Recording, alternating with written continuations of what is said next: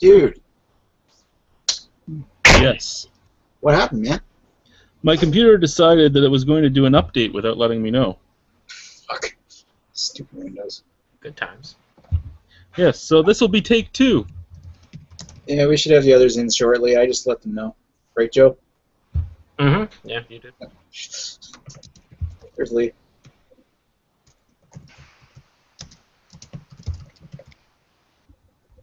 We're here, we're queer. Oh, fuck's Here, sake, here. Lee. Take down that other growler quickly. I don't have another growler, I only had one. Oh, you should have bought like 8 of them. Yeah, I probably could have. I spent an exorbitant amount of money at Bad Apple that day. Fuck, I'd pay to see that again. I would. I would send you the PayPals. That's kind of perverted. That's kind of perverted of you, Nick. I did not know that about you. Not like that, dude. That was 4 hours of pure entertainment that you It was can't find entertaining anywhere else. because Lee was all drunk and we were able to draw on your face. It all went I'm down. just glad you weren't in the actual room with me drawing on my face. That's probably a good thing. That would have been actually probably a little bit more enjoyable. I will say that Guy was the first guy to start that, so Yeah. You're sitting there not believing that he was the one that started. You're like, I would never believe Guy would never do something like that to me. Okay, I have to. Okay, did someone save this entire video because I have to fucking see it? I mean, I'm not making this shit up. Like you were. No, I believe you. I believe you. I have to see what a fucking fool I made of myself. I got a food. You did the whole fucking Dusty Rhodes Greg thing for like 5 straight minutes, like a 5 straight minute rant of Dusty Rhodes Greg impression that ended up just going on. You just started randomly throwing shit in there. It was, I don't know, it was pretty epic. Everyone was just like quiet, didn't say anything, just let you continue until you just stopped. Okay, I need to video this because I need to upload some of these segments. Oh man. I didn't record the whole thing. I just got a piece of it, like a 3-minute clip. Oh yeah, that was when you had all the fucking shit on your head. Well, you had shit on your head and your face like pretty much for 2 hours straight. Yeah. So. Yeah. Yeah, it was a fantastic time.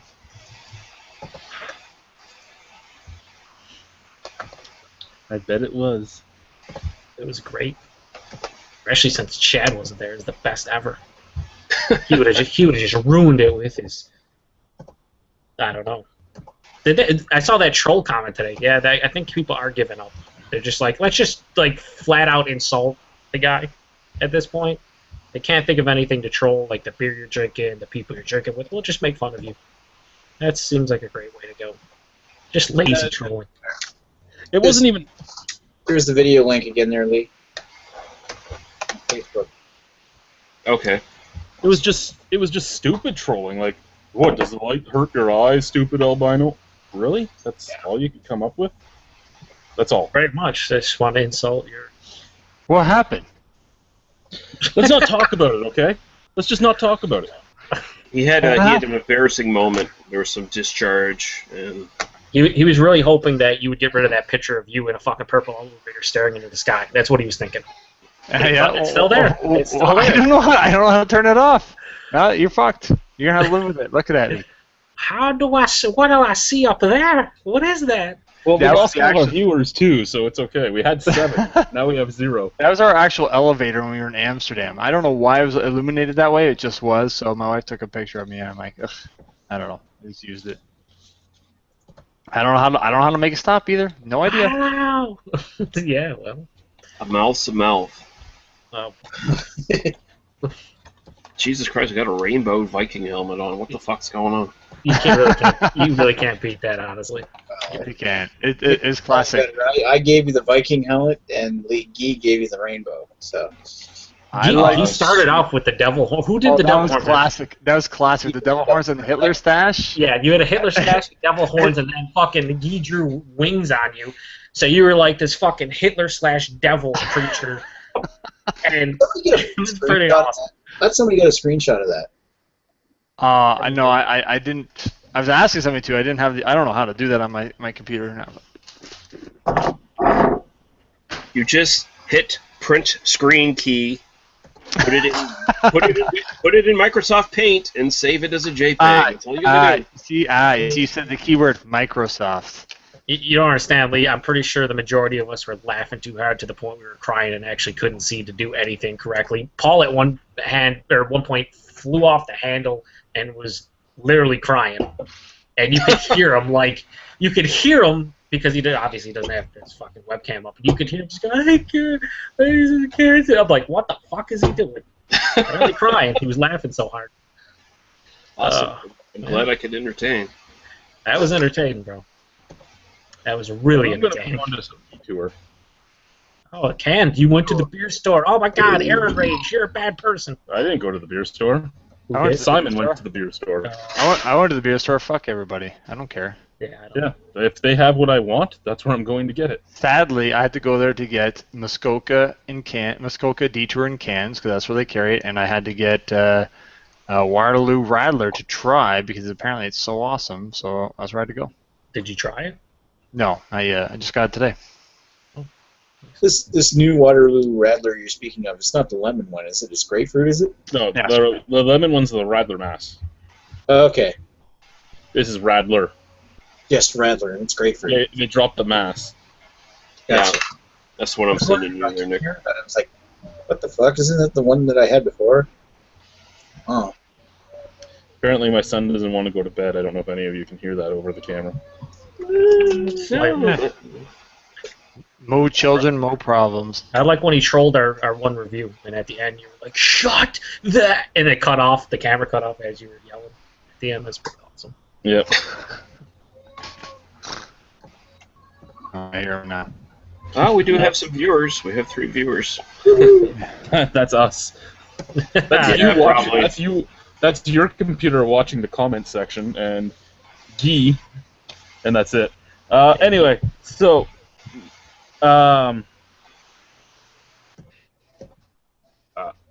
he's lucky I don't put him to bed because, you know, I got raised by an old Irish woman. I'm liable to duct tape your mouth. Stop crying! Stop crying, you wee fickin' bastard. Anyway, 2 questions from Matt DRP. So the first one was any books or movies about beer that you would recommend, and I had answered Beer Wars, Brewmasters, How Beer Saved the World. You can do the Michael Jackson book. Anyone else have anything else there? Oh. No, I would just say Beer Wars for sure. Yeah, Beer Fest maybe. if you're not looking for a serious examination of beer, you're just looking for tits and dick jokes. Beer Fest. If you're looking for an uphill, looking for a movie that shows the uphill battle that a lot of craft brewers face, Beer Wars for sure. This gives you a good insight onto how tough it is and how shelf space and all that stuff works. It's an awesome movie. Or how about Strange Brewings? Strange Yeah, Brews. Strange Yeah. Brew. Strange Brew is better than Beer Fest. Strange Brews is better than Beer Fest. Strange Brew, you have to get through the first 30 minutes. Yeah. And it's a great movie, but those first 30 minutes, you just want to kill the McKenzie brothers. Yeah. I still I kind of think want to kill him. No. Some of the best lines, some of the best parts of that movie are like, psst, act. You know, it's just it's subtle comedy classic line right there. I think some of the best books are definitely just even though they're quite outdated at this point, just the Michael Jackson beer books. They're still really great historical records, and they're just the guy from really, Brooklyn Brewing does a really good book too. Yes, Garrett Garrett Oliver, Oliver. the Encyclopedia of Beer or whatever. Yes, that's an excellent book. It really is. It's tough to come up with books that, there's a lot of books where they want you to try the best of each style and go over. And it's it changes so much nowadays with so many craft breweries. It's it seems like every month there's the new best this style, new best that style. But a lot of those books you can go back and get an idea of the top of the style even for the last 20 years. Oh, what's that one I have? The Goodness of Guinness or something like that it's called. That's not too bad. It's basically just a whole history of the brewery and everyone involved in it and stuff. It's an interesting book. It's good.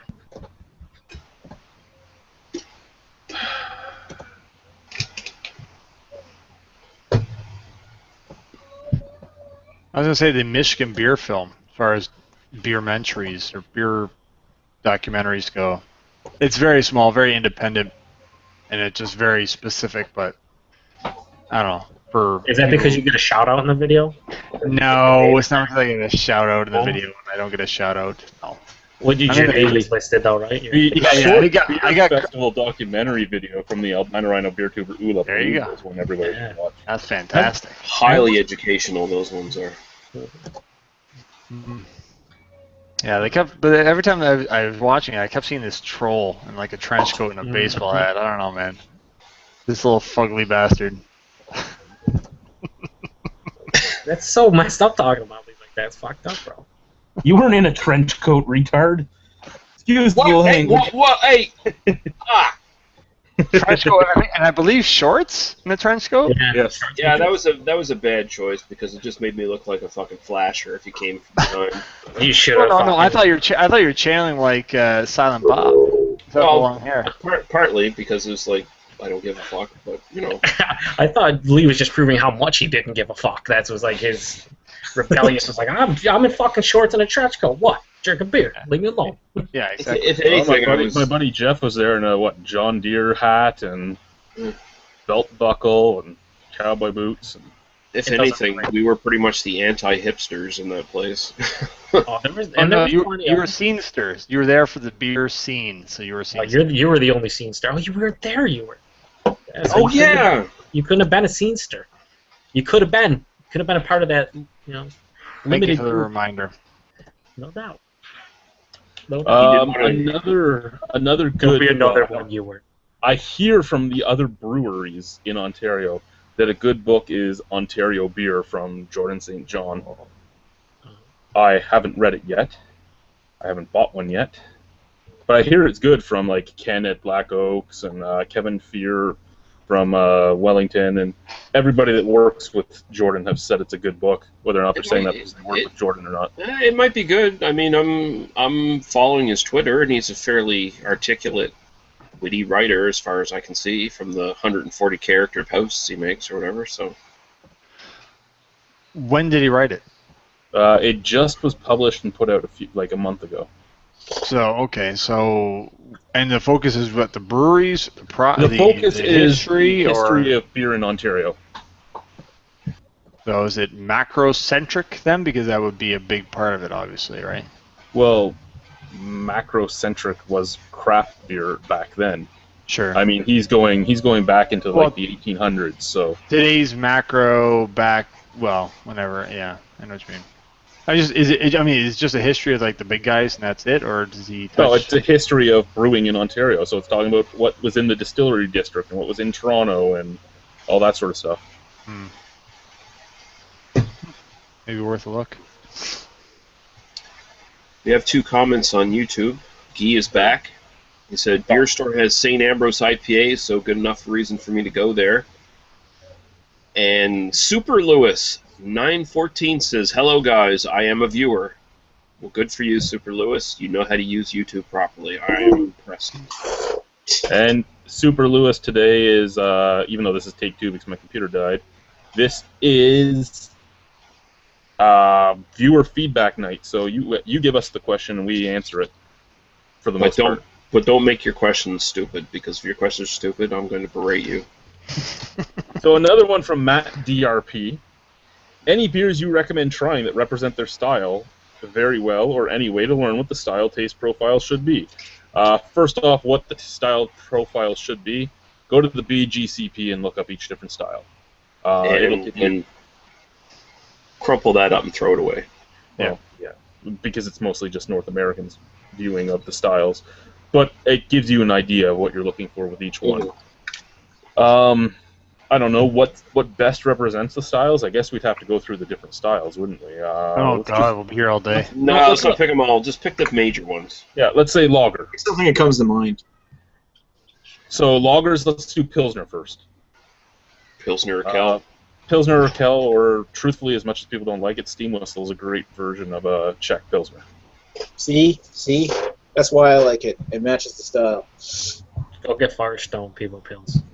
better. Pivo Pils is a great Pilsner, but it doesn't necessarily fit the style. Who cares? properly. It's an awesome Pilsner. No, I know, I agree. It's a Pilsner that I liked the most of all the Pilsners I've had, but you can't say it fits the style. Fully. Who cares if it fits the fuck the styles? That's the question is what fits the style. Fuck this stupid question and the styles. Just fuck them all. Viewer hate. Viewer hate. Porter? Knowledge is Porter from Niagara College. Porter, Black Butte, and there's not another one. That's Edmund of story. Fitzgerald from Great No. Lakes. Is fucking, Edmund Fitzgerald, yeah. Yeah. Fuck that. Porter, fucking Fuller's London Porter is fucking awesome. I don't care what It anyone is. fucking says. The thing about porter is, like, unlike pilsners, if you just want pilsners porters, there are a lot more porters that fit the style to a T than there are pilsners. It's very true. Yeah. Kolsch. But black, Kolsch, Jesus Christ, that's not a major style. What are you doing? it's how about Bose's? Yeah. Oh, yeah. Bose is pretty good, actually. It's pretty nice. Yeah, Lugshot is nice. I'd buy me some Lugshot if I was in the mood for a Kolsch. To be honest with you. And I don't, to be honest with you, you mentioned Kolsch, and it's funny because fucking it's a Kolsch, but I don't know how many breweries in North America really do Kolsches. And even if they do, they probably don't say this is a Kolsch style beer. They'll just say like, oh, German style, Lauderdale. whatever. Or Yeah. like a Sam Adams Kolsch that tastes like. My favorite Kolsch I've had was probably the track layer Kolsch from Junction, and it didn't fit the style really. But it was my favorite one I've had thus far. Yeah, It's just such a boring beer. That's the problem. It is. It's easy drinking and refreshing, right? I mean, that's what it's made to be. So. A brown ale. Jesus, that's Ephus, bro, even though it's oatmeal. Oops. Ephus, yeah, Ephus or But Ephus is, again, we're looking at stylistically correct. It's too hoppy for the style. it is okay. So I would go Garrison Nut Brown right here. Yeah, that's I a think good that's an excellent one. Yeah. Honestly, I Black think Black Oak Nut Brown for me. Brewery was fucking amazing. The Nut Brown from Garrison. Mm-hmm. I'd rather drink a Kolsch over a Nut Brown. I don't like Nut Browns. No. They're just I had boring. one from Niagara College. I don't know where the bottle is right now. I don't remember the name, but I had one from Niagara College just yesterday, I believe it was, and it was here, just right here, Niagara College Brown Ale. Perfect brown ale. Perfect. It would have been like a 99 out of 100 if it was at a competition. Nice. Yeah, stylistically perfect, but yeah, Yeah, it's stylistically overall beer. perfect beer. Just Overall beer, boring as fuck, Yeah. but stylistically perfect. I had a really oh! there a couple days ago. It was the Amsterdam Big Wheel. I actually really liked that. Oh, the Big Oh, Wheel Amber. It used to be Yeah. Big Wheel Amber, but it's like their wheat beer. we can't talk anymore, Nick. That beer sucks. Sam Right Smith. sucks. Right there, Samuel Smith's Nut wheat Brown. beer. Let's say a wheat beer. Be it let's do Belgian and do a Belgian and German wheat beer. Belgian and German. For Hefeweizen. Belgian Hoegaarden. That is Yes. Perfect And you style. can get it everywhere. And you can get it everywhere. It doesn't matter what you Yeah. What's Or the Chanel beer Blanc. at UCL is a good wit beer as well. Then you have for German, Denison's Weissbier, which is now side launch wheat. Stylistically, pretty much perfect. German. We can't get it here anymore in my one, but the Koning Ludwig or whatever the fuck it's called. That's a fucking damn good Hefeweizen, I think. That's the one I just. Stefaner for me. They're Well, yes, Weihenstephaner, but again, it's they're stylistically great, but you can be stylistically great and still have a little bit more flavor in it too. I mean, Weihenstephaner, don't get me wrong, amazing beer, and again, it is stylistically the quintessential beer for the style, but I think personally, it falls behind because they've been brewing it the exact same way for so long. Also good is Polliner. Polliner does some really good ones. Like their Oktoberfest Marzen. I really like that one. Yeah, they do some pretty good ones. They do. Their wheat beer is actually really good. I'm trying to. Okay, now here's a question. To take that a little further, how about instead of best in the style, best in North America that you guys had for both wit beer and Hefeweizens? Wheat beer. Blanche Well- de Perrin UCL is my favorite wit beer from Canada. My favorite wheat beers in Canada would be, again, if we're doing Belgian, probably Brassière RJ's Cheval Blanc, because it's very close to Hoegaarden. That's a good. Or the Denison slash side launch wheat. I would say for me, the Pump House Braunschweig Wicked Wheat. I think that's a fucking great fucking wheat beer. Well, it's good. And the fucking Propeller, I wish they'd make it again. Their fucking Hefeweizen was fucking You know what was awesome. my least favorite wheat beer that I've had in North America? What? No. This one right here. The Witty Traveler. Oh, really? Not a big fan, huh? No, not a big fan. For Thanks, a Devin. Hefeweizen. Sorry. Mhm. Just trying to say, for a Hefeweizen in Canada, I really liked Silversmith's that breakfast wheat. The Bavarian wheat beer. Yeah, that is good. That is good. That's a good one. I would say, honestly, anything brewed by Saranac and or Sam Adams is just the way to go. What other major styles are there out there? IPA. IPA. Are we going to say IPA and double IPA? Are we going to make that distinction, or are we? I think there's a big enough distinction between the two. You should. Yeah, we should. Yeah. Yeah. IPA, actually, honestly, I'd say a really good dead-on style for just fucking IPA. Red Racer, I think, is fucking amazing. Seconded. Yeah. Thirded. Double IPA, I really don't know. I Red really Racer's don't know. Imperial IPA. There you go. That's my. This is a great double IPA right here. The Immodest. Oh. That's that's a good one. Yeah. Yeah, that was really good. I think. Now their black IPA was No. a black IPA. No, that was a Shit. bad. Their That was a Immodest bad is move. actually a great double IPA. Fucking tasted like sweaty balls. Not that I know what sweaty balls taste like. Is what I imagine sweaty balls tasting like. Was exactly. And he what thinks that- about it a lot. I do. I mean, I'm Imagines thinking. it a lot. I'm like over here. I'm like sweaty balls. What do you smell like this? What do you taste like? I don't know. Not yet. No. Pliny the Elder, Heady Topper. If you want to go with the best rated ones, when you end up having those two, you can see why. As far See, as three- double IPAs go. Three Floyd's Dreadnought. That's an IPA, isn't? I believe, yes. For double IPA. Zombie Dust. Well, Pliny the Yeah. But then we're actually starting to bridge gaps there because some of those are more APAs than anything else. Yeah, it's true. There's- Like zombie dust. that's the whole problem with the pale ale categories. There's so many in there, and there's not much difference between each of them. There is, and there isn't. And that's why I said earlier about the style thing. It's like so much stuff changes now. It's so tough to be on top of it all Well, the yeah, time to like really Session say. IPA has become its own style. Yeah, it really, and I can see the distinction between that and a hoppy pale ale because the malt base is lighter. But at the same time, it's like you don't really need to have your own fucking style for it because it's just No, they really. just want to make more styles. I mean, why don't we get up to 100 anytime? We're going to hit it. I mean, if When you you- look at.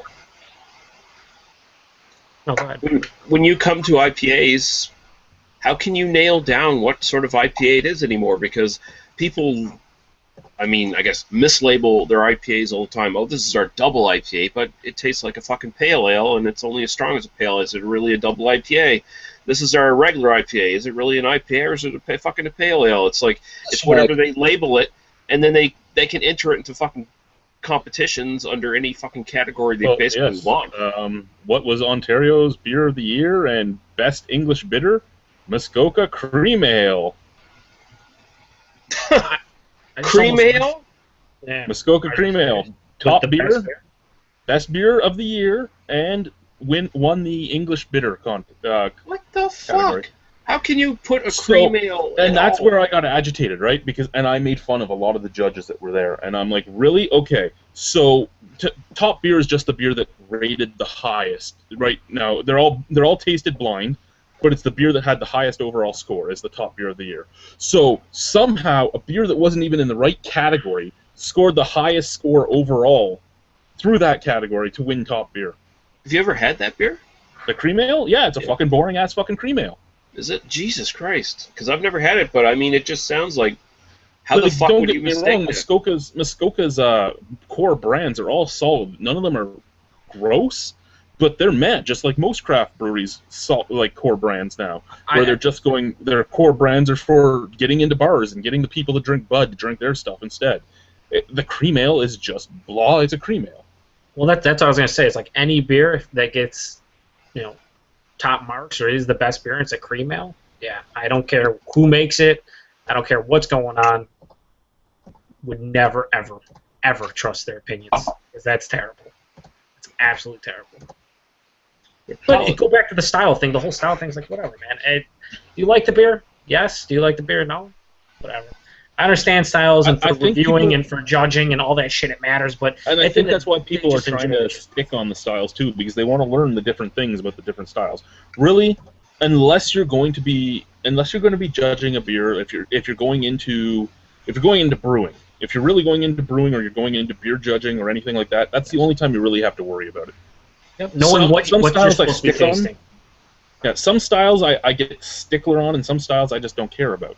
Like Saisons piss me off. Saisons piss me off mostly because the BGCP changed it to be higher ABV than it was originally. Yeah, that kind of bugs me too. But I mean, that just comes down to it. The BGCP changes its rules all the time, just like the American Craft Brewing Association changes the rules to be a craft brewery all the time. They're so politically motivated. Those organizations. It's just ridiculous. It's so stupid.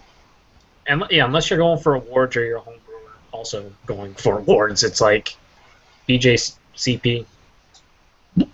Just whatever. Fuck it, man. I mean, it doesn't really matter. The awards do mean something for breweries as far as marketing goes, but other than that, it's like the WWE Hall of Fame. It's like anyone can get in it.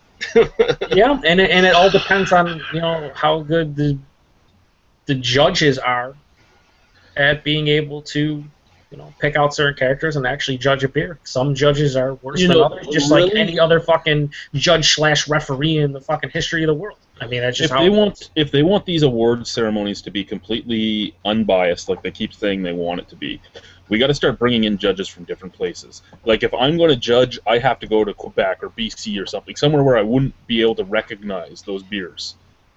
Because that's what you're getting right now, is you're getting a lot of people going into these categories that are affiliated somehow with a brewery, be it that they're a writer or they're a beer reviewer or they've worked at a brewery or this and that, and they can taste that beer and they know that beer. Yeah, they're not even necessarily influenced politically. There's no underhanded shit going. It's just they're influenced because they live in that area, they know those beers, and that's part of their community and everything, and so they can recognize them a lot easier. You can bet your bottom dollar there are judges that get influenced by the almighty dollar and other. Yeah, like what Canadian beer awards should do is bring in American judges, because the Americans have never had our beer for the most part. That would be a really good idea. Bro, I'm right here. I said for the most part. Send us down to the U.S. Like when New York State has whatever beer awards they have, send us there. I mean, even talking to people who know the scene in here, bottle shops around here and stuff, and I'll go and just be like, Bellwoods is doing great stuff up there. Nickelbrook just released this, or this is D2 is a really good session ale IPA, whatever. I'm like, they don't really understand. Like, it is comparable in a lot of regards to the American stuff that comes out, but they don't know because no one talks about it in the States at all. And I'm fucking, 10 minutes, 15 minutes from the border. People around here can easily drive up there and get shit. Within 2 hours, they could be in the Toronto back and hit up, fucking a dozen breweries? They just don't, because they're like, it's Canada. They have, whatever. It's like, Okay. We got another question from Super Lewis 914. He says, have you guys ever reviewed any Quebec microbrewery beers other than the popular Boreal? Oh my god, Boreal? They are the best. No, but he's asking if we've reviewed anything other than Boreal. Did a CL, Microbrasserie de Monde, Unibrew. A lot of people in Quebec though do not count Unibrew as craft. Yeah, well they're fucking stupid because Brewery of Montreal. Yeah. You guys okay? Mm-hmm. I just wonder if my microphone's working. True Diable, La Bilboquet. What else is there? Brewery of the Book. We just got a bunch of beers from New Brewery I haven't tried yet. La Naufrageur. There's so many Quebec beers. They don't Yeah, all there's- show up here. Charlevoix shows up here all the time. Trois Mousquetaires, or whatever they call themselves, right? Oh yeah, the Three Musketeers. That shows up here every once in a while. Yeah, the Baltic Porter is amazing. They're hot. Yeah, it is, but everything else I won't pay the money for anymore. Yeah, There's it's RJ. expensive. Someone Blanc de Cheval or whatever the fuck it is. Brasserie de RJ makes that. Yeah, that's RJ is a bunch of breweries now. Oh, really? Okay. Yeah, they're a conglomerate now. What's the one that uses the letters that Guy did a bunch of, and I've had a couple of. Brasserie starts with an I want to say. What? An L? Oh, The one where they do the simple malt. Oh, is it Il- simple? Il- Yes. Yeah. Oh, Simple what's the- Malt, yeah. But the letters. Yeah, It's simple malt. Or that's they're Brasserie. experimental beers where they do the alphabet and they do different. Yeah. It's simple malt. Well, It's no, not I Simple understand. Malt. That's their main brand. What It's Illimité. Yeah, Yeah, a little limited, bit. That's yeah. what it is. See, I told you it's not with an I. No, I don't. I don't know what's happening. Coconut. Coconut. Hey Joe, did you get to see Paul's untapped check-in for the chocolate mead that we both hated? Dude, we talked about it in the drunken hangout with Lee, and he just came and he's like, apparently when he's gonna post the video, but when he does, he said him and his wife tried it and they fucking dumped it out over their shoulder when they were done because they fucking thought it was disgusting. And I'm like, that's exactly what we thought about it. It was gross. Yeah. I told At least him it wasn't us, right? Yeah, I'm glad. I said, I had a feeling that part of the problem was that they bottled it before aging it right, but I don't think age would have really helped it. Yeah, no, I don't think so. You were kept on saying he wants to try it, and I'm just be thankful you didn't get to try it. It was no, never. I've tried a lot of experimental meads with all kinds of adjuncts, so I'm naturally curious. Yeah, it's yeah, oh man, it was so bad. But then again, the guys I'm trying it from, like, their specialty is mead, and this is like Niagara College, so yeah, it's like Trafalgar. No, well, not quite, but anyways, you guys, anybody having anything? I am still drinking my fourth beer of the night, and that is the Detour. Still drinking Picaroon's Melon Head. I'll Yeah, show this thing- you a melon head. I got this thing called Cinnabelly. It's a Doppelbock with cinnamon. I'm sure. Shorts, I'd imagine. Yeah, fucking, Yeah. of course it's shorts. It's either shorts or odd size. One of the two. And that's what's awesome about them. They put out everything in bottles and they distribute across the states. It's not like you have to go to the brewery to get it. It's nice. Like in Canada. Oof, no. See, I keep You're getting not gonna like it. why I'm Oh, not no. getting all these new beers from Great Lakes and all these new beers from Bellwoods, and I'm like, I can't get to Toronto, guys. There's That's something really strange about that one. Gotta get it checked in. Oh my! Are you taking a picture of it right now? He fucking is too. Remove him from the chat. Remove him from the chat. Okay, well, he's being a douche taking pictures of shit. Some more questions here on the YouTube. Arthur Donald says Propeller Double IPA is hoppy enough for me most of the time. Yeah, that's a pretty good one when their batch quality isn't shit, which You're still having consistency problems? they are once Was in it a a bit while. too sweet? Was it too Yes, sweet, or was that it's still too sweet sometimes. Yeah, there's yeast problems. They're having yeast problems. Guy says, so Chad, did you try Microbrasserie de Livre El Diablo barley wine that he left you? Yes. Okay. That's the brewery of the book. And did you like the poster he sent you on Facebook? Poster that thing when he was being a dick. Yeah. That thing. I laughed. That answers that question. And East Mountain Homebrew says, who has tried the Princess Wears Girl Pants? I have had the Princess Wears Girl Pants, Old Dirty Bastard in the Princess Wears Girl Pants, which was the Chardonnay barrel-aged version. And I did that at Silversmith last year, and it was a really hard one to explain. It was just super complex. I haven't had the Just Golden Ale, though. I've had Princess wears girl pants with peaches on cask at bar hop, and it was terrible. Okay, so I have no idea what this is. What is this supposed to be? It's a Sawdust I City. thought it was a It's movie. Sawdust City's Golden Ale.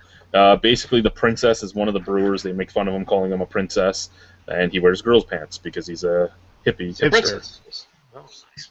Yeah. He probably wears capris, like Joe. Man-prees. Yeah, bro. I don't think so. No Joe, capris. prove it. Prove you're not wearing capris. Like, I'm wearing shorts, bro. But I'm not gonna stand up and show you. You call them That's shorts. gross. We call them capris. European. Oh man. We have some more questions here. Okay. Luke Van Belcom.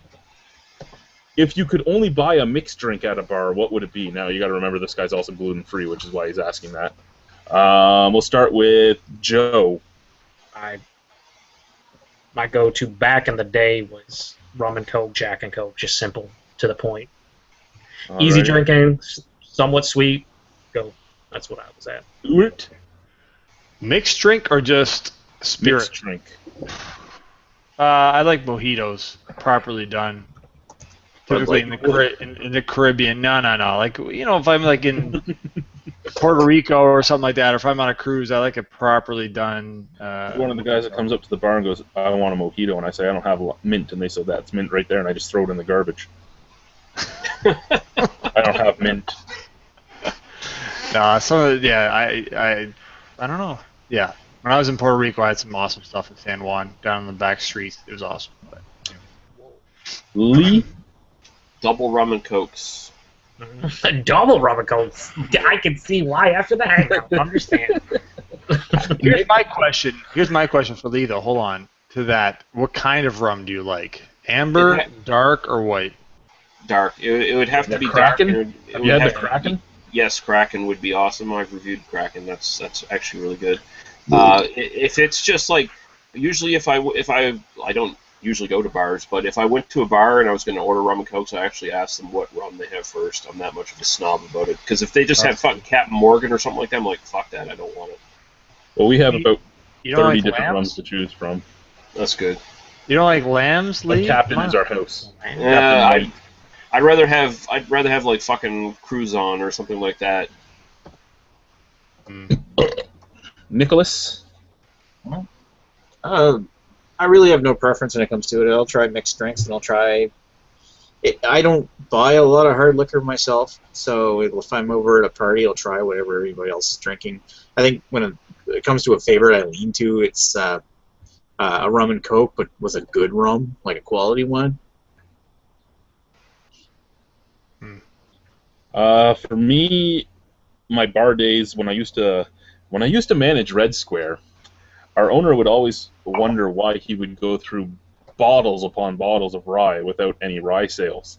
It's because I had a big 1-liter cup, and I'd fill it with rye and then put some Coke in it for color in case the cops came in. That's what I'd drink all night. So rye and Coke, but other than that, a whiskey sour. My girly fetish mixed drink is a whiskey sour. I could also say gin and tonic. That's also Gin and tonic is a big one for me, but I don't ever drink it at bars because good gin is way too expensive. Yeah, that's true. That's very true. That's true. I'll drink good gin at home, but going out to a bar, even a shot of Hendrix is like $9 around here, and I'm not going to pay that. That's nuts. Yeah. Actually, I was going to say that too. Gin and tonic when I'm in North America or up in this area, if I had to have a mixed drink.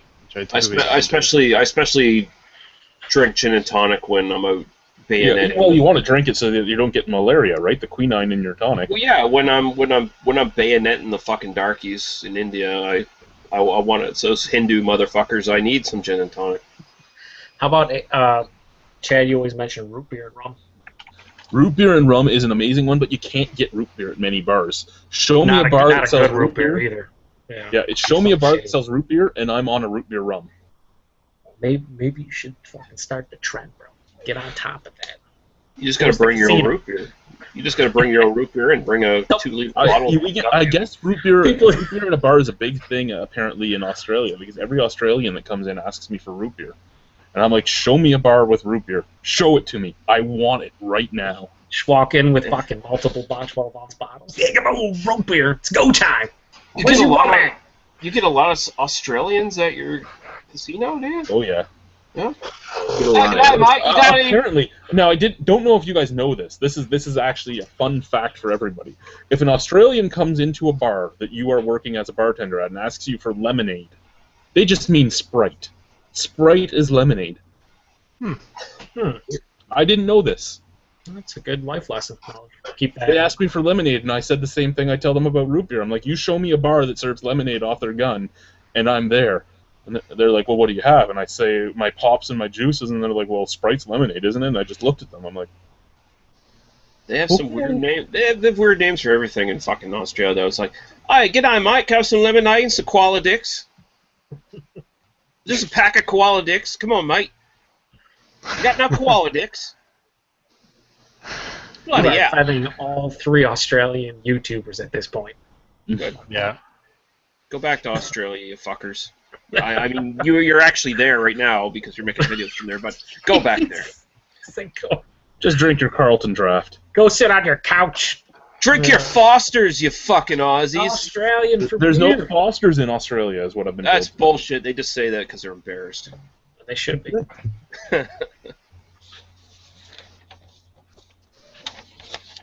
Okay. So, Flint Quatch. Flint Quatch? What? Yes, Flint Quatch. I thought it was Flint Squatch, wasn't it?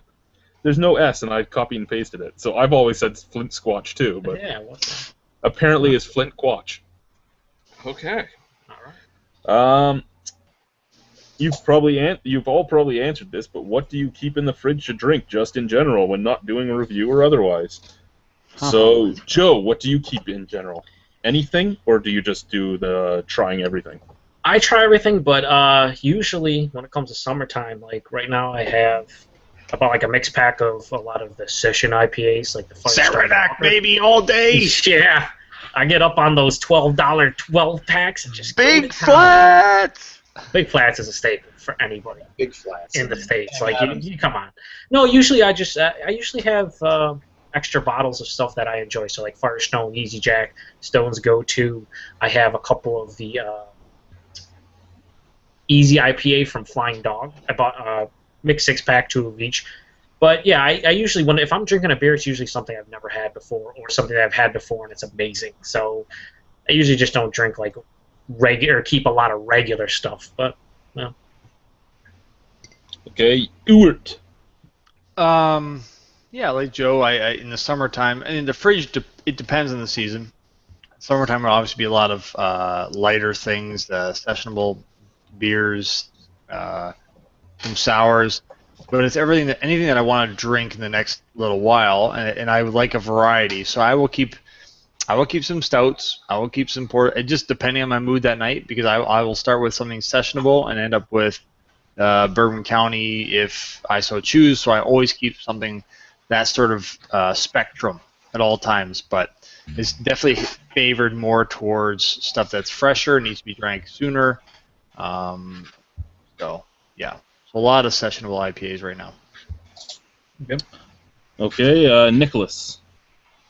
It varies depending upon what mood I'm in. I think usually the most often I think the beer that I usually turn to when I'm not doing reviews is some sort of IPA. And the two of the big ones that I usually keep in on hand most often are like Propeller's IPA or Gahan's 1772. I think 1772 is probably my favorite of the bunch for one thing around here. But it's changing all the time, considering all the beer that New Brunswick Liquor just brought in the last little while is just obscene. So I mean, there's a lot I can choose from. So like that Red Racer Imperial IPA. Just one of those is all I need. Yeah, I gotta try that. Yeah. You haven't tried the Red Racer yet? No, he said Red Imperial Imperial. version. I haven't tried the Red Racer yet because apparently I have King cans of the regular, which I did, as soon as they came out in King cans, like, yeah, it's perfect for the golf bag. So I bought a couple of those, and I have not seen the Imperial yet. So Well, Red Racer is a good one to keep on hand as well. yeah, it's a quintessential Canadian IPA. I mean, that's sort of a benchmark, you know. And for you, Lee, if you're not reviewing, what do you keep around? Propeller Porter, definitely. But lately it's been the Garrison IPA, their new IPA. They have, I have that one almost all the time now, sitting around, pack or so of that sitting around, so, because it's really fucking good. I know technically not a session beer, but for me, it's my go-to sort of like session IPA. So I also keep a lot of session IPAs for guests because I find that that's what's most palatable for them. Well, Really? guess they drink what I have, or they don't get anything. Well, you Well, I got mean, guests. they're gonna have, but Well, when you're talking about guests, you were talking about like craft beer drinking guests or just regular guests? no, like my folks or neighbors or whomever. I do. That's what I have a lot of detour on hand because I think people Really? seem to like that one. Hmm. Yeah, that's the one that people seem to like. You know, in terms of weird beer that I drink, right? Your funny stuff. Yeah, the weird stuff. Oh, the stuff that you'll never recognize any of it. You can't drink the regular beer. Yeah. Whereas I have Derek coming over tomorrow, so it'll be like a special lineup probably. So. Oh, yeah, no special Barrel aged lineup for me, limeries. just for So Derek. is this special? Or is this special? No, well, it's someone who knows, someone who knows and appreciates stuff, and guy who gets around way more than I do. So I have to bring out the best stuff. If I'm not speaking of which, dropping shit and breaking stuff in my cellar, I did that again. And some people know that I broke a KBS recently. I broke a Event Horizon. I don't know if anybody's heard of that. Are you fucking serious? Yeah, dude. Today when I was rearranging my fridge in the garage, down she went, and boom. Everywhere. Big old barrel-aged imperial stout. Your hand-eye coordination must be shit. Fuck, man, I'm terrible. What the hell? Luckily, it wasn't my KBS. Yeah, so I went on to.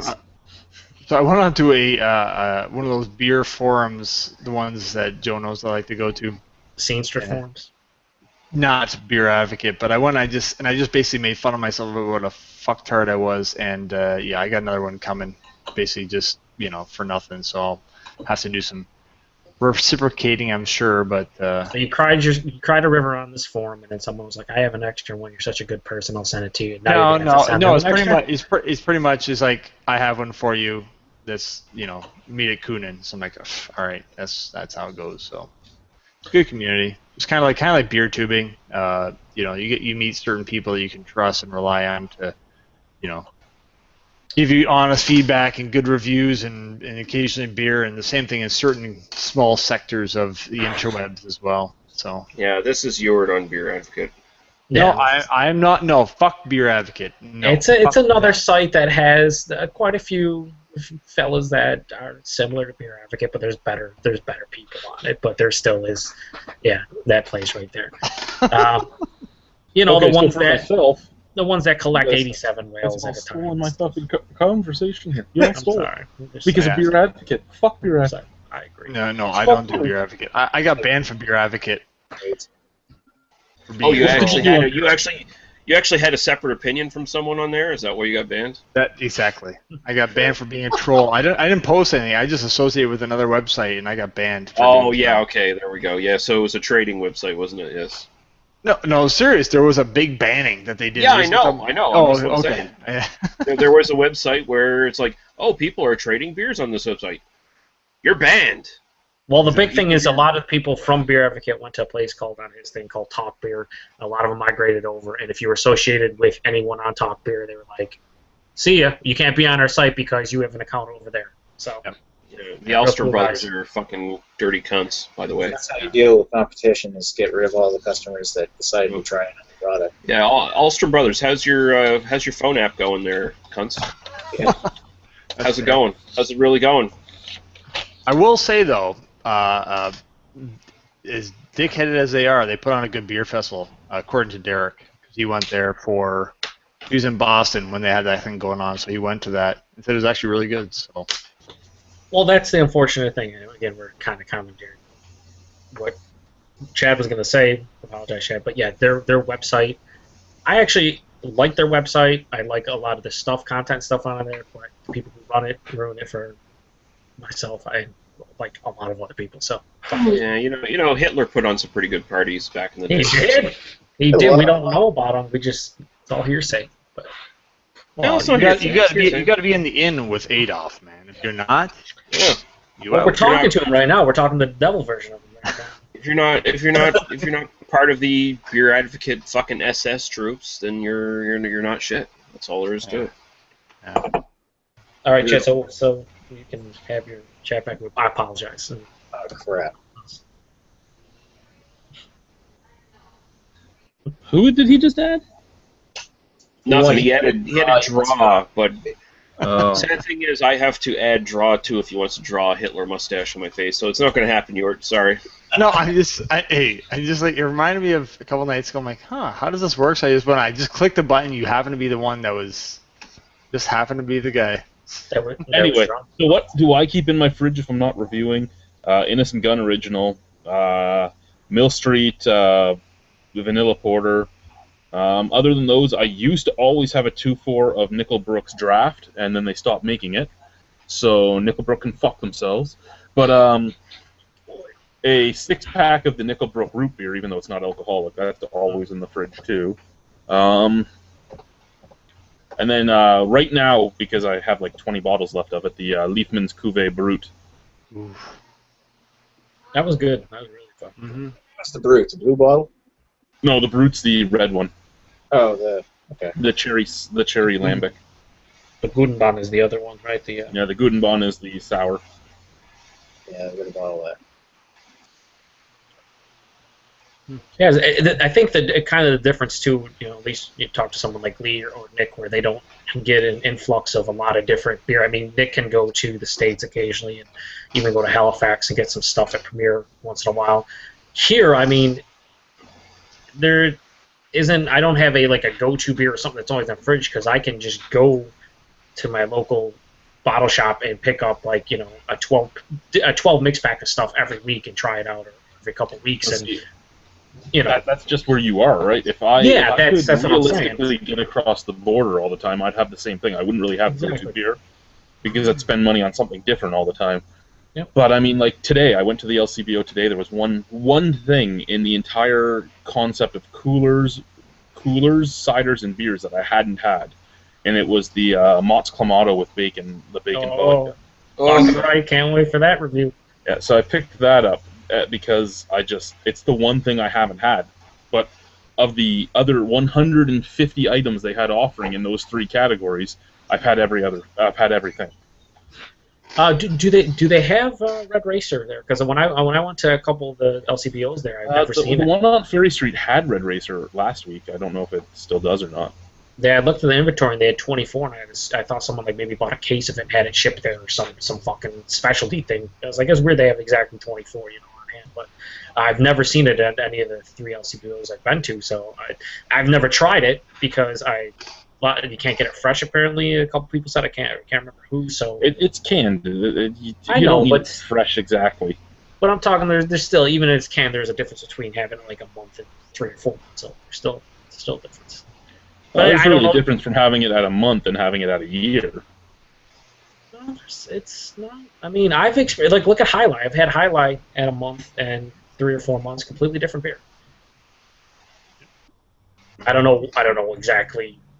Why? I mean, it all depends on the hops they're using as well. But I don't need it a month old. I'm just saying I prefer not to. If I'm going to have a well, you're not going to find it a month old. I mean, even though it's from Canada, it's coming on a truck from BC, and then it's getting to the warehouses in Queen Quay, and then it's going from there to the distribution centers, and then from the distribution centers to the stores.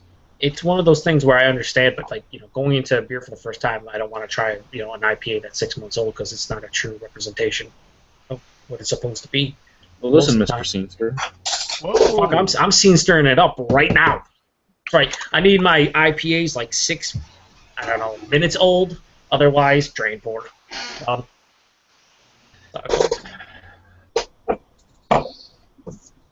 Yeah, and if anyone wonders why I don't have any Niagara breweries as my go-to beers in the fridge, one, Niagara College just rotates its beers way too much. So when I find a beer from Niagara College I love, it's usually sold out by the time I get there again.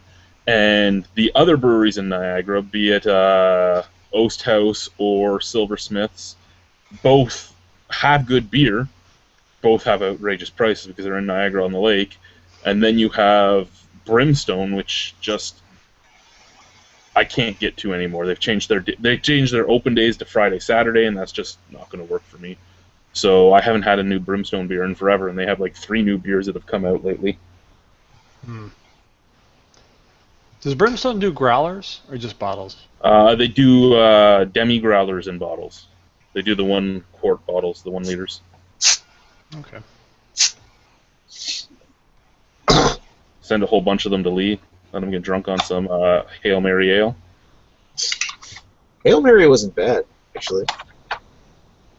Yeah, I didn't. That was one of the things I didn't do was get anything with Brimstone, which is kind of stupid considering Brimstone was basically hosting the fest. But I had one of Brimstone's at the fest, and I can't remember which one it was.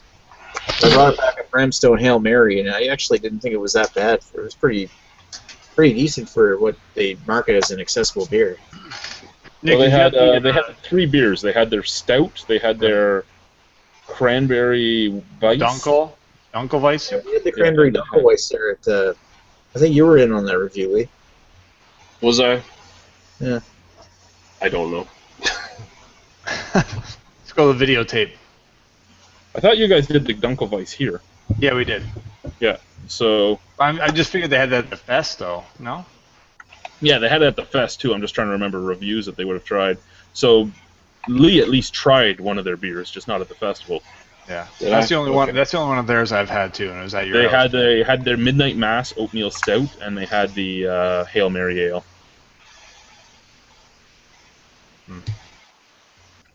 They should have did their hopped lemonade as well. What is that? Like an actual lemonade hopped? Yeah, and they do it either spiked with vodka or virgin. Huh. Sounds interesting. Actually, sounds pretty good. Any YouTube questions before I go on to the next ones? I will do a little quick check here. I just poured the one of the cans of Woody Traveler. No questions. Arthur Donald just says, I guess his favorite mixed drink is Sailor Jerry's rum and Coke double. I've never had Sailor Jerry's. Yeah, I've never Anyone had here it. have it? Hey, No, Mr. Spirits, have you ever had Sailor Jerry's? I'm not a rum fan, so no. See, I'm not a rum fan really either, but I still if I- try everything. Yeah, if I was, it'd be like I'm not even into spiced rum. I mean, I like Havana Club, but You just like white rum? no, You're I like racist. dark rum. No, I definitely like dark rum in that case. No, I'm more of a whiskey guy, so I'll try every whiskey that there is, but rum. So will no. I, but it's too expensive to try every whiskey. Yeah, I really want to try the Dillinger's gin. oh, yeah. Who makes that? Dillinger's is a small. Dillinger's makes Oh. Dillinger. It's Well, I didn't know It's if a there's small- it says a small Dillinger. I figured it craft was a name. distillery here in the Niagara region. Oh yeah. Yeah. They have those are popping up too. There's a craft distiller right across the border in Detroit called Two James. They do a gin, a vodka, a rye, a. That's all I remember right now. They may do something else. What too. is it? Stillwater Distillery near Toronto. They do everything like it was done back in the 1800s. So even their vodka is barrel aged. Interesting. But I mean, you're paying a huge premium for bottles of their stuff. It's like Yeah. $65 a bottle. Holy fuck. Which is why for all of it, because it's all done in super small batches, just the way it would be done in the 1800s. No machinery, nothing like that. Oh my god, that's nuts. So you're fully going into a Seamster drink there. Well, no, it's hipster until it proves it to be worth the price. Well, if you go by then awards, it's it's Seamster. Seamster. Because they have hundreds of awards right now. Oh, Blueberry approves of maybe. the vodka. But I mean, 40 Creek has awards. Yeah, well, 40 Creek. I'm not talking about 40 Creek. I'm not allowed to legally talk about 40 Creek. But Doesn't Ballast Point, the brewery, also distill as well? I think they do a bunch of. I wanna say yeah, there are a bunch of whiskeys, breweries that do it. bourbons. New Holland does some ryes and things like that. Talking about craft distilleries, there's the Mill Street Distillery. Oh yeah, they make what, a schnapps and shit. Yeah, they make beer schnapps. The fuck? It was. What did I have? I tried out the coffee porter schnapps one. Yeah. That was good. I enjoyed that. Coffee porter schnapps? What? Yeah, they make schnapps out of the tank house ale, the coffee porter, the framboise, and they do another one now too. I don't remember which one. Interesting. Do you have more questions or no? I have more questions. Yeah. Is there more? Oh, yeah. Move on. How many did you? How many did I you have get? a question. Who has a question? I have a question. Go ahead, ask it. Okay. Besides the Albino Rhino Beer Festival, what's the next beer event that people are going to this summer, if any? Serious, bro? Are you serious? I'm going to a Saranac beer tasting in cheese pairing Does it event. have to be an event, or can it be like a trip, or what? It could be a trip, sure. Like, it could be an excursion beyond It's- your home and local craft beer shops. Okay, 1 second. I'm going to answer this, then you guys can talk about it while I go through this Alright. liquid diarrhea shit. Okay, Nothing. that's too much information. There you go. Nothing. Bring it back as well. Maybe Ridge Fest in Ridgeway. Okay. Okay, What, go ahead. what is that? I'll be right back. Okay. Okay. All right, we'll look that up. Paul and I are planning a trip. Early August, we are planning to hit up Voodoo Brewery. There's a couple other small microbreweries just inside of eastern Pennsylvania. Then hit up this bottle shop called the Vintage Estates. They have like 1,000+ brews, all from there. And they focused on Ohio and PA brews. And then we're gonna also make a trip. I think it's like 45 minutes into Ohio, maybe like an hour. Hit up the Hop and Frog Brewery and possibly the Thirsty Dog Brewery. Make like a little bit of a weekend out of it. And What about hopefully, Willoughby? You're up in that area, Willoughby. Well, we were going to until I realized when I was at Willoughby, their peanut butter coffee porter was fantastic, and the rest of their beers were about as average can be. So, no, not really worth it when we're hitting up other breweries that have more. I don't know. How can I say it? I don't want to say it. Willoughby's was nice. It was a nice brewery. It had One wonder. They pretty much are. I mean, I had Instant of craft beer. I had the flight. It was like 6 beers, and really, the peanut butter cup porter was the only one I purchased. So. What about that? There's another brewery up in Akron. Oh my god, I've just reading. Dude, Thirsty Dog and Hop and Frog. I don't know who No, else is I'm in not there. about Thirsty. Those like, what is it with Ohio and like the worst like marketing of beers? Like, you have a stupid ass frog, always doing the same pose, and then laughing dog. Trailhead Brewery, maybe? No, Are you sure? and no, I can't think of it. I don't know. Ohio's got some. They make some good beer, but just man, the marketing is terrible. Well, they're not hipster marketing, I guess. All I know is we've been wanting to do that. Yeah, those are the only 3 in Akron: Hop and Frog, Thirsty Dog, and Trailhead. No other. There's Ohio Brew Pub, but they don't no longer exist. But yeah, we were gonna do that, and we were gonna try to meet up with Johnny G from Crafty Beer Reviews, but I guess he's out of town that week, so we're not gonna be able to meet up with him. But I mean, if we really wanted to, you could hit those places up. You go right up to Cleveland, hit up Great Lakes, and then Fatheads is right outside the city. And then even if you want to go even a little farther, you can go to Columbus, but they should have a lot of their stuff on tap. But Hop and Frog has a lot of interesting beers on tap. Oh, yeah. Like this, they have like a chocolate beer shake. It's like 3.5%. It's made with like I want to say made with either Boris or Doris, and Chinese food. they have like a barrel aged shandy and all kinds of weird Egg shit. rolls galore in my toilet. But yeah, so that should be an interesting. There's also a Bacon and Beer Fest on that same weekend here in Western New York. It's all New York breweries and then all different kinds of bacon. And That was bacon fast, dishes and Rhino. stuff. Did you even wipe? Oh yeah, it was a one pusher, man. It was full on liquid, just boom out. Okay, so anyone alright, else? What do you guys alright, got alright, planned alright. for the summertime other than fucking liquor? Actually, I'm Oh worried my that God, a second. oh my God. I'm worried that a second batch is going to come out if I fart right now. Oh my god, I gotta get that. So, to any of you that were on my Facebook today and you saw my comment about how my daughter, who shits at least 2 times a day, usually 3, hadn't shit in about 36 hours, and I was hoping it would come on my wife's watch. You got it? Yeah. It just happened before I went up. I got upstairs. My daughter. Success. I get Very upstairs. nice. So it took 48 hours, but I got my upstairs. God. She's standing in the bathtub. Christy's like, "Do you want to know why your daughter's in my bath that I ran for me?" I go, "Sure." She goes, "There's shit everywhere in her room." I went down her legs. It's on the crib. It's on the wall. I'm like, yes. And that's why you're back downstairs. Yep. In essence, this is what the Albino Run beer review is all about. Talking about great craft beer and a lot of great shit, and then literally shit. We had a lot of nice questions for our viewers that we were answering. Nice panel questions. It was very respectable. And then it was, oh guys, I'll be right back. Yeah, I have very liquid diarrhea.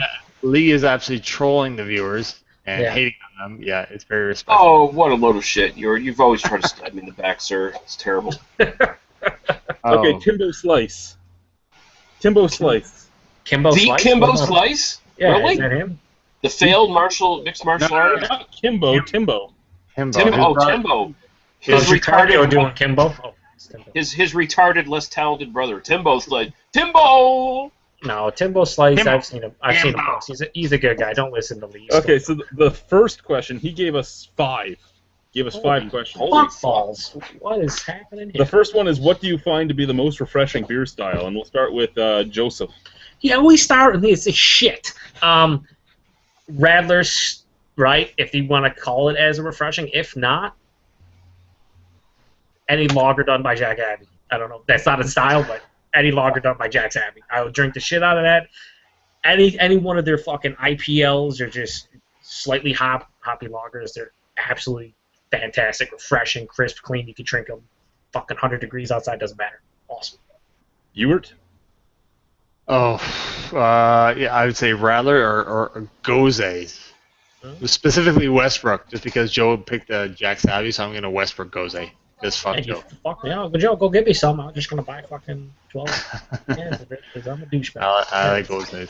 But it's sessionable IPAs, but sometimes not so much. Yeah, Did Most you of just them. throw the shitty diapers down here?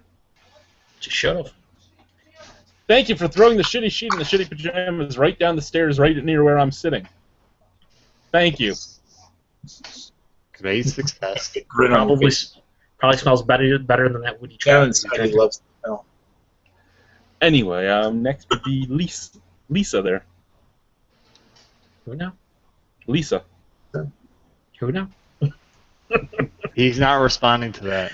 Yeah, he's too good for you. He's not responding. Too good for all of us.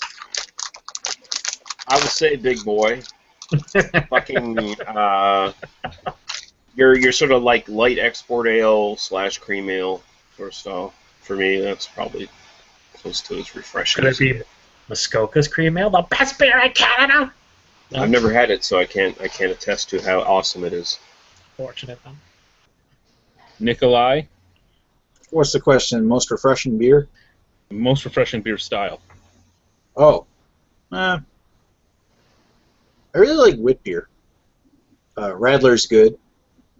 And depending upon like a macro pale ale or something.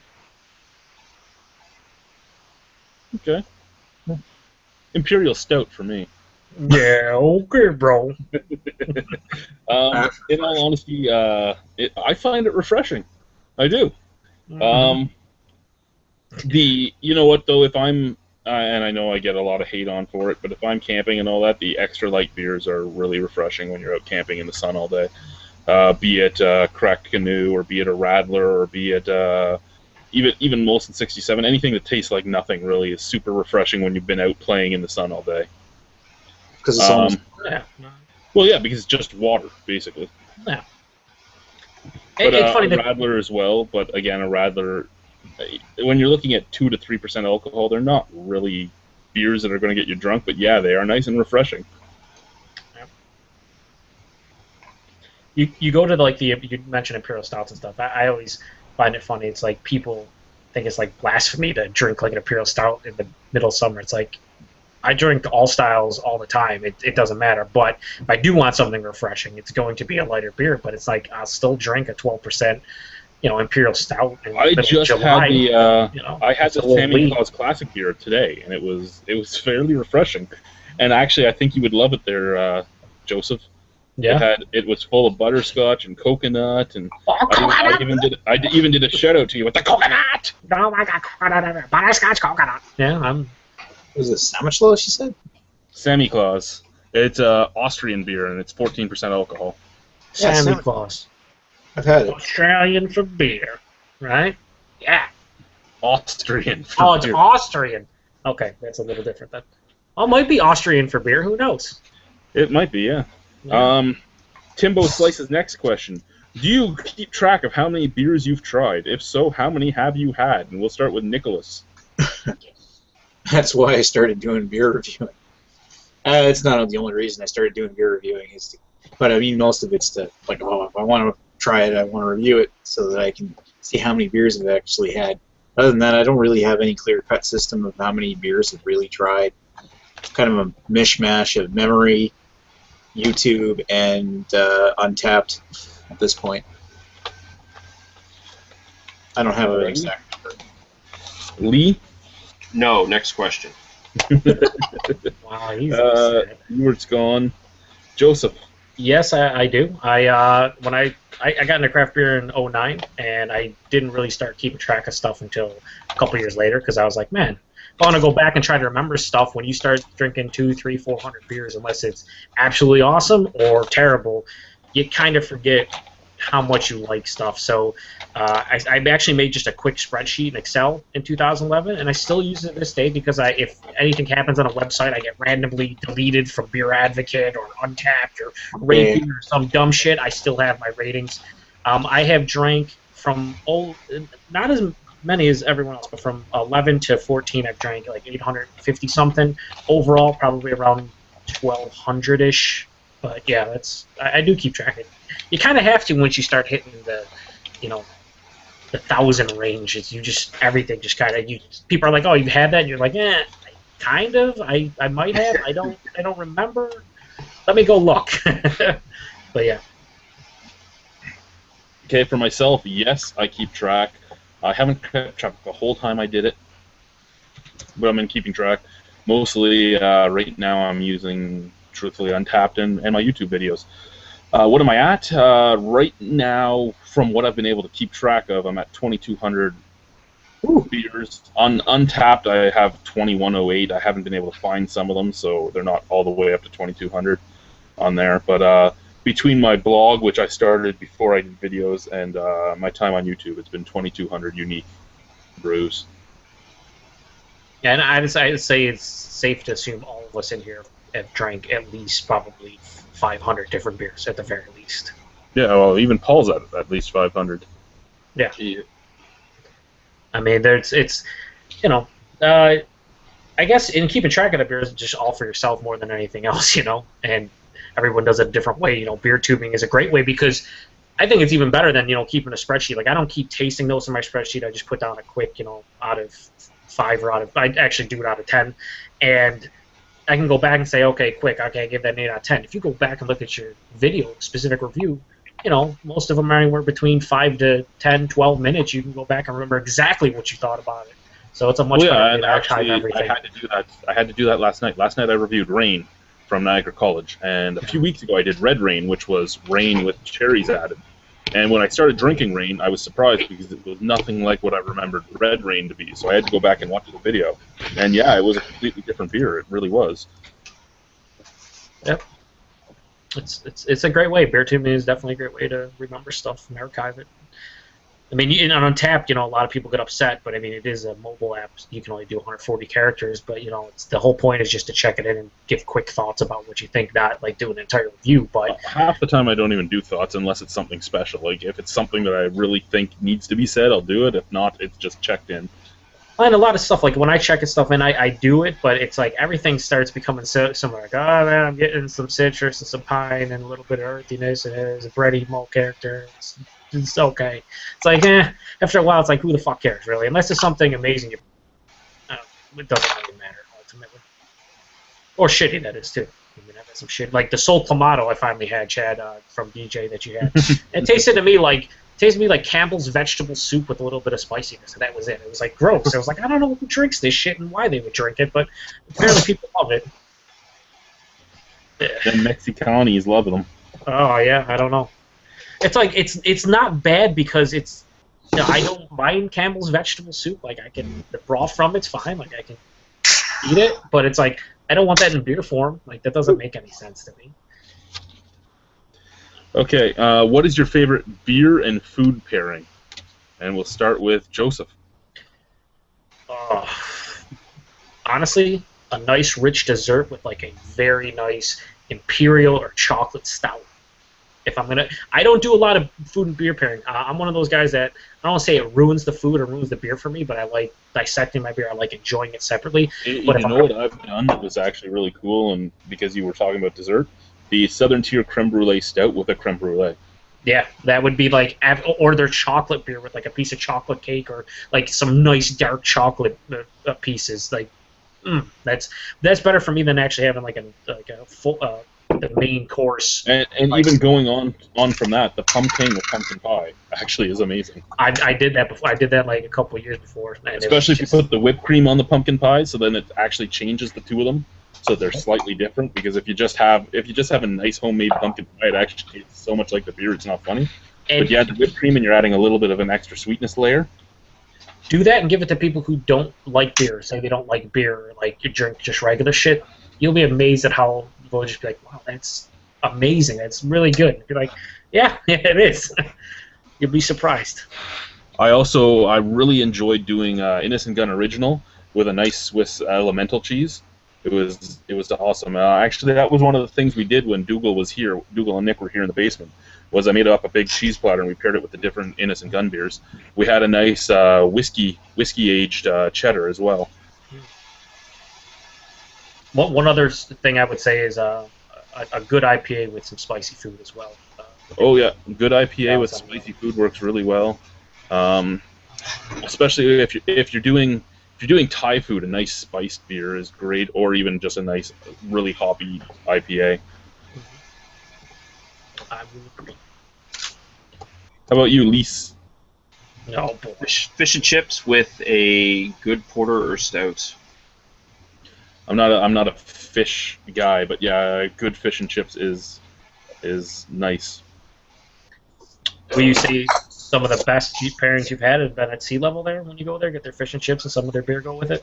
Absolutely fucking exceptional, actually. Just about all their beers are designed to pair with fish and chips and stuff like that, pub food. So I mean, even like their port and storm porter, excellent, but at the same time their red ale and stuff like that go really well with fish and chips as well. So it's like I would think their pale ale that I had, the planters, would go with a lot of stuff too. Maybe some lighter stuff as well. Apparently it does, yeah. Scott Mango Magnifico and some nice Mexican food. No, you can shove that crap right up your ass. How about Mango Magnifico just by itself? Fucking amazing. It's a 10. It's a fucking 11. It's a 11. Yeah. No, it's a 6 out of 5 is what it is. Oh, It really is. It's a 6 out of 5? I mean, it's a 6 out of 5. 6 out of 10. No, he said 6 out of 5. We got his true Okay, it's score a and 6 out feeling of right 5. Okay, exactly. We have it on video. It's 6 out of 5, bitches. Okay. He's just going against the grain just because he's Lee, and he's like, oh, I'm angry and I hate the world. 6 out of 10. How about you, Nick? Probably like a nice steak or something with an IPA. I was expecting something with beef jerky. Yeah, I thought. Jerky's close to steak. It's just really dried out. No, he wants some really dirty ass fucking 7-Eleven food. And... Oh yeah, taquitos. Bro, all dressed chips. All day long. Yes. The fucking shits in the morning there. Oh yeah, that's right. I'm glad I didn't go for the taquitos. I was just like, give me the all dressed. I'm not buying anything that 7-Eleven makes. Prepares. It's funny watching Joe eat these all-dressed chips like he was in some alien fucking world. Oh my god, what are these things? They were, oh my god, they taste like salt and vinegar. Oh my god, they taste like barbecue. There's even coconut. No, there really wasn't any coconut. But I wish there was. You get any coconut off them. They were interesting and pretty fucking good. Can't say I was disappointed. Okay, his last two questions are basically the exact same. So, Well, what the fuck, Timbo? I know, Timbo. His last two questions, we'll go with the this one in this hand, but we'll read this one first. This one first is, what are your top 5 favorite insert style here, which we could go on for forever. But then the other one is, describe the perfect insert style here, which is basically the exact same, but we're only giving 1 instead of 5. So we're going to go with what is the perfect for each style, and we'll start with like an Imperial Stout. We won't do all of them. We'll do some of just the big ones that have some huge. Like this, though. Didn't we just answer this question? Basically? Yeah, we did. We did stylistic. We did our favorite stylistic ways, but this is just your favorite, your perfect Imperial Stout for you. In non-barrel aged or barrel aged, or whatever you want, as long as it's an Imperial Stout. Who's going? You can go. I'll say, Joe. okay, I'll go. Yeah, okay. Oh, Go, we Joe. will go. No, We will let go. me go. He was ready.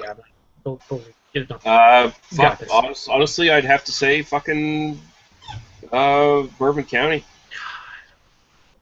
Yeah. We're gonna try that. I mean, really yes. I mean, if you had to twist my arm, I might say fucking Bellwoods instead. Bring Out Your Dead, but That would be mine. Is Bellwood it's Bring Out the Dead. it's so fucking close. It's I give Bourbon County the edge for one reason. You can get it every once in a while. For 2 reasons. I just think the alcohol percentage on that and how well it drinks is fucking just insane. It's basically the equivalent of 3 regular beers. And it doesn't taste like the equivalent of 3 regular beers. It is nowhere near 14-15% when you're drinking that. It's like, it seriously drinks like a 6, 7, 8% beer. And that's scary because you can drink a couple of them, and as Chad always says, get up and go do something and fall right back down because you drink it and you're like, yeah, I get a little bit of alcohol, whatever. But as you drink it, it's so smooth, Yeah, so rich. you don't so get alcohol complex. likes until you stand up. Yeah, you get up and you're like, oh shit, what? I only drank 2. Oh wait, they were fucking 15%. Wait a minute. So between just being as some complex and amazing as it is, and then add the alcohol percentage, and then I guess I add the fact that I can get it when it comes out. It's by far. Parabola was a great beer too, but I mean, I don't know. There's just so many beers that are. For me, at KBS is least, another one. Yeah, KBS. So many beers that are easier to get that are cheaper at the same time. But I hear Parabola is getting easier to get. Is that true? I don't know where you're hearing that from. Where'd you hear that? A buddy of mine in the States said that every year he gets it easier now than before. It all depends on your location. Because I'm in New York and across the fucking country, most places around here get 1 case of it, so you're talking 12 bottles. And it's gotten to the point where a lot of these places don't even post on Facebook or on tap. They pretty much just give it to the regular consumers that come in because they want to reward people for shopping there instead of just posting it on, say, Twitter and having an influx of people come within a half an hour and just fucking take everything, and they barely ever shop there, just waiting for the thing. So it actually has gotten tougher from that aspect because I don't see it posted anymore, so I don't know where it's available. And since Premier's my main store, if they don't save me one, I gotta luck into like finding it at consumers randomly. But even so, I mean, at the end of the day, it's $20 a bottle here, so it's basically, if you think about it, double the price of Bourbon County. Bourbon County's $6. Well, maybe not double. You can get basically 3 12-ounce bottles of Bourbon County for 1 22-ounce bottle per apple. I'd take the 3 bottles of Bourbon County all day, every day. And between the 2 choices, yeah. Yeah. You're getting more beer for the same price. Well, for less price. Exactly. And I think it's a better beer than Parabola. I love Parabola, but I still think Bourbon County's better. It's higher in alcohol, and it's just better, more well-made. But, man, it's not getting easier to get it here. If anything, a lot of these beers are just getting harder. I mean, Bourbon County, like I said, 2 years ago, I could walk into any consumers, and they just have Bourbon County out on the regular shelf. When I sent the original Bourbon County to Lee and Nick and brought one up for you, Chad, I had the ability to buy, if I had the money, I could have bought basically a case of Bourbon County stout if I wanted to. But I was just like, I'm not being greedy. I bought one for myself and bought one to send to all you guys. And I kind of regret that now because seeing as how difficult it is to get, it's like, fuck, man, I can't even get a 4-pack anymore. I get a couple bottles at the most. It's like, shit, I should have stocked up. But there's so many beers out there. Who really cares at this point? Lee, best Imperial Stout? Not Lee, not Nick. Best Imperial Stout. You know, I aged a bottle of that Propeller Russian Imperial Stout for a year, and that was fucking beautiful when I had it. Another one, I think AleSmith Speedway comes to mind. Okay. To go to different beers than what we talked about for stylistically, best sour lambic wild. Start with Joseph. Without question, for me, Consecration from Russian River that I had. You were brought up for all the three of us to try. That was a great beer. It was everything that I wanted out of a sour wild ale, and nothing is really compared for me. And I've had some of the Driefontein, the Oud Tilquin, and we had a Cantillon. And yeah, the that was Rose the de whatever. Yeah. Had the guy raping the girl on the. Yep, pretty much exactly what I recall. Unfortunately. Lee? But yeah, that. I can't really think of anything. I really haven't had enough from that style where I can really definitively answer. So, fuck it. Okay, I do remember you liked the Oud Tilquin that I sent the lambic. Yeah, I guess I could go with that one, but I mean, it's just really not fair to answer that question. I've only had like maybe a handful of that sort of range, so I don't even really know what that range is supposed to be overall. So. For yourself, then, Nicholas? Hansen's Artisanal Old Goose. That one was really delicious. So was that Leafman's, that brute that had at your place.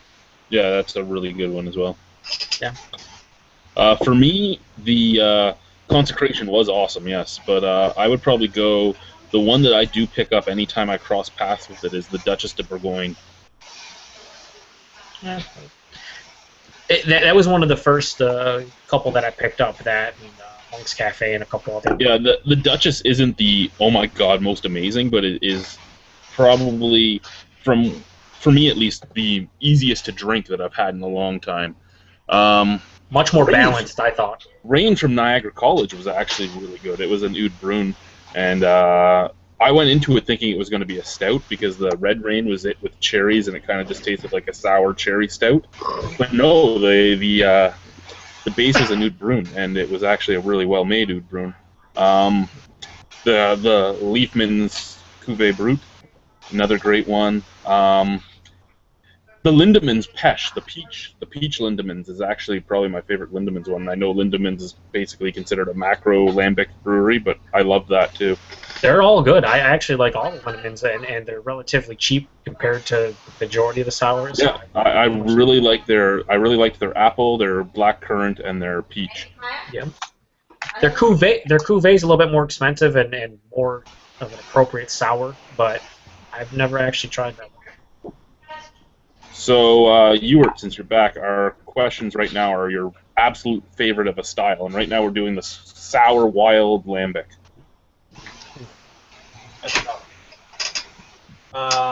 Supplication, as far as American wild ales go, is amazing for me. My palate. On the Belgian side, like we were talking about, like real true lambics. Blue Pepe Framboise is amazing. Oh, and that's Cantillon, isn't it? No, balloons. Yeah, so I guess like on the European side, that'd be the one, the Pepe Framboise, and the Application. They're very similar, but you get into a whole very acidic sort of Flemish and Flanders styles, and I like. Not really available much, but Kunin's Cherry Oud Brun, one of the best beers I had last year, and the few people that I've had a chance to like that I know have had it really enjoyed it. Like probably like traded it to. Yes, Joe, I trade beer occasionally. But, Can you just put your microphone you're up a little bit because I can't hear you as well. No, Cherry Oud Brun. I sent it to a couple of people I know in Montreal. And they had it at a bottle share recently, and they said it was the beer of the night. So you were supposed to save one for someone. I have maybe one or two more. Chill. He broke it. Chill, bro. Yeah, probably. Yeah. He probably threw it against the wall. Fuck you guys! Give it enough time, it'll be broken. So He was supposed to be saving it for me, rather than albino. It was supposed to give me pigment. You'd be just super pink after that. That would be okay. I'd have a color. Yeah, I call it. Look at my face. You can't even tell where the hair is right now. It's just all white. You're like an orb, like a. I'm like okay with that. Just see where your eyes are, basically. You look like the ghost of a Yeti. Fuck you all. Fuck you all. I haven't said anything at all. Can you see if those squinty eyes of yours? Does the highlight hurt your eyes? You kind of look like Lee when he was drunk the other night. What other style should we look at, guys? Any other styles? I don't know. We kind of, like I said, we kind of answered that question before anyway. Timbo needs to come up with new shit. Well, to be fair, they all said it at the same time, right? So No, Timbo needs to do his research. Go on. Timbo, you're a good guy. Don't listen to the drunken No, it's a bunch of crap. Nova Scotian. Okay, well, we have 8 viewers. Any of you guys have any questions for us? Well, there was some more stuff on here. Raining on Your Parade posted a bunch of stuff. Oh, he asked how the commander is, and my answer to him is who fucking gives a shit. Did he? Raining. No, he had one. Not on this, on the actual question of the week. Yeah, who cares how she's doing? He said on the other video, the one that got cut off, he's only had one beer from Thornbridge, which was their Halcyon, and it actually is a great beer. He says it blows all American IPAs away. They call it an Imperial IPA. I thought of it as a double IPA. Well, that's pretty much the same thing. Imperial is. Yeah, and Mr. Grim Viking, I believe, calls it strong IPA. Either way, the fruits come out of that are awesome. And then he goes on with some more stuff here. He's consumed about 1,500 beers. Wow. The beer style that's most refreshing for him is Bière de Gardes from France. I'm not a fan of Bière de Gardes. Well, I'm not a fan of fucking Oast Houses. That sucks a big fat something. Your word hole. And then he says beer and food pairings. The Affligem double with pepperoni and mushroom pizza. Interesting. This Belgian beer dinner I went to a long time ago with Vanderberg de Wolf. Best day of my life. Scalditz with white chocolate mousse. Rack of lamb with Rodenbach's Grand Cru. It was a 5-course. By far the best beer dinner I've been to. Totally sick. I don't know if he was totally sick afterwards or was totally sick as in all the kids say, well, that's so sick these days. I think that's what I think he meant. And then we have this fucking douchebag, DJ's Brew 2. Oh, He decided to post in Spanglish. So thankfully Google translates for me here. He says, never listen to Joe. He does not like beer or palate. So Clamato is a world-class beer health DJ. I invited that, though. Google Translate did a pretty piss poor job on that, I think. It's probably better than what he said. He said, "I don't like beer or palate. I don't know what that means." I don't like your palate. Yeah, I'm pretty sure I got a 300-pound rhino in the room that agrees that Sol Clamato is just wine. So. Yes, but I say for all of those beers, why? Yeah, I agree. However, I'll give Sol Clamato that it was better than the Budweiser Chelada. Oh, by far, it seemed more authentic. It definitely did, and it was definitely a little bit more spicy. And it didn't have as many chunks. Yeah, well then I didn't. It didn't have period blood chunks floating in the cup. Yeah, okay, that's a nice descriptor, but I don't ever want to hear that again ever. That's gross. That's so gross. You never got with a drunk chick and pulled it out and. Bro, we don't need to talk about it or even mention it. Yes, we do. It's just there's 2 fairies on the end of my screen here that get disgusted by it, which makes me say it more. We're talking about beer. We're talking about beer. Yeah. I was in a happy place. Yeah, coconut. You know that stuff. Shire Towns, slimy, slimy, scaly vaginas. Is there any more questions? Is there any more questions, Lee? Lee, quick question. No, there's nothing. We are strictly on the slimy, scaly vagina talking. Okay, to the 10 viewers that are still watching us, we have been answering viewer questions all night that were posted ahead of time. So give us some beer-related questions that you want to hear us answer or chat about, and we will do it. Or, yeah, tell us that you want to join and give us your name, and your Google Plus, and we'll get you in here too. There is Oh one no, more we don't. chat. No, wait. Whoa, Especially if Lee's going to troll you. whoa. We don't want to talk to these people, do we? Someone just asked us possibly the greatest question ever.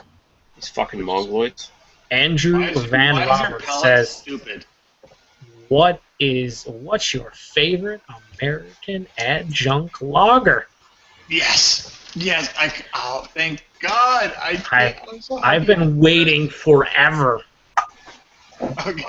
You know what? It's a good question, though. I'll be interested to It- see what everyone It says. really actually is an interesting question. So Yeah. we'll start with Ewart because he's so happy. Oh, shit. Oh, shit, son. That'd be. Your mic sucks, man. Hold it closer to your mouth, bitch. Yeah. He's not, that's not I'm the eating first at the time he's same heard time. that. That's not the first time he's heard those words. Is Yingling an adjunct locker? Yingling? Yingling? Yinglings. Are they it is- technically craft now? It is not. I don't think it's actually officially an American. Oh, I don't give a fuck. Fuck that guy. That's my answer. You know what? I would think that the Yingling lager would be at least the Yingling premium lager would be an adjunct lager. It's just the brewery is considered a craft brewery. Now. Yes, now. No. Well, Okay, you know what? That's a scapegoat answer. Give a better answer. Because that would be my answer now, too. Fuck that answer. Give it another. Step it up, Ewart. all right. How about Milwaukee's best ice? That is, I Oh, don't even know. the Beast Ice. Beast Ice all day. That's not really. That's a joke answer. Come on. It's not a joke answer. I've actually bought that. This guy fucking crushes cases of the Beast Ice. You have no idea. No, Because not even a little bit. For a while there, people were not canning stuff or like canning those type of what I call it, like golf course beers, like just like really light, tasteless shit that was not like diarrhea Budweiser or Labatt or Canadian. So I was just like, well, they got they got the chick on it, right? That the pinup girl. I'm like, all right, got me. I'm just gonna put it in my golf bag. So I have bought it, and I'm like, I can drink it. I don't know. Okay. It's tasteless. Sweet. It just tells you what I think of the style. I could give a fuck less. I'd probably say fucking Coors Banquet.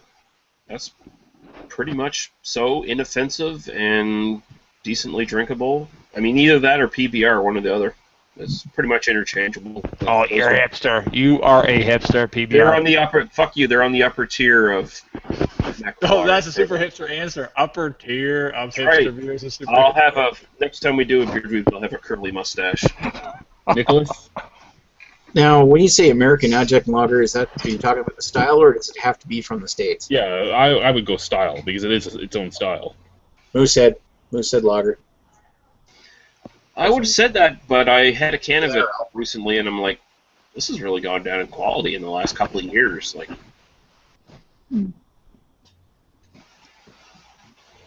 I haven't had a can in a while, which makes me want to try it again now because it would have been back in the day mine. So, Joseph, what would your answer be? Fuck you. That'd be my answer. Seriously, I don't almost. If I'm kind of like you were, I'm kind of like everyone here. I don't think any of us really drink adjunct lagers on the rag, bro. Like we just don't like. But if I was forced, I would probably just drink water. I guess. Yeah. Oh. No. Okay, Dave. No. Yeah. No. That's fine. Water's not available. PBR is too hipster, but I didn't. When I had it, it wasn't. It was. I could drink it. I did try one that I heard a lot about people saying it was pretty good, and that was Schlitz, but the original 1960s like old formula. Oh, that's a hipster. That's a I was gonna say that's another one, but they actually don't taste bad. If I don't fucking know, man. Just step up to the plate and just say like I'm Labatt trying- 50 or something. Dude, Matt- Rolling Rock. Rolling Rock's my favorite beer of all time. We're just gonna call Jenny Cream Ale an adjunct lager, and we'll go with that. There you go. Okay? I don't think it is. I No, drink it's an that. adjunct ale. That's what a cream ale is, an adjunct ale. Well, then let's just go adjunct ale. I'm just gonna fucking throw adjunct ale in there, man. It's an adjunct something. We're just going. Yeah, the adjunct ale, adjunct lager, are pretty much closely the same fucking thing. I mean, if you drink Jenny cream ale, you will see it's basically an adjunct lager, but Yeah, it it's an is. ale. But it's not. I can drink it. I can definitely drink it. I mean, if we're going, I don't know. I would go, in all honesty, Sleeman Light or Sleeman Clear for myself. Other than those, I don't know. MGD. If it's Oh, another one I'd think of is like Dos Equis Amber would be a good Dos one. Equis, yes. Yeah, that would be. Yeah, I like the amber better than the regular. Oh, yeah, regular. All If I right, had all right. to- and this We is all- spent enough time on this. Please, Just give me like a Please. big fucking can of Natty Daddy. Take it. enough. Not Please. Natty Light. Natty Light. I've got a great idea. Let's go wander around the streets with our camera and give fucking crap beer to Oh, bums boy. in the street. Anything that has ice after it is where I'm at all the time. All right. Bing, bing, bing, bing. So much. Hello, my friends. My friend. Actually, you know The what? I fucking- take all my answers back. This is one that I actually reviewed a few days ago, and I actually would drink often if I could find it. Height Ice Point, a Korean lager, but it's an American adjunct lager I've style. heard of that one. Yeah. I had regular Height before, and it was just really sweet. And well, it's a corn lager, so it's going to be. Yeah. Sorry, a rice lager, so it's going to be really sweet. It was a really weird, sickly sweet. The original. This one was basically tasteless. Height Ice Point. Feeling that way, Sapporo. Which Sapporo though? Sapporo brewed in Japan or Sapporo brewed in Canada at Sleeman? There Because is a they're notable very difference. It's the only one I've had. Which one did you have though? The big can, the corrugated metal can? Why did they change it since the big can? Oh, yeah. Pardon me? Yeah, Sleeman's makes the big can one. Okay. Yeah, I remember the big can. I haven't had it since. The Sapporo in the can, I will drink. The Sapporo in the bottle from Japan, I won't touch. Basically, the main difference is one of them's a rice lager and one of them is a corn lager. Oh, I'm out. But seriously, at this point in time, it's like there's most places you go to, most bars, they have some kind of semi-craft beer available. It's like there's really Maybe in New York. You haven't been. well, yeah, in the Canada, better right? country, yeah. La-di-da, spoiled hipster over here. Oh, I live in New York. Fucking Scenester, get it right. But Our craft beer at the casino is like Shock Top and Guinness. yeah, and that's 400 times better than fucking buying a shitty adjunct lager. That's what I'm saying. Every place around here, or in most places in Canada, or at least in Ontario from what I've seen, they have at least something like Shock Top. Yes, it's owned by the big guys, but it's still technically craft. To be honest, I would, if I had the choice of fucking anything from Shock Top and fucking Coors Banquet, I would buy Coors Banquet. Really? Yeah, me too. I fucking totally would. Would you guys consider Batch 19 adjunct lager? I was thinking about that when you were that, and what was the other one that? I don't consider batch 19. Have you tried Batch 19? No, I don't So shut consider the it. fuck up. I What was don't the other one? There's Batch consider it. 19, and then the other one that they tried to bring in. The other from It does not exist in yours, Third Dojo. shift? I've what? never seen it. The third shift amber lager? Third shift amber. Oh, Which no, is that's... Rickard's Red. It's just Rickard's Red. I Oh, is disagree. I don't think it's Rickard's Red. I had it, and I didn't get Rickard's Red. We got a fight between the beer tubers. We got Lee. We did it right here. We Cooley. I mean, reviewed it. Russell on one side. We actually went and we grabbed a can of Rickard's Red and poured it into a glass at the same time, and it was the Has exact Rickard's Red really gone down that Oh worse? yeah. The ABV was the same, the color was the same, the smell was the same, the taste was the same. The 'Cause appropriate you know- reply from Lee would be, "Your palate is stupid." And No, what the you drink it last- with. The last time I had Rickard's Red, it was like noticeably worse than when I had it before, and I haven't had it in like quite a while. So Every Rickard's Jeez. product that I've been having lately has been noticeably worse than it was the last Yeah. before I had it before. It's I mean, unfortunate that you still have it at any point in time. It's well, you know what? During the winter seasons, I will buy the I buy a can of Cardigan and I buy a can of Oak House because I liked it, and every time I do, I drink that can and I go, why did I buy this again? Because it's gotten worse this year. And then the next year will come up and I'll do it again. Like this year, I'm going to do it again, and I'm going to be disappointed even more. yeah, That's the definition sucks. of insanity, bro. because third shift was like, eh. Oh. It was just a bunch of lies and prettier package. That's about it.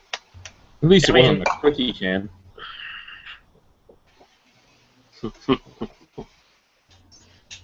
All right, enough adjunct logger talk right now. Yeah. We spent Oh, way please. more than enough time on it.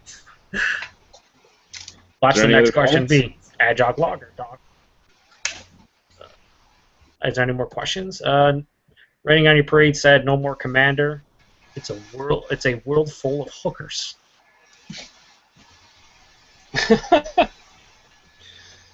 Oh, the commander. Did anyone see that pizza post I did on Facebook today? No. Mm-hmm.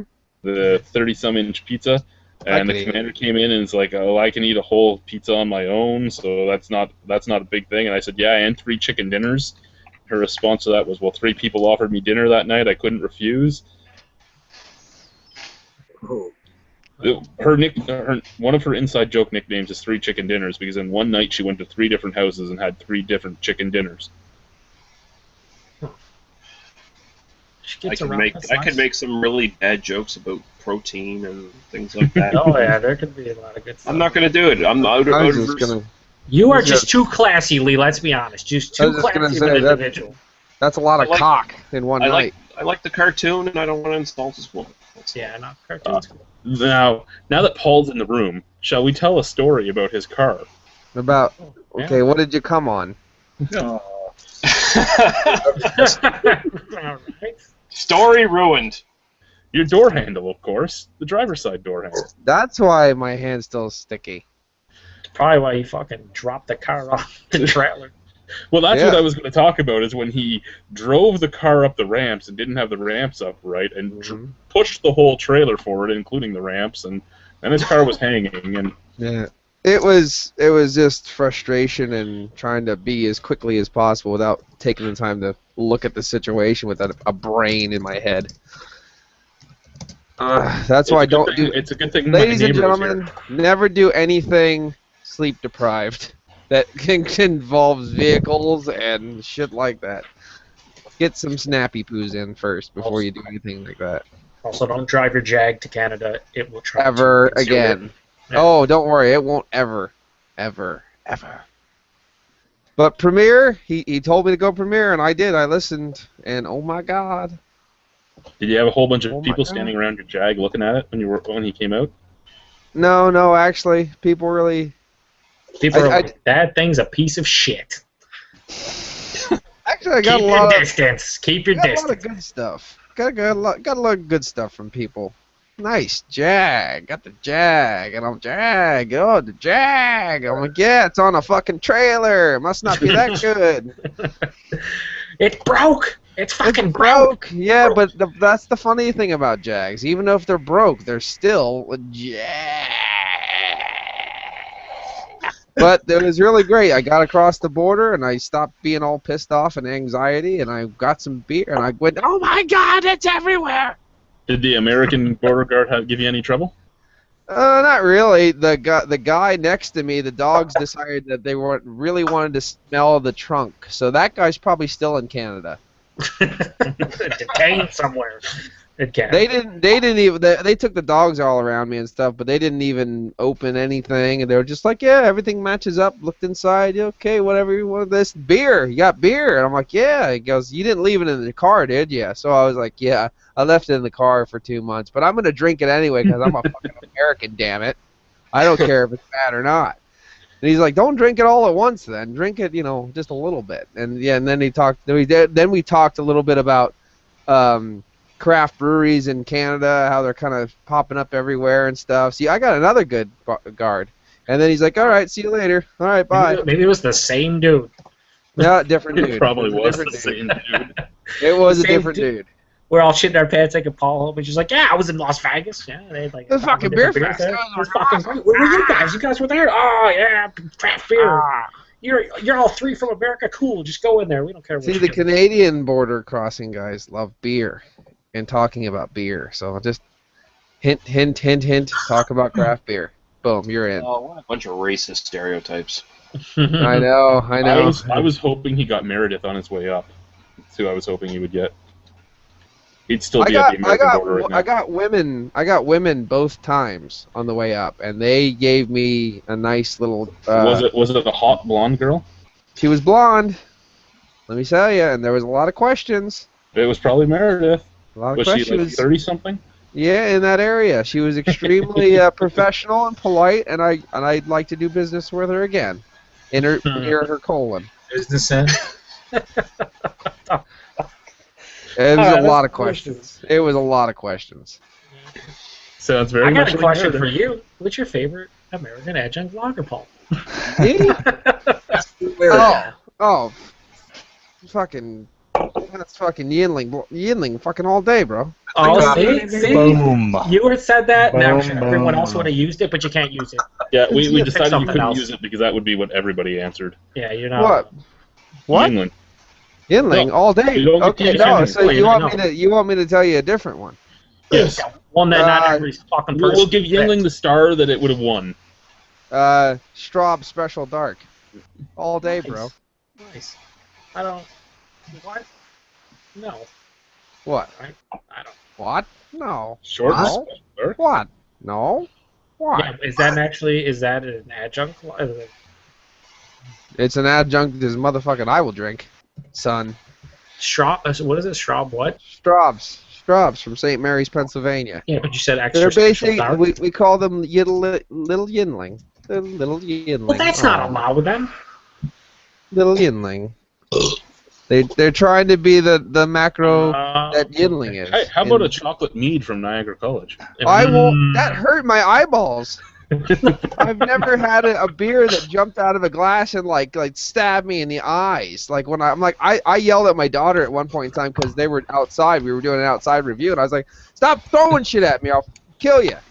And it was the beer. I found out it was the beer hitting me in the eyeballs, and my wife and I drank, and we're like, "Oh, this is just apple cider vinegar crap in a glass." And then we just looked at the camera at the same time, was like 1 out of 10, and dumped it over our shoulders.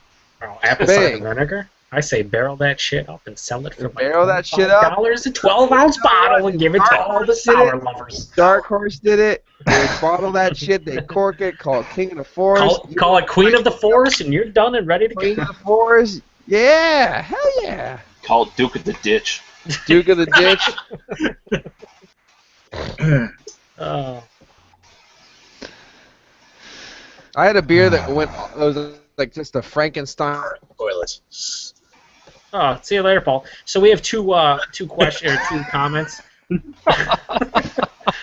Rating out of your freight says favorite adjunct lager. Who cares? Yeah, We just did that. Yeah. Oh, you did? Did you do the DJ comment then too?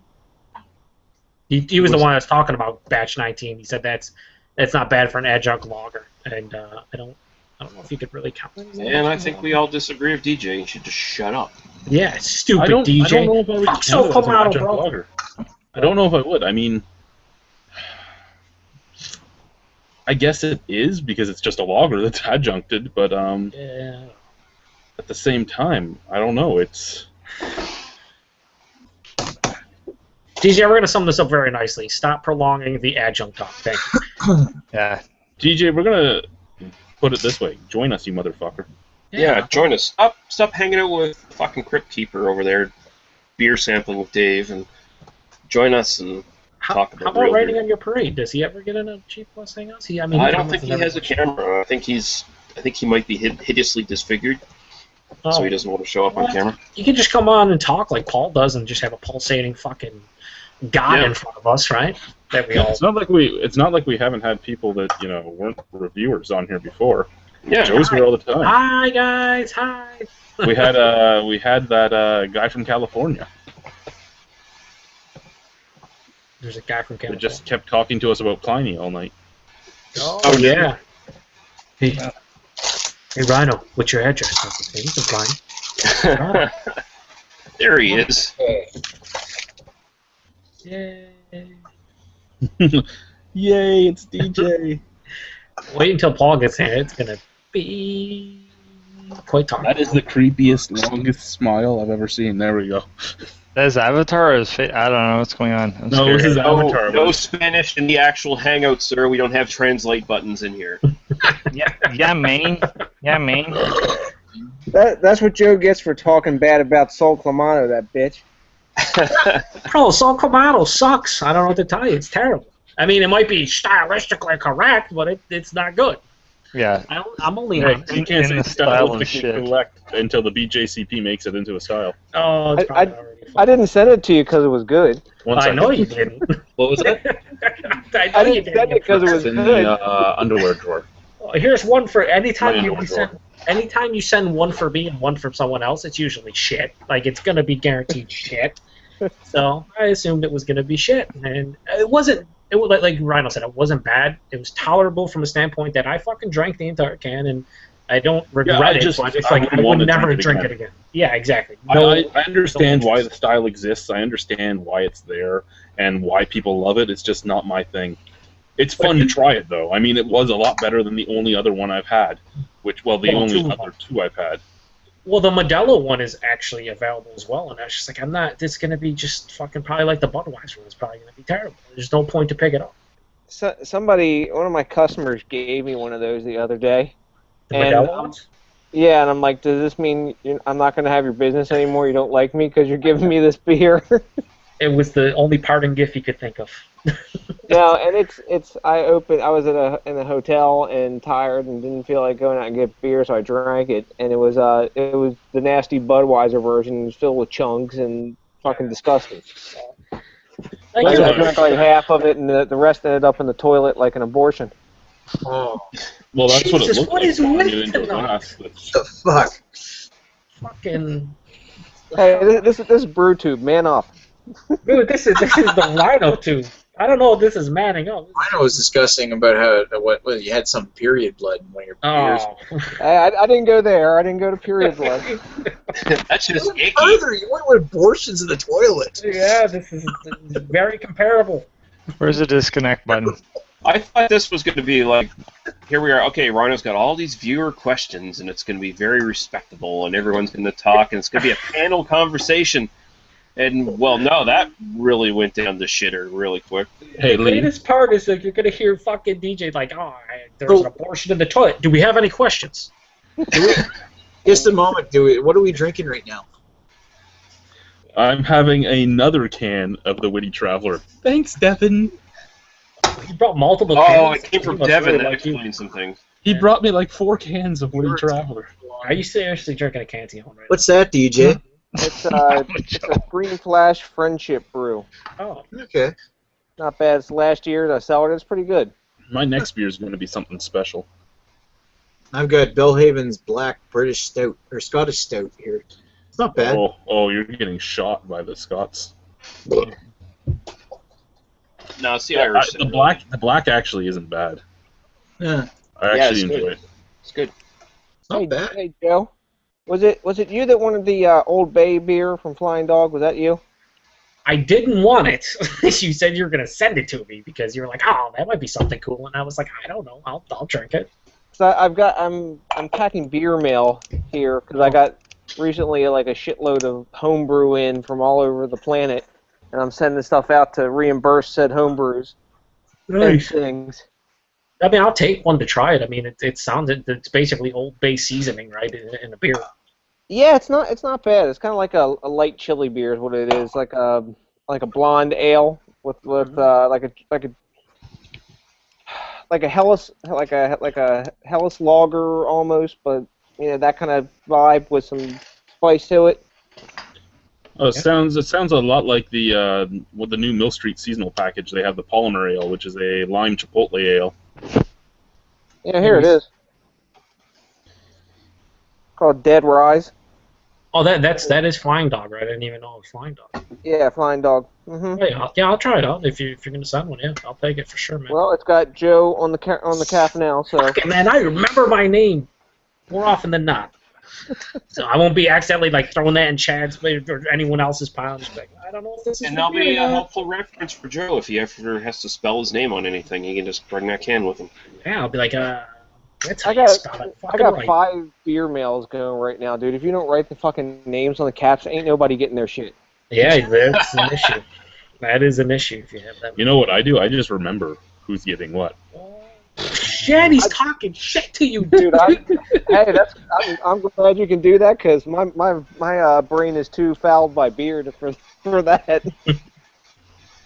Like when everybody showed up for the festival, I had different boxes for everybody. That he did. Yeah, I got boxes set up for that too, but I got too many beer mails in at once. It's like, you know, I don't know I if think you you see just these like guys to are tape doing the that. cap. You see I these think you're guys? just an asshole that likes to tape the cap. Yeah, too. Fucking saran wrap this shit, and I'm sitting there like, god damn it, it ripped. What am I supposed He to do? doesn't just saran wrap it. He like saran wraps it, tapes it, saran wraps it again, tapes it, saran wraps it again, puts a Does your napkin beer over top get of it there with in the good name on shape? it. And they come cocooned in their own bubble wrap cocoon. It doesn't matter. I fucking I packed the shit out. And that's not even saran wrap. That's stretch wrap. Yo, shit's gotta survive when you send it. 120 gauge stretch wrap, so it's not breaking. You send it via UPS. I'm convinced that they should throw the box on the ground, kick it probably half dozen times, maybe throw it against the wall, and just for fun. I send up brand new boxes, and they come, and he's just like, yeah, they kind of survive. There's like a hole in the side of one of them. All the corners are severely dented, and I'm just like, shit was brand new. It didn't go that far. I got one in the other day, and the whole corner, it looked like a rat had chewed the corner out or something. And luckily the dude had put a whole lot of like paper and stuff in there, and the contents weren't broken, but it couldn't have taken much more punishment, or it would have been toast.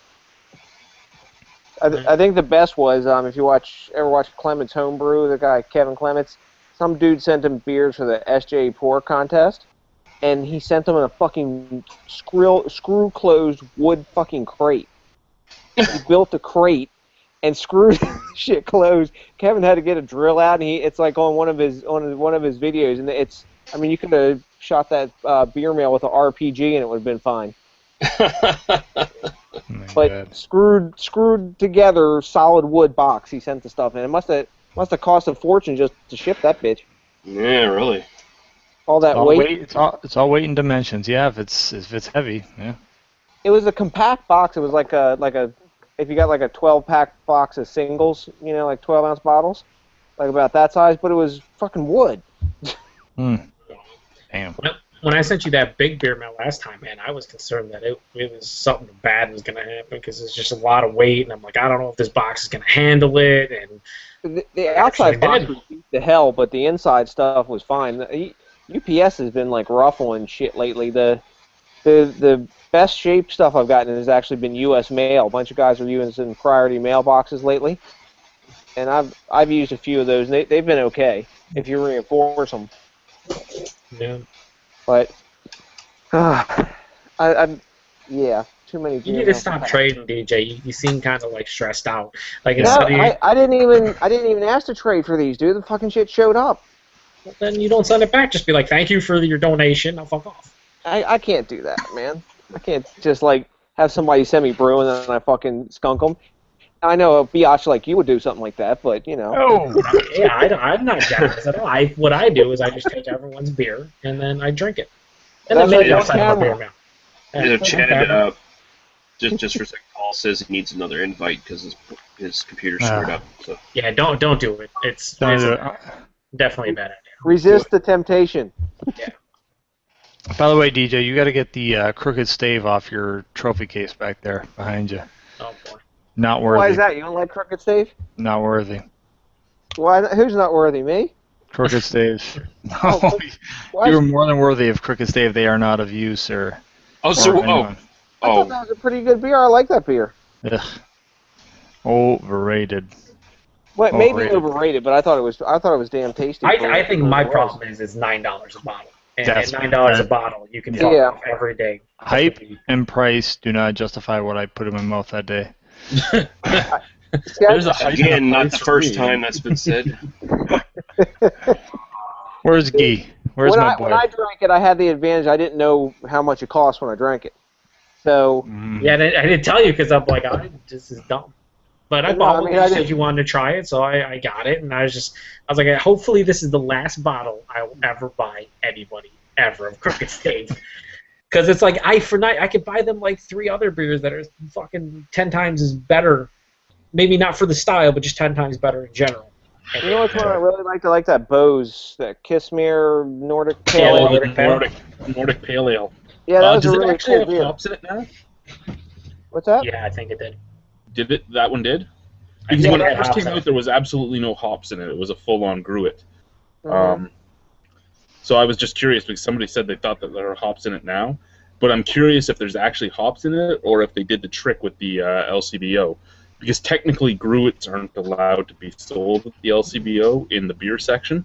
So I know that there have been companies that have taken one hop pellet and thrown it in the boil kettle so they can say there's hops in it so they can sell it at the LCBO in the beer section. This one, when I had it, tasted of floral hops. Now I don't know if that was because of the adjuncts they put in there to be a gruit. Well, yeah, But like they have sweet gale, they have yarrow, Yeah. the whole list of stuff is huge that they put in it. I had it with fish tacos after I did my review. Man, it was fucking awesome pairing, dude. That beer pairs really well with like spicy food. Man, Yeah. it was, and I had a like a shitload of freaking habaneros on those tacos too, man, and it stood up to it, which I was A surprised. But shitload of what? habaneros, habaneros, I think they're called. It's habaneros. Hey, I got a whole gang of Mexicans coming over to my house on Friday. I got to brush up on my Spanish because they know speaky to English. Oh, boy. Not on any of them. I go to dinner parties with my buddy Hector all the time, and his house is always filled with Cubans that just sit there, back and forth, and I'm just sitting there like, yeah. The best thing about Latino And parties, nothing have you noticed, Chad? Like they talk really loud, then they turn the music up, and they talk a little louder, and they keep turning the music up and keep talking louder. Yes! That's not just Latinos. That's like Eastern Europeans as well. Man, They don't turn the they music up. always- They start talking louder and the talking best louder. thing in their and house talking is louder. usually the stereo system, too. Oh yeah. Well, we're having a party for my one kid's birthday this weekend, and my father-in-law is going to be up because we're sending the little beggar off to Mexico for the summer, and there's going to be 30 people here, and I'm going to be in the basement drinking, no doubt, because after a while I just can't take it anymore. Either that or I go out to the grill and cook because I can get some sanctuary out there. And something else I've noticed about Latino parties, if you will, is they pick out whoever is the white people in the party, and they just keep throwing food on your plate. Eat this! Like they're just trying to fatten up all the white guys. They just want you to try their cuisine. That's all they want. They want you No, to say here. They'll take this little tiny helping of it and eat it and be all happy, and then they go to like the three white guys that are in the room of 25 fucking Cubans, and they just fill the fucking plates with it.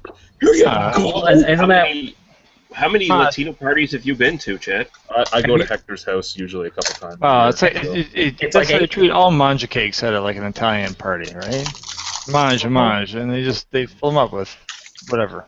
Bro, think about like Asian food. If you go get Chinese or Japanese, you're getting all this crazy General Tso and orange chicken and all this crazy shit. I have a whole container of General Tso upstairs. And they're sitting there and they're eating their diarrhea smelled like. Oh my god, they're eating their broiled chicken with their white rice while you're eating all this greasy, fatty shit that they're like, we don't eat that shit. You kidding me? Look at me, I'm 100 pounds. You know, I mean, it's ridiculous.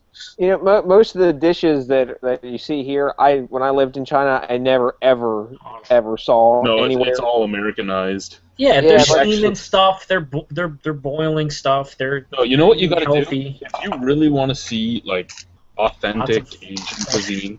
You go to the casino and you go into the bar I used to work in every night, which is the noodle bar, the high-end room, and you can get the friggin' pig's feet, and you can get the swallow's nest, and you can get the shredded pork, which is pork skin all shredded up.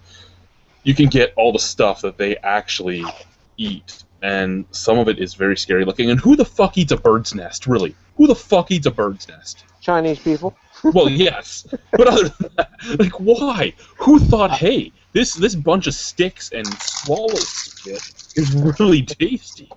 Let's put it in some coconut milk and serve it. You know, outside of China, I think the best Chinese food I had actually was in Vancouver. And when I graduated from college, me and my buddy we went on a cruise, up to Alaska, and we spent a week in Vancouver too. and we went to the Great Wall restaurant there, and they were having a wedding, and they actually invited us to the wedding because the restaurant was going to be closed. So we went back and we went to the wedding. It was like one of the best freaking parties I've ever been to. I knew nobody at the fucking party. Drank all night long their food, and the Chinese food there was just it was super authentic and awesome quality, man. But I think in Vancouver, the 10 richest Chinese people all have homes in Vancouver. So basically, you were the token white guy they invited to the party, basically. Is that what happened? Well, what they wanted was they wanted a white guy there in case one of the girls wanted to marry white, because some of them do. So they had to have somebody there just in case. Makes sense. So DJ was the one that got picked. Yeah. Doesn't surprise me. I don't You know were what that picked to means. be a stud. He was the white stud. He was like, I'm not marrying an Asian. Hispanic is the way to go. Did he He was find I just want to point out that Paul now made a post under the video saying, all of a sudden my browser doesn't support G Plus Hangouts, even though I have IE 10. I need to download IE 9. Well, the first problem is you're using Internet Explorer in the first place. What the fuck's going on, dude? Well, he's at work. He's at work, so he's probably not allowed to do anything. Like He might as well have Netscape. You might as well be using Netscape. Why don't you just turn off your computer and turn it back on? Reboot. Yeah. Reboot your system. Or you can do us all a favor and just post in the comments and not join. Okay, I have We're 4 all beers from a left of the certain 12 I pulled out. I'm down to all the high ABV beers now. Oh boy. Go keep drinking. Oh boy. Get This your one- get your Google Hangout paint ready. This one is one that actually I've been waiting to do. I actually was going to review it, but I decided not to, and you would know this one. Oh. Where'd Wow. you get that from? Where did that come from? Oh my god. It's been sitting around that long? Oh yeah, this is the second bottle you left here. Actually, you know, it's probably really good right now because it is it's although they call it hop slime, it's a big malty double IPA, so probably How tastes old is pretty this good. then? Is this what we have? Is this February? it? What is going on? Should we just drink it together, Chad? Is that what we should Oh, you have it too? Yeah. What? Oh my god, this is bananas. I think there was some sort of collusion going on here. No, there really wasn't.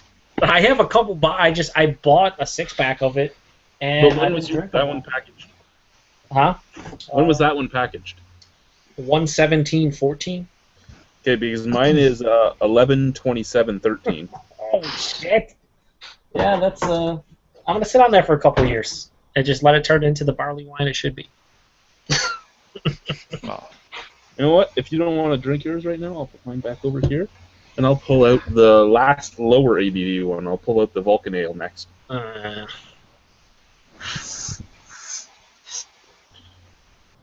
Live long and prosper, fuckers. My favorite part about this entire beer, is that it says it's a product of the USA, and then it says it's brewed in Calgary, Alberta. Yeah, Calgary, Alberta, Montana. That's, yeah, it's a county in Montana, Alberta. Oh, did DJ leave us too? Yeah, he froze in He the froze. tire for a minute. Yeah. Paul said rebooting. Seriously, you aren't worth the trouble. Oh, well, then I think someone should just shut up. I mean, we don't need you, Paul. Yeah. We really don't. We're having a great time talking about diarrhea water. I know. And I can't believe I and- hang on this long. I gotta go.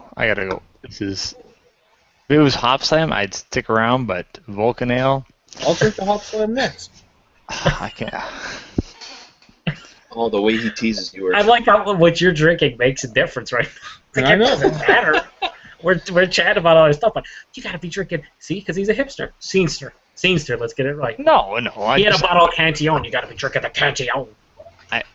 Here, let me get it. You gotta loon it up, straight from the bottle. Let's put it in my lambic basket. It's cool. My name is Brian. In my lambic basket. I do not have a lambic basket, for the record. I am not. Ryan just did the framboise, whatever it was. I can't remember. He had an Lambic basket, no deed. The malt liquor guy, he comes in and he just goes, LOL. At the, So basket. I have a bottle of the Silversmith sour ale to review. Mhm. And the Silversmith first did a thing I'm sour? going to do, they did 6 sours. This is the first sour. They were releasing them one a month. So I picked it up, I don't know, about 8 days ago, and I haven't done it yet. But the first thing I'm going to do is rant on him, because he's a big, stylistic guy and a big history guy. The name of his beer, which was brewed here in Niagara Falls, well, in Niagara-on-the-Lake, is Strong Wrong Lambic Number 1. It's not Can't fucking call Lambic! You can't call yourself Lambic. Oh, Nope. you're just not allowed. Can't do it. Yeah, you can't. Nope, He's you're not going allowed. to fucking jail. Yeah. No one should buy that ever. It's He's going to Rhino jail. Yep. And that's where I gore you over and over again. He's going to get raped. Is that a session lambic? I don't know. This is what I'm saying. Is it going to be good? Is it gonna I don't be know, good? but apparently Osthouse makes a good lambic, so they're in the same area. So if Osthouse can make a good sour, if What sour Osthouse do they can make a make? good sour, they make one once a year too. And what they do is they have the big wooden barrels and they just roll them outside and let them pick up all the wild yeast from all the wineries around. So they're so close to each other that they should be able to get something that's similar, except for the fact that the only difference is Osthouse is out in winery country. They're both in Virgil, but Osthouse is out in winery country, as Lee would know because he was there and Joe was there, and Silversmith is actually in the town. So I don't know if they can pick up all the exact same wild botanicals or not. Yeah, it'd probably be slightly different, I'd imagine. But I'm just interested if it'll actually be a good sour or not. He told me let it warm up and let it breathe, and I go, I'm not going to open it up and let it sit there for half an hour. Drink that shit at 2 degrees. Fuck all these people. All right? Can't let the imperfections show. You need to drink it ice cold. It's meant to be drank ice cold. Yeah, it's definitely. Get one of those little tiny cans from Bud. I need a quickie can of it. Yeah, the butt plug can or whatever the fuck. A nice I'm gonna lambic send- that isn't I'm gonna lambic message in and ask him if I can the get every other sour in a quickie can. Oh my god. Jeez, All that would right. be fantastic. As taking off interested you? as I am, I gotta go, guys. Yeah. All right. Good See you night. later, buddy. Yep. Have a good one. Bye, bitch. Sorry, I let's dropped see. off before, guys. A thunderstorm came through and knocked the power out. That's. Maybe you should do a better job. Better job. I can do a better job of talking. Better job of controlling your power. I mean, it's all on you. Clearly. Well, once the backup generator kicked in, I'm back. Nice. After you lose power and your basement nearly floods and you have to hand bail it out for a couple hours, you get a Fuck backup off. generator. That's not even Yeah. fucking. No, I didn't get a backup generator. No? No, because I'm stupid. I have a backup battery sump pump to stop it. So. Did you have to buy this special sump pump one, or is it just a backup battery?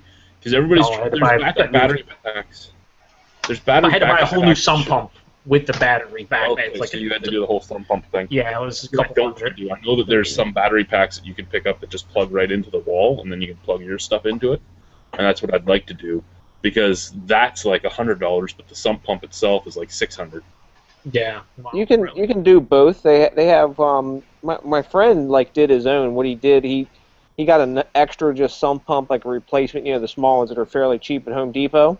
Yeah. And he lined that in, and he's got two. So if one goes down, the other one works too. If the one doesn't work, the other one automatically kicks in. And he used a marine battery for his. Have you guys looked into? We weren't able to do it here because it wasn't strong enough. But they have some pumps that water pressure work on water pressure, and if your water pressure is high Yeah. enough, it automatically does it. Unfortunately, water pressure here is not high enough, so I couldn't have it. But my cousin has it, and it works flawlessly. It's pretty awesome. Yeah, it's like $1,500 here, and I don't have the scratch for that right now. No, I would imagine not. Yeah, it's expensive, but it's like it's better than getting like a whole house generator. They're more expensive than that. Yeah, you know what changes your mind about whole house generator is like kids and stuff. And when we first moved in here, we were out of power for 8 days. Is when Hurricane Sandy came through, Yeah. and that dude, when your food goes bad and everything, that just fucking sucks. Well, that's Luckily, it. Yeah, we lost our food back and had a power outage in the wintertime where we lost everything. So Yeah. Do you the natural gas one? Is that what you got hooked up right? Obviously. Yep, natural gas. powered right off the municipality. Nice. Yeah, that's. I mean, I was looking for one, but they're at least at the cheapest ones are a couple grand, and I'm just, and the power doesn't go out around here. Like, there's no hurricanes rolling through here or anything. So I think the longest I've ever lost power is less than a day, so it's not that big of a concern. But it does suck because having a raised ranch in the basement being your living area, it floods you fucking half your house is pretty much. So getting a battery one at least allows you to start up a generator, give you time, and it doesn't cost a lot of money. Yes, the longest I've been without power was about 3 days, but that's when the neighbor's tree took out the entire power tower for this area. It ripped it right off my house. That'll do it. Trees and Plus mine for 4 days in the 1998 ice storm we had. That was an awesome ice storm. Yeah, trees and Yeah, water Nick's are like your friend and your curse all at the same time. Mm-hmm. Yeah, first world problems, right? Ugh. we had another 3-day outage this last winter here, where we had another ice storm go through. It wasn't as long, but probably more damaging than the '98 storm. So, To our viewers that are dropping off, all you have to do to get us to talk about something else is ask us a beer-related question. This is all viewer-driven. Oh, this is about beer. Unless you're Paul, then we don't get questions from you. Although Next, he I'm did going to say, take off, so have a good night, gentlemen. all right, take it easy, Lee. anyway, Good night, Lee. Paul said, "Okay, Ewart is leaving. Maybe I will reboot." Actually, I'm gonna leave about 11 as well. So, So you guys got any beers on your radar screen? Yeah, the one that you got for me. What beer is that, Joe? Yeah, you know what beer that is, bro. I don't know what the hell you're talking about. I drank that. Yeah, I'm gonna fucking choke you somehow. Dude, it's fucking computer screen. I told you I'd find that shit, dude. Yeah, I do. You know what? It hasn't even come here yet. You were talking about Firestone Walker. You know what those fuckers did? They're claiming they're shipping all the same amount of cases to the areas, but what they've done is they're shipping 6-bottle cases now. Yeah, you told me that. Yeah. Well, I corresponded with the brewery too, and I told them they suck.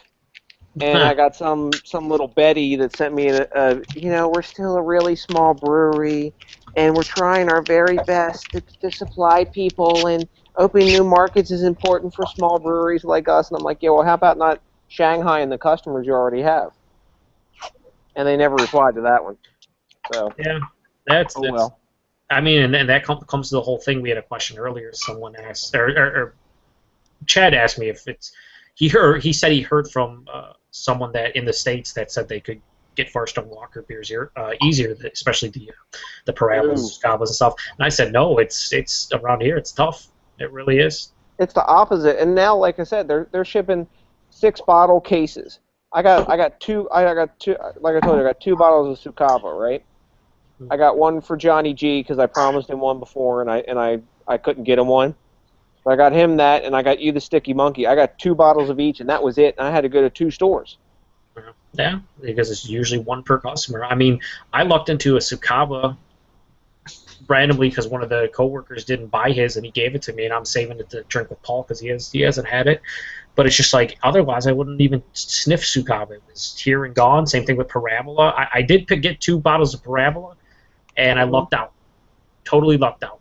And I'm giving one to Aaron because he hasn't had one. And I know I can barely get any of this shit, but it doesn't matter. Whatever. Those beers, if I had them once, I'm happy to, and if I get them again, great. But there's so many other great beers that it's not that big of a deal. But it does suck that you'll look at places in California and places out west, and people are like, "Yeah, we got them sitting on the shelves here. Yeah, there's like 20 bottles." I'm like, it's all. I guess it's all relative, Whatever is plentiful in one area is scarce in another. But I'm getting to that point now where I just like if I fall onto it, I'll buy it. Cause like when I got the Sticky Monkey, I just happened to be in the store. I was picking up some Baileys for my wife, and I was like, "Yeah, you got anything new behind the counter?" Like, "Yeah, we got something called Sticky Monkey or something. Do you want any of that?" I'm like, "Yeah, how many can I have?" that was pure luck. I mean, because they said too this year, Firestone Walker's like Before they had an idea when shit was coming, but now they just have no clue. It just shows up. Yep. Here you got Same a here. case. Be lucky. Yeah, I talked to the guy that worked for the distributor. He comes in and he talks to the owner at Premier, and I've been in there a couple times, and I specifically asked him, like, I asked him about Velvet Merkin, and he straight up told me, yeah, you're not getting any bottles of Velvet Merkin. They're bringing in some kegs, but they're going to be at special release parties, and I'm like, that sucks. You didn't miss anything on that beer, man. I didn't like that. I know, but I'm just saying that it's crazy that they don't even get anything. It pretty much, they don't know what they're getting at all. No. And when they do get it, it's a surprise, and they don't know where it's going. And they only got 4 cases of Parabla came in the area. Premier got one, Village Beer Merchant got one, and then 2 other stores got it, and that was it. And I'm just like, man, that's not how it used to be. Yeah, I kind of actually kind of preferred Velvet Merlin to Velvet Merkin a little bit. Oh God, it's everywhere. What happened, Chad? I just pulled something out of my toe, and now my toe is bleeding everywhere. Oh, nice. Nice, very nice. And then I grabbed a Budweiser beer cozy because it's the only thing around me to help stop the bleeding. It's probably what's best useful. Yeah. Well, I got it at my my beverage meeting at work. Is that the main beer at the casino, Budweiser? Anheuser-Busch beers are the main beer, and then Molson, and that's about it. You have Molson beers, or you have Budweiser beers, and yeah. We have about 30 beers to choose from, but they're all the exact same with a different name. My nephew's down in Disney World, and he sent me a text. He said, "Oh, look, they have Sweetwater IPA here at the park." And I said, "Oh, how much did it cost?" It was like a 10-ounce pour for $9. And people bitch about our beer. I mean, your bottles are about normal bar prices here. Like a domestic beer is $5.75 for a bottle, which is about 50 cents more at the most to most domestic bars. But our pints are a little more expensive. But you're looking at like $7.50 for a pint of Coors or Canadian or some shit like that, and then $8 for Keith's and Rolling Rock. And then they really rip you if you go with the Stella Artois. That's $8.75. For Stella. But the best price, and I always try to get people to buy it. I'm like, they always come up and they're like, "Can I get a large Stella?" I'm like, "Why don't you get a small Stella? It's a better value." They're like, "What are you talking about?" I'm like, "It's $6.25 for the 14-ounce, it's $6.75 for the 12-ounce bottle, or it's $8.75 for the 20-ounce pour." Get the $6.25 pour. It's the best value in the building. No, I want a large. Okay. Here you go. Well, you're asking them to do math. That's a lot. They're in gambling land. They're in euphoria. Oh, look who has returned. Yes, I'm extremely happy about that. Computer and it's all work again. Well, the thing that is impressing me is it usually takes about 15 to 20 minutes for my computer to power down, go through all its crap, and come back up. And it only took like 8. Maybe you should get your IT administrator to look at that. Yeah, that's what I'll tell him. Well, I'm having problems doing a Google No, chat. just tell them that, when there's a problem and I have to turn off my computer, it takes like 15 minutes to turn off. You just tell them, "Look, dude, I'm on the web. I'm surfing porn, and I'm having problems. Come on, dude. I'm in mid-stroke, and the stuff goes out." Don't worry, I have enough imagination to finish. What? That's because you own a Jag. Nah.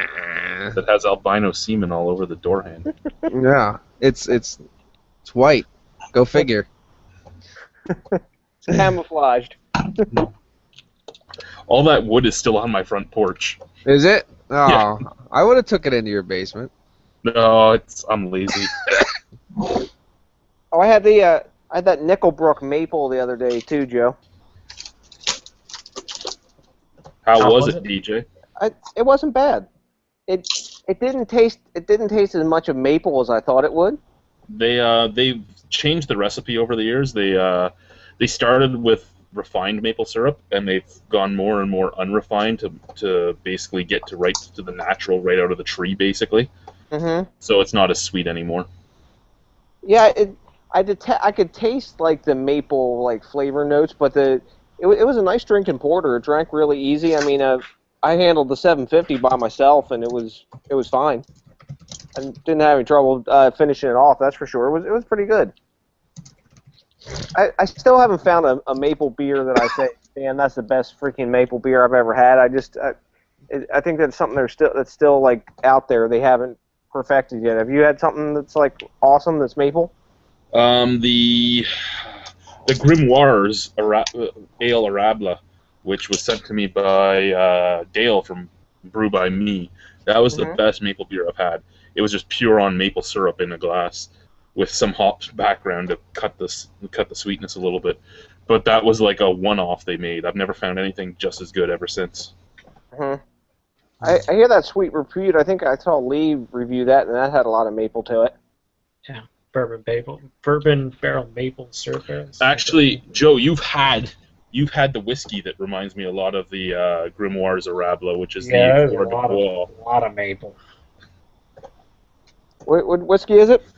Coeur de Bois. Was that a Canadian whiskey? Oh yeah, it's out of Quebec, and it's sounds fucking Frenchy. amazing. So how do they give it that maple flavor? Do they put like maple sugar in it? Or? No, that's actual maple syrup. The two things Quebec's good with is maple syrup and beer. Only two things they can do really well: maple syrup and beer. You don't want Quebec construction. You don't want, beer and maple syrup. They're two best things. And then when they make their whiskey and they mix it with maple syrup, they actually.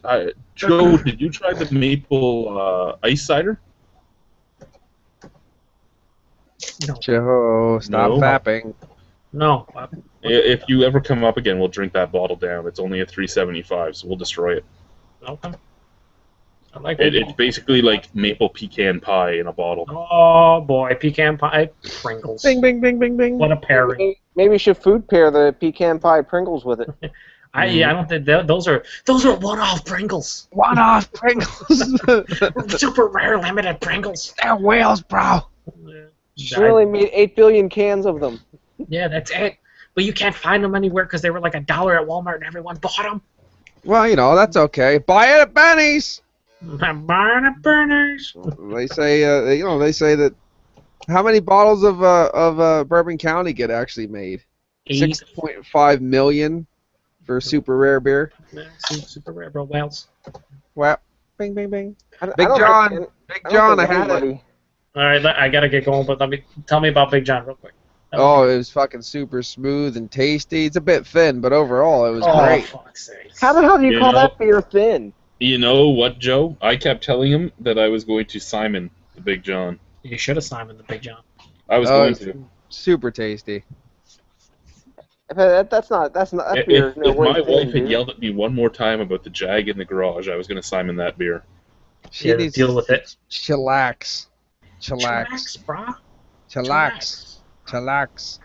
It's gone now. Did you get her? It's been gone. It's been gone for what, a week and a half now? Yeah. No, a week now, a week and a day, and she still has not gone in there to use that elliptical that she couldn't use. No, the elliptical is still untouched. Yep. It was a big deal. It was a big deal. It was a big deal. She couldn't go in there and exercise because the Jag was there. Yeah. So that's her. Why isn't she thanking me instead of yelling about it? That's her woman's job to complain about things. She was put on this earth to do so. Complain. Bitch. All right, guys, I'm taking off. Have a good one. Oh, God. Joe. Nice seeing you, DJ. Don't worry, I'll talk to you in about an hour when you get back up for the rest of the night. I'm gonna see you later, Paul. I'm gonna leave, but I'm just gonna stay up and watch porn the rest of the night. Now. Then he just talks to me. It's gonna be the videos of Chad I took while I followed him around Walmart. To be honest with you, this is what's gonna happen. I am going to go watch Chad's beer reviews. I find it more entertaining. Have a wine. See you guys later. Well, I'm calling your dad and telling him to beat you with a whip. Bro, yeah, well, wait until he cool. just goes to sleep, and then just come in there and slap him with a summer sausage. Bam. I don't need to be asleep for that to go down. Boom, you faggot. Oh my God. Yeah, your dad's awesome. I know. That I got the You're a Bose pussy. bot. Stop puking in the toilet, you pussy. He said if he could work his phone, he would have been filming it and sending it to people. I wish I had that. I would put it on the next outtakes video. Oh, you guys are a bunch of dicks. Why are you Except for still DJ. here? I don't Go know, because I away. just want to hear this abuse. I can't get it. Go away. Go away. It's All right, see you over. later. Go Bye. home. Bye. I have the Bose bottle imp finally at my house, DJ. Oh, do you? Yeah. So if you want to partake in that, maybe we'll have to. I'll save it for you. Right on. Right Oh, on. DJ's going to your house? Whoa, DJ and I are gonna meet up somewhere, sometime, some way. I think what you should do is meet up in Niagara Falls. We could, yeah. You can come to my house, DJ. And we could take the Jag. Wait, no.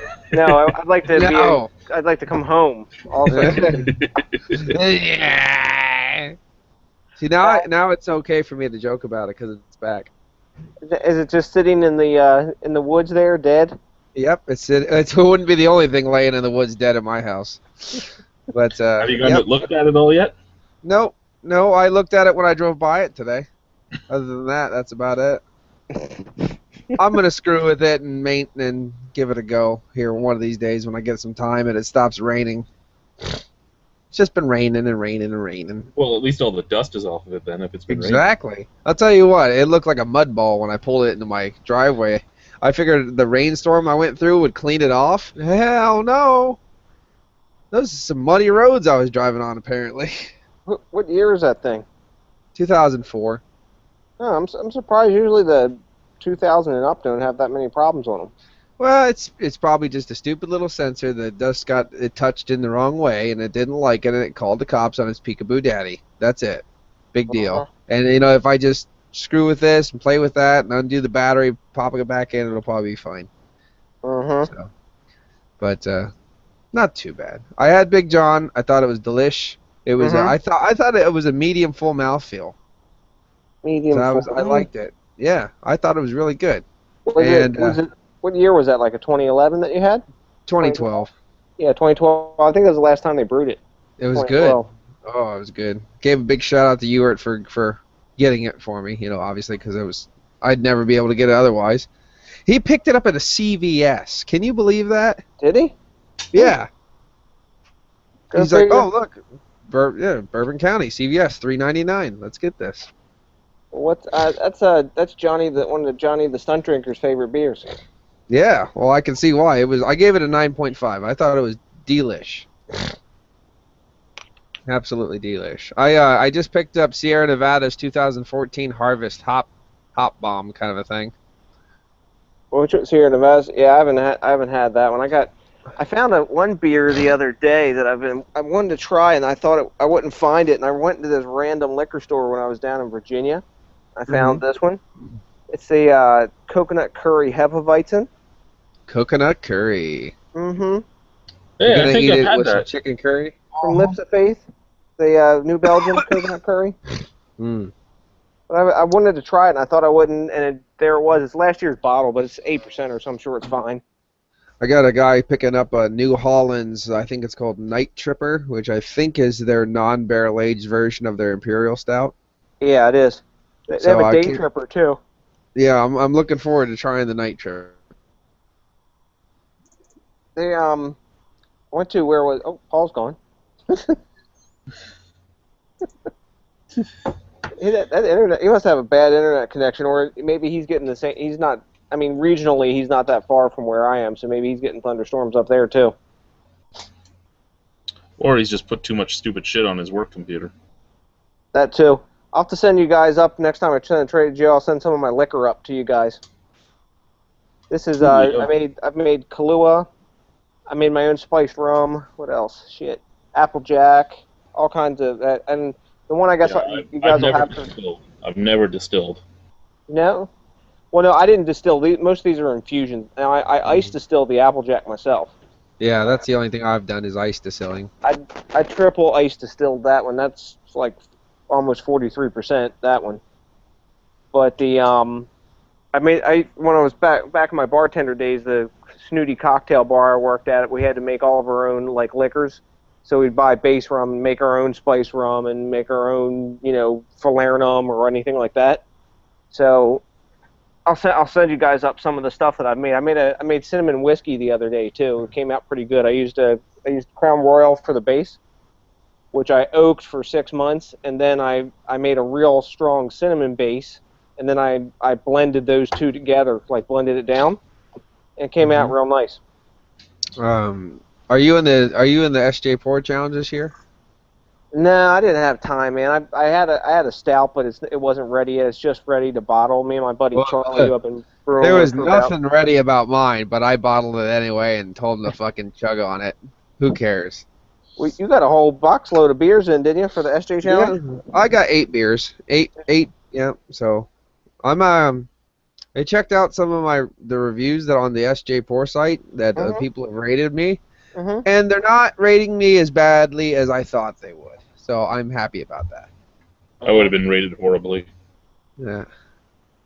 I wanted to put this especially if Nick was one of the judges. Yeah. I wanted to put the stout that I brewed in. I've been working on the recipe probably 2 years now. This batch came out really good, but I don't like putting stuff in that's not ready to drink yet. It needed like 2 more weeks, 3 more weeks. Mine needed about like 8 more years, at least. What kind of beer did you brew for that? I brewed a brandy oak. We can't even call it aged. Imperial stout. What, like the Blood of the Black Oak type one? It was Blood of the Black Oak, but everything was going wrong as I did it. Like, the well broke, this and that. I couldn't secondary. I couldn't do this. So I called it Curse of the Black Oak. Ah, okay. Yeah. And it's definitely a different beer, but it's still a similar beer. But I'll tell you what, it's not too bad. As far as I'm pretty bad on like ragging on my home brews. This one's actually not too bad. Yeah, Blood of the Black Oak was good. I really enjoyed that. It's just one of those ones that I know will be better after like a year, if you know what I mean. Yeah, I think when I drank the Black Oak, that was a year old, wasn't it? Yeah, it was a year when you had it. I still got somewhere in the dungeon. I've organized the dungeon. I've almost got everything cataloged. I got like 5 more cases to go, and it's all cataloged, it's taking me a month to catalog everything. Don't worry, I'll come down so you don't have to catalog as much. I'm sure you'd help. Hell, when Johnny comes, usually a dozen bottles disappear. Yeah, I know. That Velvet Merkin. Ah, that fucking beer, dude. Ugh. I just don't like Fuggle hops. I don't know what it is about it, but that beer just tasted like dirt to me. I got 8 ounces of Amarillo in, so I'm gonna do it myself an Amarillo IPA. Oh, okay. The only thing I'm wondering is, should I be a dickhead and take like 4 ounces of medium char oak or medium toasted oak and a half a bottle of Amaretto liquor and barrel age it in Amarillo liquor? An Amarillo IPA barrel aged in Amarillo. Let's do it. Come on. I gotta go crazy. Well, IPAs are weird when you age them. I haven't had that many like really good ones. Like Local Species is good. Yeah, who makes that? Local Species. Blue Mountain Barrel House. Yeah. That one's not bad. Yeah, I was gonna pick up Doom when it came out again, and then someone told me it was a one-off and it won't be released again, and that makes me sad because it was a really good beer and I drank it, and I was gonna like save it for people. And, whoops. But it was good. That was a good one. I think I like Local Species better though. So far, Local Species for barrel-aged IPAs. North 7 from St. George Brewing? From Oregon. Fort George. I think of Fort George. Yeah, that North 7. That was a good barrel-aged DIPA. Hey, did you try any of the other beers I sent back with you? Who, me? Me? Yeah, you. No, not yet. I don't think. I don't think I did. Okay, I'm thinking in my brain hole and I can't remember. I still got the. You didn't do a beer mail video. Yeah, I did. I just gotta post posted it still. I didn't post it yet. Yeah, it's a beer hall beer gift video. And 36 beers. I can't wait to see the review of the chocolate mead. Oh yeah, yeah. My wife and I reviewed that one. So Hopefully she doesn't think that I tried to poison you guys. well, I don't think so. I don't think so. I think it was all right. The beer mail beer gift video encompasses 36 beers. That's a lot of fucking beers. Yeah. How long did it 14. take to display all those? I know because when Joe sent About- me 20, it was like 15 minutes.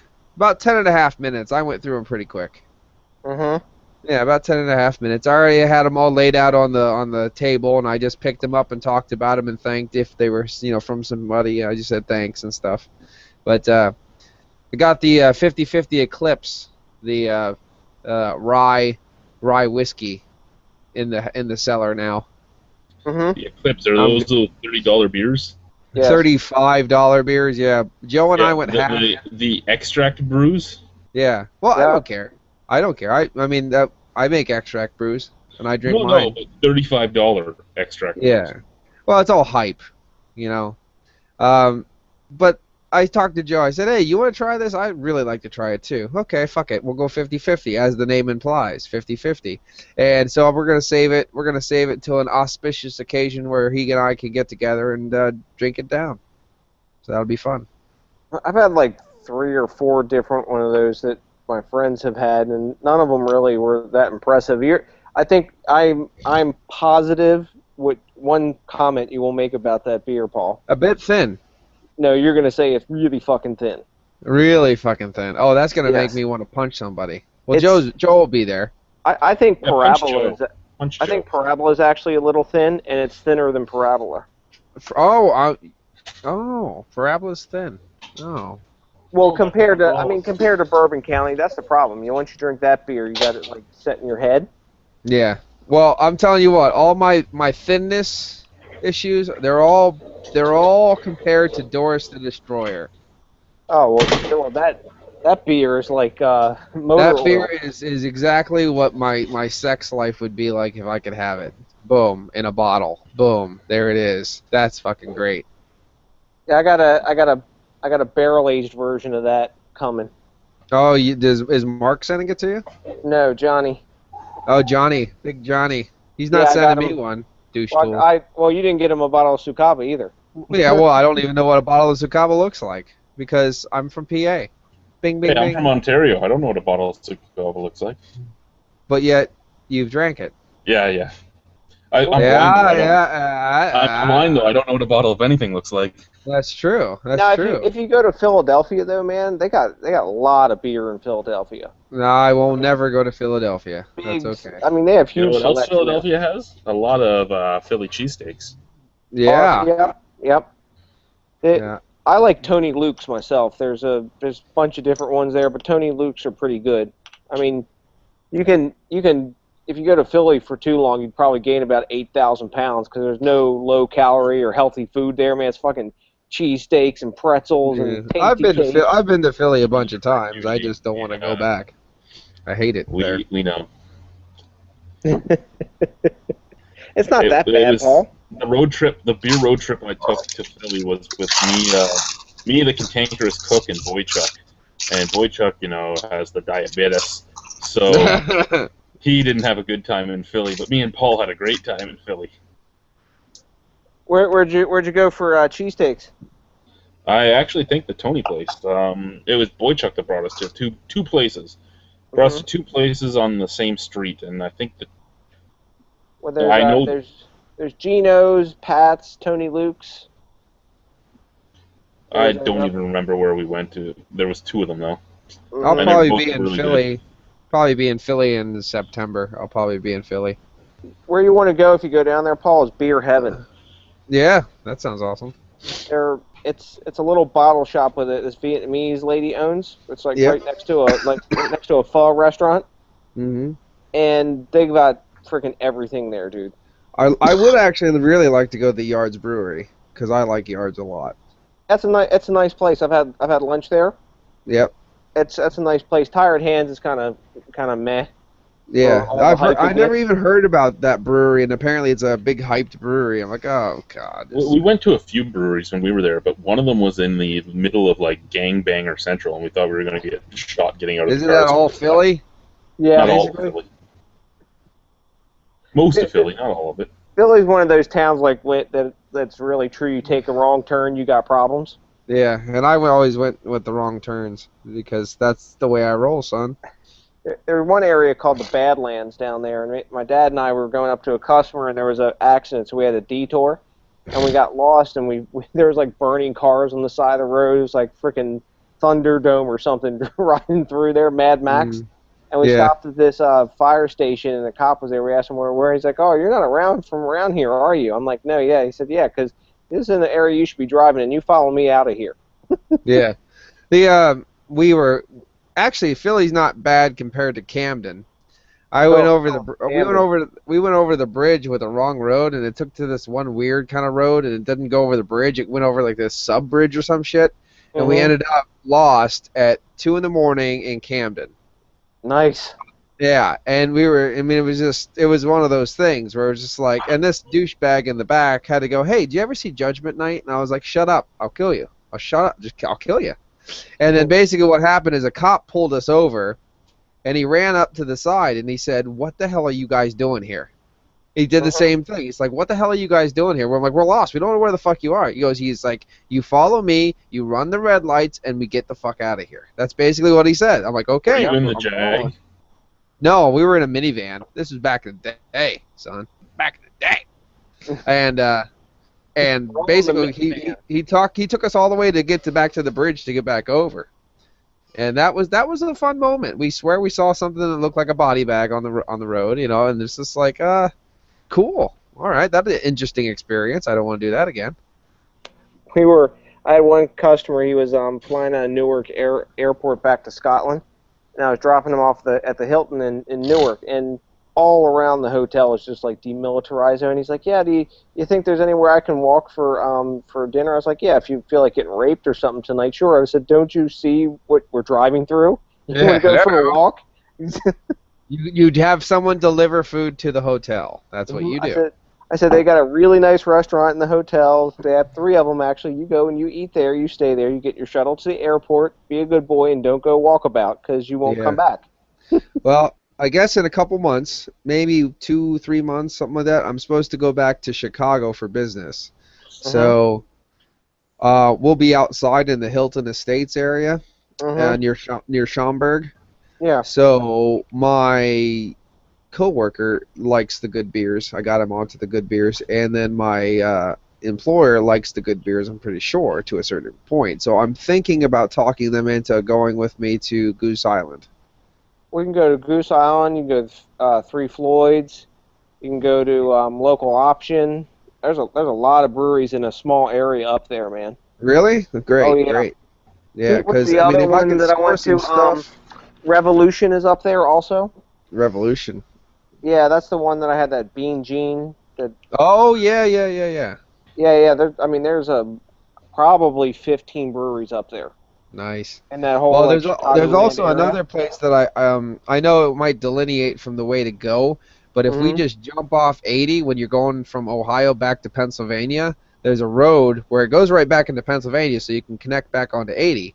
But it goes down to a place called Boardman, Ohio, and there's Vintage Estates there, a bottle shop. It's wine and beer, and there's like over 1,000 different beers there, and they have Flying Monkeys. They have, they have stuff that I could never find in PA. I mean, they have Ontario beers and. If you want Ontario beers, why don't you ask one of the 3 of us that you talk to all the time that live in Ontario to get it for you? Well, son, they have beers there you can't even get. Bing, bing, bing, bing. I can't get, but Ewart could get, or Aaron could get, because they're closer to the places, and they can drive.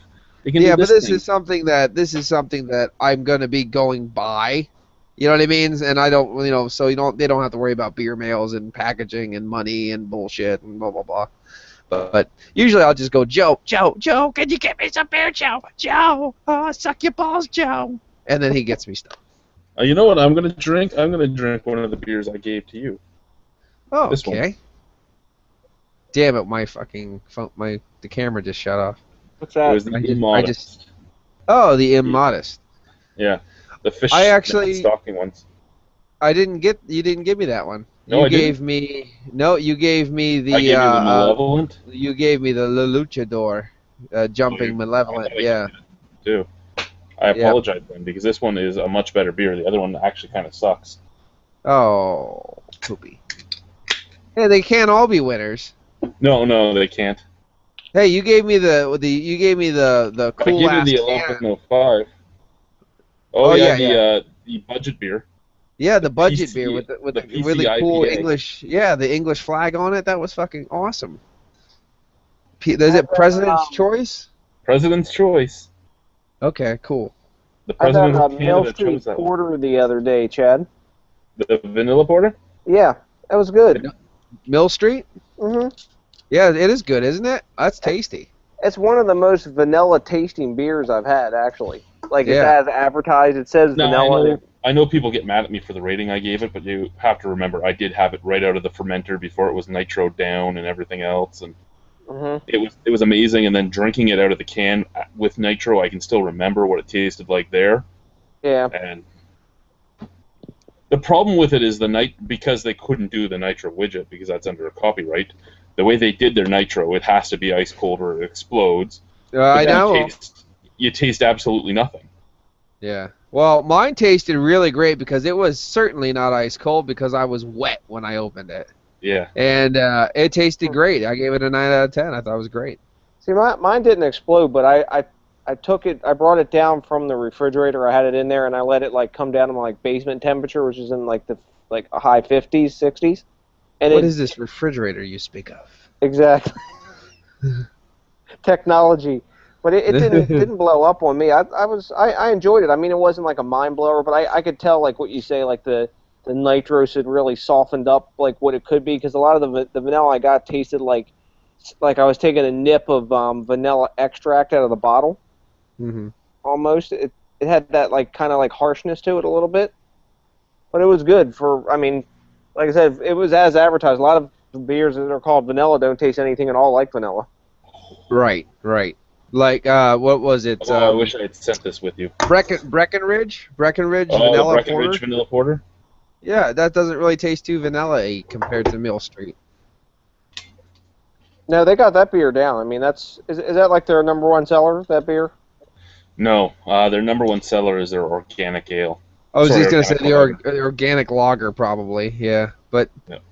I didn't know that Mill Street had so many different types of beer. You know, because I've Mill Street, only you got to remember, right? Mill Street, Mill Street is 3 properties. It started as just a brew pub in the distillery district of Toronto, and they got so big at the brew pub that to be able to move their beer around and to sell it at the other licensees that wanted it and to sell it at the LCBO and all that, they actually bought a full commercial brewery in Scarborough.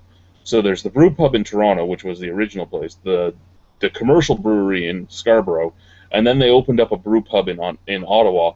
So they have the 3 properties, and the 2 brew pubs do different. Like they have a selection of 15 beers, and it's all Mill Street beers, but about 10 of them rotate all the time, and then whatever is the biggest sellers are the ones that they'll put in their seasonal packs and everything else. now DJ. Mm-hmm. You probably actually had this one too, Chad. Captain Lawrence, Captain's Reserve Imperial IPA. Never I had it. haven't had that one. You haven't had the Imperial IPA? Nope. Oh, it's fucking delish. I thought. I really like the Frost Monster. I have that too. I bought that as well. Yeah, I've got about all that. I haven't had that yet. Wait, that's just a regular Imperial Stout, right? Yeah, Just Imperial I got Stout? the Captain's Reserve Imperial IPA, and I'll tell you what, silky. I liked that better than I liked Pliny the Elder. Wait, I really enjoyed that that one I reviewed the other day. That Look Seeking at the Alpha. hamsters running around in Nick's head right now. Oh, it's better than Pliny? Yeah. It was good, and it had that same Pliny the Elder silkiness to it, that kind of silky mouthfeel. It was really nice. Captain Lawrence, man, I think they're underrated for what they do. Oh, and- hell yeah. That Seeking Alpha, man, that's the only triple IPA that I've had that's a really an IPA still, not barley wine. Oh, is I mean- that the one you had, the Sea King? Yeah, Okay, that man. okay. Joe sent me that. I think when I drank it was like 2 weeks old, and that was a fucking hop bomb. It was like getting nuked by hops. Okay. And I tell you what, when I drank, I was halfway rocked when I drank it because it was an 11%er or something, 11.5, something like that, and it drank like a 6%er. I'm trying to get a beer mail around for Kevin, and it's been quite a while. And some of the hoppy beers, I just drank them because I was like, well, they're fucking used to be hoppy, but I can't get money around. So I finally had this motherfucker packaged up, ready to go, and all this shit went down where I had no money. So I left it in the cellar. Mm-hmm. Well, dehumidifier broke in the cellar. So the box looked good. Pulled it away from the wall, mold all over the side of the box. I'm like, Nice. well, Sent it anyway. Fuck your dead hookers. I should have said, and I know. Well, I blame the hookers. I punch fucked one because of it. But you know, I cut open the box and took the inside box, of course, because I double box. Took that bitch out and I set it up there. But now, if I was like, well, since it's gonna take me a million years to repackage this and get everything, I was like, well, let me go up and get a hold of Joe because that Captain Lawrence. Now you said what, the Sea Captain? Seeking Alpha. A Sea King Alpha, okay. Anything like that, I was thinking, let's grab that. Let's grab, some other ones. They had a 2001 George Gale Old Ale, a vintage, right there, up there at the Gourmet. So grab one of those bastards, you know what I mean? Get some of it, because they were some stellar beers up at Premier, so far from what I've drank. I still got to drink that growler he sent me. Which growler did he send you? The Derailer? Yeah. Oh, I had it. It's awesome. Is it? Yeah. Very bourbon forward. Very nice. Yeah, I think they. Yeah, I was shit fucked. I was feeling kind of shit fucked after that. Oh, would you drink the whole thing by yourself? Yeah, Well, and then I did. Shit, that's like 32 ounces, 10%, dude. What do you expect? Yeah, I did 2 beer reviews. Then I drank the growler. Then I did 2 more beer reviews, and I was pretty much like happy dappy. I actually fell asleep on the couch, and I had dogs on me when I woke up. I'm like, what's going on? Where the fuck am I? Ugh. It was pretty funny. You're in the beer coma. Yeah, I finally had a night off, so I just went to town. That's what I'll It was probably kind of like, well, weekend. I mean, Rhino knows all about me being completely smashed. He got me nice. He got me nice and smashed, and I don't feel bad about that at all. I had a great time doing it. I get a lot of people smashed. It was easy for me since I'm a lightweight, and I didn't eat anything all day, so it was really easy. How many beers did you guys review a day when they were Oh, up there? God. That'd be like a ton, wasn't it? I mean, Yeah. he and I went to town that first day, but then when everybody got there, I mean, it was insane. It was like 50. I think the math was 75 reviews in total. Wow. Yeah, And how many days? 3 days? Yeah, 3 days. 3 days. Yeah, it was Plus going to the festival, right? plus Yep. going to the festival. Yeah, and there was 18 breweries and probably 100 beers there. Wow. It was sick. It was sick. And then Joe was sick, right? Yeah, Oh, and yeah. oh my god, I just had a giggle because I watched my Leafman's Brute video, and there in the video I see myself grabbing the bottle and dumping the rest in Joe's glass, and I'm like, I'm so glad I have video footage of me helping him get sick as a dog. That is great. I so wish his dad knew how to use his phone. Yeah, 'cause that would have been. pussy! You're ruining our day, you pussy! Is that what he said to him? Yeah. Did you get vanilla in there? Is there vanilla in there? Is there coconut? Dude, that's bad. While when your Joe's dad's- hugging the toilet. Yeah. when Oh, your it's dad's great. ragging on you while you're hurling. Coconut in the toilet. Is there coconut in there? Oh my god! I Oh know at the god. very end of the night, though, he brought that with Captain Lawrence Golden Delicious, and I think I poured like half of it in his glass. Yeah, that was a big Ooh, nice. I was trolling him, so I think everybody did that. Yeah. He only blames Lee, Joe, but I think Joe we all had a is the hand in biggest it. lightweight of the entire group. Mm. When it comes to drinking, he is the biggest lightweight, other than maybe Colgate's Me. brother. No, Crest. Colgate's brother, Crest. They're Crest. also fresh. Jared is a Oh. fucking lightweight. He gets drunk off of like one beer. Anytime he's here with me and Joe, he's on that couch almost passed out while his wife is checking on him every so Yeah. often. Oh, well, my problem is, and I think this was a planned out thing. He kept on giving me stouts, and I cannot not drink a stout. You know, and I'm just like, an imperial stout. I'm like, holy fuck me. Oh, don't worry, they're all just like 10%. Don't worry, it's like drinking water. Here's 5 of them. There you are. You drank with a Canadian. I did. That's why, with Lee's comment, I said, unleash me and Lee on an unsuspecting open bar and see what happens. Yeah. I'll tell you what, I haven't drank like that since I was in Germany. Yeah, I'm actually surprised I didn't puke almost the whole week. Yeah, we were good. I mean, hell, he and I mean, I drank way more than he did because, I'm a lush apparently.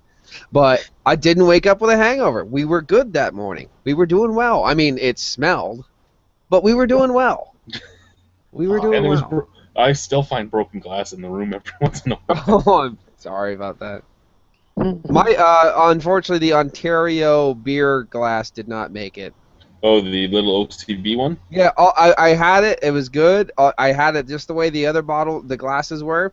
And like halfway through the trip, I just heard this little bell sound, like ding ding ding ding ding ding ding ding ding ding ding. I'm like, what the fuck is that? And I looked around, and it was just smashed, and it was just like circling its way around the bottle that I was laying on. It was going ding ding ding ding ding ding ding. I'm like, fuck. Oh well. My wife just grabbed that Moosehead glass. She's like, whoa, boom. That's hers now. I told Joe, I said, because just yesterday, I said, I did the Stone 7-4-14. I did it out of my Alexander Keith's glass. Oh, yeah. Oh, yeah. A craft American meet craft Canadian. I can get so many of those glasses just, like, I grab them whenever the work is giving them away just because I send them to people. Yeah, they're big macro companies, but I mean... But they're big-ass cool glasses. Yeah, if people can't get them, they're fun glasses to have.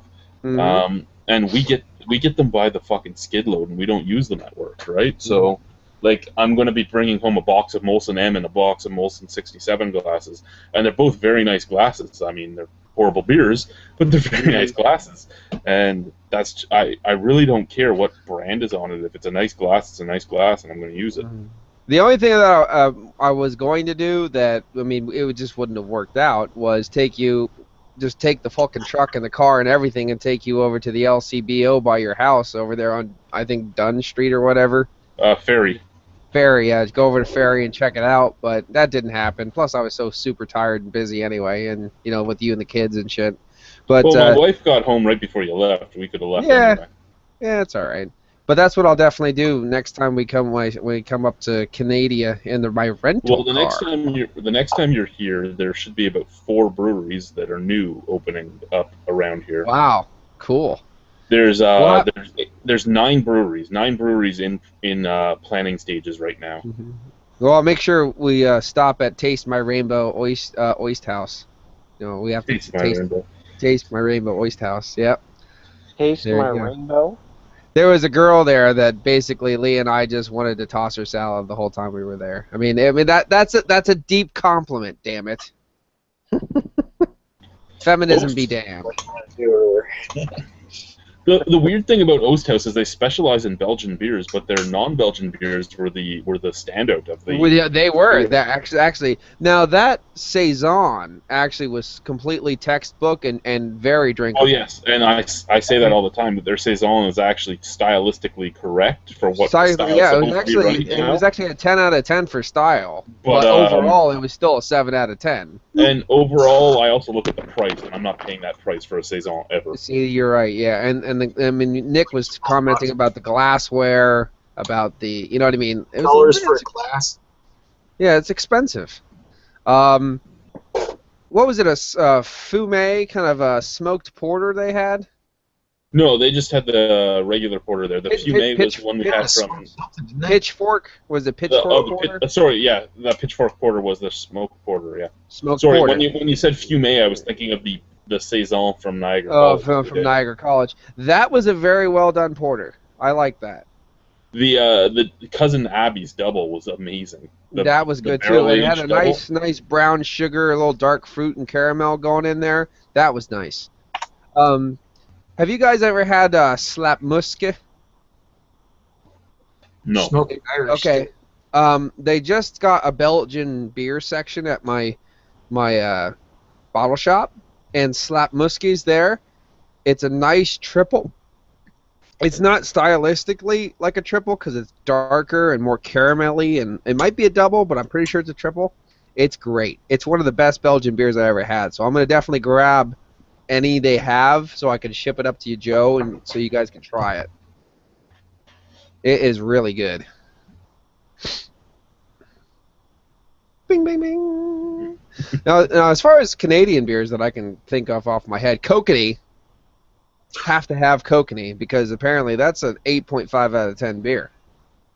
And so I want to one of our favorite beer reviewers try that? Yes. And with my other favorite beer reviewer together, double team. How did they both get a bottle of Kokanee? I don't know. 8.5. 8.5 out of 10. Did Kokanee hit the U.S. market? No. No, but they got it. Well, the other thing is you have to realize our favorite beer tuber is actually sponsored by macro companies, and they send them free stuff all the time. So, there you go. So, he might have got it some way that way. But, no, he's not sponsored by anybody. 8.5. 8.5, baby. He really is the Simon of North America, isn't he? Exactly, yeah. He's rocking that sweet fucking mustache. And Simon is rocking some kind of facial growth. I won't specify what it is, but there's something. Like, you know how he just like fell after getting a money shot and you accidentally fell on a barbershop floor and got up? That's kind of what Simon's rocking right now, but you know, I could see the similarities. Now, see, I'm all about everybody's taste is it's all subjective. And it's all subjective, and I'm all about that, but at the same time, I have to believe he's trolling everybody. Yeah. I have to believe it. Because when you've drank as many beers as he's drank, you shouldn't want to drink corn water anymore. Mm-hmm. And to not be able to admit that it's corn water. I mean, there are a lot of macro lagers I'll drink, but I admit what they taste like. This is what they taste like. I'll drink it, but it tastes like this. Right. But they all taste amazing. Yeah, and they'll all say bold flavors, big flavors, full bodies. I'm like, it's watery, soft, earthy, cardboard corn. And even the brewery admits that's what they want you to taste, is soft, watery nothing, so that you'll just keep drinking it. Pound it back, son, pound it back. And I mean, again, every beer has its place. A macro lager has its place. I'll drink it when I'm camping. I mean, when I'm camping, I want something that basically is water. So I'll go with a light beer. I've actually found out, now you were saying about the camping, I've actually found out over the course of the summer, the spring and stuff, I was building my chicken coops and stuff, and I had some beers out there while I was drinking. You don't want big hoppy beers outside. No. They skunk. Yes. 2X IPA is one of my favorite beers ever. That thing skunked within 30 seconds. I had to throw the whole glass of beer away. Yep. Yeah, so that's a shot in the arm to the craft beer industry. Macro beers do keep better for longer outside. When you're just partying, when you're working, yes. All you need is a nice Hefeweizen or something out there. Yeah, well, the other thing, nice Hefeweizen so cloudy the sun cannot penetrate. Cannot penetrate. Yeah, you go with the MGD. You know, all the drinkers think that they're special clear glass, but it's the special strain of hops that they've genetically made that doesn't skunk in the sun. Mm-hmm. That, and I think they got coating on their glass too, don't they? I don't know if they have coating. That's the thing, right? That's what everybody says, is they have coating on their glass because in the bottle it doesn't skunk at all. But once you pour it into your cup, it doesn't skunk either, and it's because they're using a hop extract that's specially been treated to not skunk. So it's a Monsanto hop. Basically. Yeah. Now this one that I reviewed, this Saint Erhard Keller beer. Yeah, Saint Erhard, that's one. Yeah, that one. This one's is definitely treated glass because they have a video where they show like the glass is getting coated and everything. Now, can you tell me, DJ? That's the thing, right? Treated glass costs more money, so the big Yeah. companies aren't really going to use it. Why do they do that? So you can look at the standard caramel beer? I guess so because it looks Because nice now. reinventing the wheel is more kicking yourself in your own ass than just using a brown bottle, which relatively is cheaper in the end. Instead That beer. I know if I come up with this whole new thing, it'll mash coffee to death and pour water on it and this and this. It costs $1 million to make. Why don't you just use a coffee I've been maker? told that one of the reasons this happened in Ontario is because I've been harassing them every day for like 4 years. It's all your fault, damn it. So they all love the clear glass because it looks better. It does it, and you know what? I don't care if it's in clear glass or not, but I understand what they're saying. That clear glass just is a better marketing tool than the brown glass. Yeah. That's why that Clear glass Earhart, that's why they use the clear bottles because that was originally an export product meant to go to India. So it was kind of the clear glass there. They said, from what the guy told me in correspondence, that clear glass there says it's like higher quality. Yeah, see, yeah, this is America. I would rather you go brown glass and have my beer safe. Yeah, I'd rather better beer in my mouth. Yeah, that didn't sound sick at all. Okay, good. Better beer in my mouth. There we go. Okay, good. I was like, I said in my mouth. What did I say before that? And the more and more I drink canned IPAs, the more and more I love canned IPAs. Cans. Cans are awesome. Cans are the best. Cans are the future. Down with the nuances of old stuck-up bigotry. Cans are the future. I think cans are good for coffee. Coffee beer should be put in cans too, because the ones that I've had that have been canned, there's a big difference. The coffee is like way bigger when you crack them open. Like I had Surly Coffee Bender, and that was like straight up fucking brewed coffee out the pot. Did the Bose espresso coffee stout that I have for you that I was thinking about sharing is over a year old right now, I think. Do you want me to try to acquire a fresher one so we can share it? Is that the collaborator? No, this is the Bottle Imp, the espresso imperial stout. Bottle Imp is just an imperial. Is it just a regular imperial stout? Yeah. Well, then it is epic, may I say? Because it is already. Yes, I had some at the festival, and it is espresso craziness in my face hole. You had fun at that festival, didn't you? I did. Unfortunately, the problem was I thought I was going to drive home, so I did not drink as much as I would or sample as many beers as I would. But I'll tell you what, DJ, Bottle Imp, Midnight Paddler, 10 Bitter Years, Long Dark Voyage to Uranus. Four beers right there. Did you have the Bloody Long Dark Voyage to Uranus? I did have the Bloody Long. You and I were talking where you actually chugged yours real quick just so I could go do a fucking interview. Remember? Yes. You're like, I just chugged a 10% beer in front of everybody. What the fuck? I'm not allowed to drink. I'm not allowed to drink, and I just chugged this. Yeah, well, no, you didn't drink it. You chugged it. It's completely different. You threw it down your face hole. I'll tell you what, I still have my ticket. I found my ticket. I thought I lost it. It's in my wallet. I still have my ticket. I'm going to keep that bitch. You know what? The White Oat Savant was really good, too. Kyle brought it over to me while I was talking to him. He brought over a whole pint glass because it was the second my liquor license lapsed, so I was allowed to drink. He brought a whole pint glass to me, and I wish I had reviewed it because it was that good. But I took a sip of it, and he asked me what I thought of it, and I told him, and he's like, yeah, it's a really good savoring, and as he was saying savoring, I chugged the rest of the glass. Like, or you could just do that. I go, well, I've been at a beer festival 7 hours. all day. Yeah, come on. Oh, and that German truck. You're not allowed to drink when you have a liquor license up there? No, I was the responsible adult. I wasn't allowed to drink a thing, but I did sneak in a few drinks. The Redstone German truck was awesome, very tasty.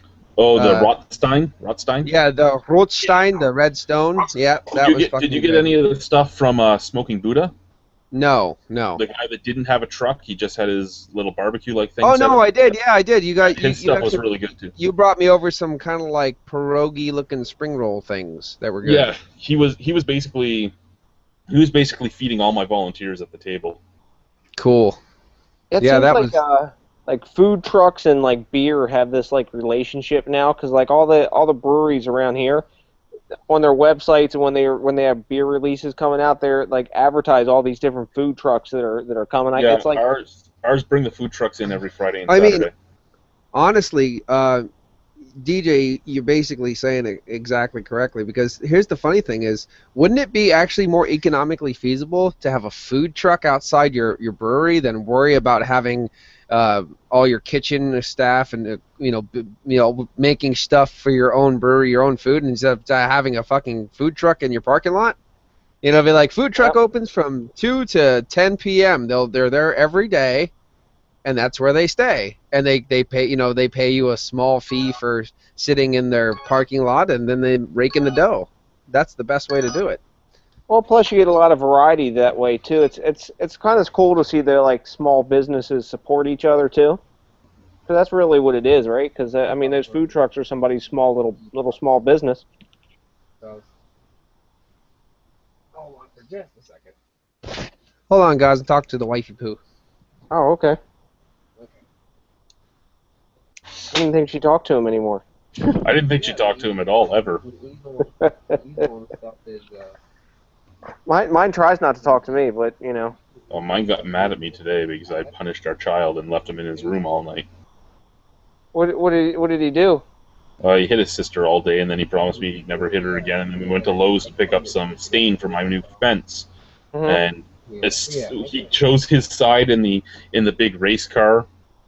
Yeah. In the big race car thing, and we put him on his side. We put our daughter on the other side. And he's like, "No, I want that side." He jumped on top of her and her. And yeah, we went right back to the van and went home. I didn't buy my shit, and he went right to his room.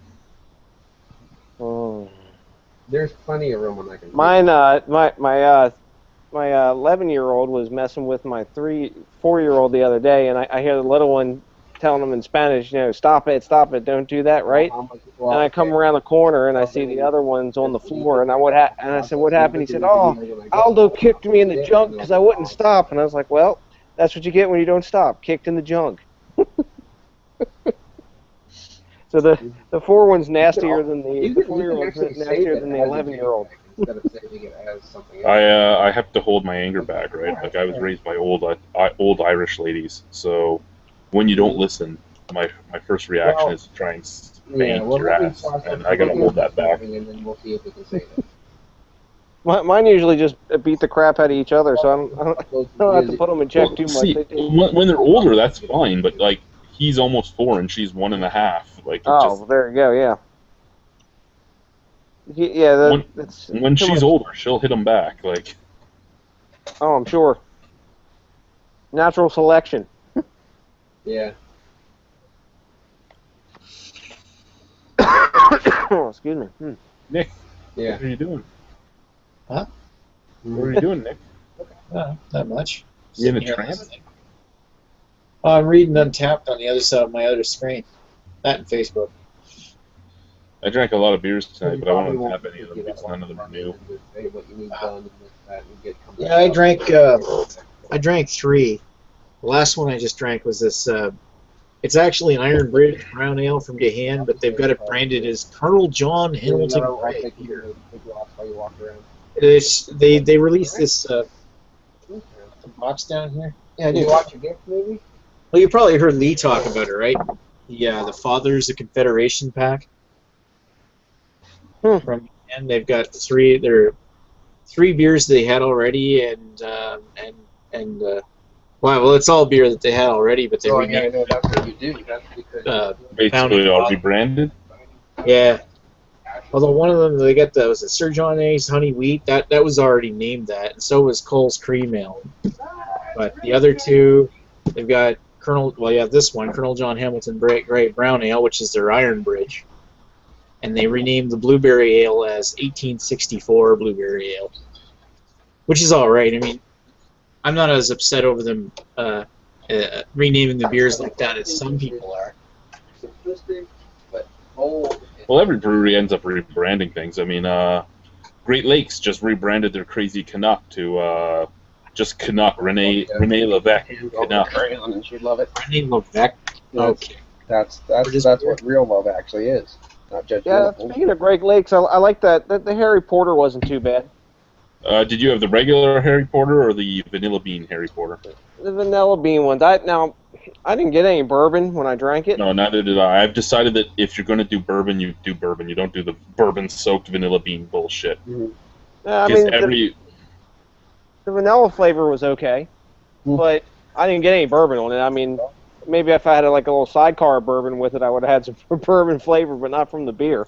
Yeah, no, I've had even much smaller batches of vanilla-soaked bourbon bean stuff. Like, well, Nick and all them tried it. These are a few of my favorite things from Five Paddles. Great beer, but it was a strawberry vanilla bourbon, vanilla bean bourbon, bourbon-soaked vanilla bean stout, right? You got a lot of strawberry, you got a lot of vanilla, you got a lot of stout, you got pretty much no bourbon. So if you're going to do bourbon, do a fucking barrel. Don't do a fucking bourbon. Bourbon-soaked vanilla bean. I don't like. That's what I see when I come in and I see if things clean to go. I mean, to get any kind of bourbon flavor, you'd have to put a boatload of vanilla beans in there. I mean, more than 1,001 or whatever the hell they used in that beer. And yeah, I'll process some then it would probably taste too much like vanilla, so you wouldn't get bourbon either. Yeah. Well, there's a lot of liquors like that. They don't get their flavors mostly from the wood anyway, so why? I mean, it's more concentrated flavor by aging it in the wood. It's size and time that it becomes the problem, right? Plus, if you want to go through some stuff, if you see some random, like, odd, weird pictures in our pictures folders that, you know... I love that we can hear this picture, you can delete those. Yes. To open up some more space in the computer. Okay. What type of pictures do you have? Porn. Bondage. She's whipping them. Shiny, shiny, shiny boots of leather. But no, yeah, so, where was I even before I heard that comment? Just put my mind elsewhere. Yeah, for a lot of breweries, it's size. Great Lakes is basically at capacity. They don't want to admit it. But even on the Beerumentary video I did in Great Lakes, there's almost no space for anything in there. Even their lagering room is filled with friggin' fermenter so much that there's like I was shoulder to shoulder with the fermenter in the wall. Like there's no room there. So when you're talking about barrel aging there, they only have so much room they can put. So if they want to get it into the LCBO, they really have to find another way other than bourbon to get it there. What the fuck is that? Oh. I mean, they could use bourbon chips too if they wanted to. Yeah. And keep them in stainless. I mean, you can do a good job with that if you know what you're doing. I mean, homebrewers do it all the time. Innocent Gun. Anything that says finish instead of barrel aged. If it says finished, what they're doing is they have boards from whatever type of barrel, say the rum finish. So they'll have rum board, like staves from a rum cask, and they can continuously circulate the beer from the fermenter over the cask and back to the fermenter, well over the staves. So instead of actually putting it in a barrel for those like 20 days that they're aging it, it's just continuously circulating over it. Yeah, they've got to do something to revamp what they do, man. The more and more I drink their beers, it's like I'm drinking the same beer. I like their stuff, but they do have a lot of stuff that is the same, and then they have a lot of stuff that isn't the same. But the stuff that isn't the same doesn't get exposed as much as it should. Like the Smokin' Gun. We reviewed the Smokin' Gun at the festival, me, Nick, and everybody. And it was a great beer. But it's in your basement, not the festival. Pardon me? We reviewed it in your basement, not the festival, but yeah. Yeah, no, in the basement, yeah. But its distribution was horrible. It only hit like 10 LCBOs because they made such a small amount of it. Really? It was all over the place here in New Brunswick. We still have some at some of our stores. No, we never hit it at all. It hit the big ones, and that was it. The malt whiskey cask? The new one? No, I haven't. Really? Yeah. That just showed up here, so. Bing. Hey, what type of pictures are you guys deleting out of your picture folder? She's designing a a big poster for her grandmother for her grandmother's birthday, and she said there's no more room on the computer to save this big ass picture. So I told her I'd process some videos and delete shit. And I told her because she takes a lot of pictures. We have so many pictures on the computer. As I go through the picture folders, anything you just randomly you think is like, why the fuck do we have this, or this looks smeary or Why don't blurry? you just get delete a it. DVD burner and burn the stuff to DVD and take it off the computer? It's like, I don't know. It's like talking to the Pope and saying, why don't you get a selection of fisting magazines? It just doesn't work. It's technology doesn't work with me. I got in trouble at work a few days ago. I actually went home yesterday early, so it was Monday that this happened. We're sitting in pre-shift, and they're talking about the new policies and procedures for the end of night with the kegs, because after 10 years, they finally realized that at the new building, it's better to have the kegs upstairs at the bars than downstairs running through 400 feet of line. So they talked about the kegs that are upstairs, and they're like, well, the locks don't work, and the locks cost $150 a lock to get the new ones, so we're just going to start untapping all the kegs and then running the lines dry. And I, being the smart ass I am, was laughing, and they go, what's so funny, Chad? And I go, well, instead of wasting a pint of each beer every night and spending $150 a lock in the future for 6 locks at each bar, why didn't you just get the 10-cent gas shutoffs on every line like every other bar at the old casino and in the basement has? And they're like, are you insinuating we don't know what we're doing? Are you insinuating we don't know how to do our job? We don't like that. And I'm like, yeah, that's exactly what I'm insinuating. Yeah, like, there you go. It would cost you 60 cents a bar to get a gas shut off, and then you don't have to do anything. You shut off the gas, nothing comes through the fucking line. Yeah, well, the funny thing is, they're actually showing their ignorance by arguing a good point with their own ignorance. You know what I mean? Like, it's like, you're not, by berating me because I'm giving you like some education, you're actually making yourself look even dumber. So fuck you. Well, that's their point. Yeah. It's like, because I hate that, the I can't be told because I'm above you thing. That's hilarious. I stopped applying for supervisor when I realized that I would just be stupid. Yeah.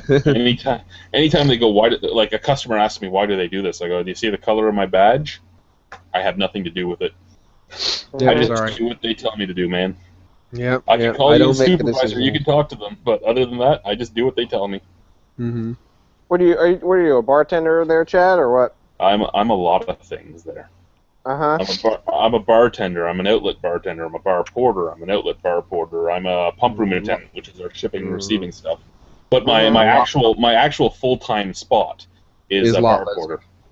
You lot lizard, yes. No, bar porter is my actual full-time job, but I do like 8 different jobs in the place. Like, I can be scheduled as 8 different things. Sounds like they're understaffed. Yeah. No, they're overstaffed. Like, I'm glad I took full-time when I took it, because if I didn't, I would be screwed right now. Like, even the number 1 seniority part-timers getting like 1 or 2 shifts a week right now. So nobody wanted to take it when it came up because it was midnights at the old casino. They're like, yeah, no, we're not going to do that. We don't want to make nothing. I'm like, yeah, I'll take it. Because not working is making nothing. Well, I don't want to say it, but I'm going to say it anyway. I'm smarter than the other motherfuckers that work there, and I can see business trends, and I was seeing my shifts slowly depleting. And I'm like, yeah, I have a chance to get full time. I'm jumping on it. So then I took it, and I was stuck at the other casino for a year, making absolutely nothing. Like, it was $4 a night in tips. $4 a night in tips at the other casino. And it was midnights, and I wanted to kill myself, and I called in sick like 12 times a year. I was 12 times during that year. I was actually on occurrences because you only get 10 sick calls, and I used both my lates, and I used everything. I even used a no call no show because I fucking hated my life there. And then after a year, swing shift, so not midnights anymore, came up at the new spot, and I jumped on it. And then one of my buddies took my spot, because another full-time spot came up, and he was like, when I took mine, I was 8 names down. Like, I was number 8 seniority between the 2 properties for part-times. 7 guys said no to it before me, when he got his full-time, he was 15 names down. So 15 people said no, and now they're all bitching, well, there's no full-time. I'm like, you fucking had your chance twice. Shut the fuck up. Yeah. Mm-hmm. I'd always choose a full-time position because you're going to get paid. You're working. Yep. That's just it. What was that, Nick? Malt Whiskey Trail. Malt No, whiskey I don't trail? have that. Oh, We yeah, I don't was get gonna- that here. I'm going to drink it. You're gonna get into it? You're gonna get Yeah. into it? Bing, bing, bing. I'll get another one for review. You can fuck yourself. What is it actually? The Scotch Ale, 90 shilling ale, has been matured in casks for each of Scotland's 5 whiskey races. 90 shilling ale, eh? I bet Yeah. it's just Caledonia 90 shillings in a barrel. That's how they Because rated Dougal's, their Dougal's dad is the one that owns Caledonia. Yeah. Seriously? Oh, cool. Oh, really? I actually got. I'm really excited. I want to see about talking to Rob or Terry or something because I'm going to be going on first shift here next week for 10 days. So I'll actually have my nights open first, technically. And I got a Theakson's Old Peculiar, I believe it's called. And I'd see if they can grab a bottle of that so we can do like a collab review or something. How are you going to do a collab review? You don't have internet. No, I can go to my mother-in-law's house and do it. Go to my mother-in-law's or my parents' house, and then we can do a little collab thing. That's how I did the live things with Stu a couple times. I didn't even know you did live things with Stu, to be honest with you. Indeed. Well, I couldn't understand it, but I did it. Well, I was going to say, I love Stu, but I talk to him on Facebook all the time, but I can't watch his videos because I don't understand a word he fucking says. He's better. He's better when he's not drunk and with his brother. Yeah, but he's usually drunk with his brother. Yeah, that's true. That's true. But if you get him at 3 p.m. our time, he's cherry. My wife walked by one day. I was watching one of those reviews, and she said, "What the hell language is he speaking?" I said, "He's speaking English." She's like, "My English is better than his. His is a shit." Depends on how much he drinks. Even when he doesn't drink a lot, though, man, that accent's thick. I've had to deal with that accent. I've watched a lot of shit and stuff, so I'm kind of used to it. But it is rough at times. Rough at times. I tell you, have you seen pictures of or one of So Fucking Drunk's Danny's videos lately? Dude, that dude lost a lot of weight, man. Yeah, he lost 3 stones, so that's 43 pounds or something like that. Yeah, something like that. Yeah. That's pretty damn cool, man. Who's that, Dave? Danny from So Fucking Drunk. So fucking drunk again here. Not yet another tap of the beer review. He wasn't all that big to begin with, was he? Yeah, I mean, he was probably one of those, does your balls hang low? Probably thin in the face, big in the gut, Okay, like me. Because I didn't see. Anytime I saw his face, he was actually pretty small. Yeah. I mean, So, yeah, I'm a big guy, but nobody ever believes that I'm close to 300 pounds. Yeah.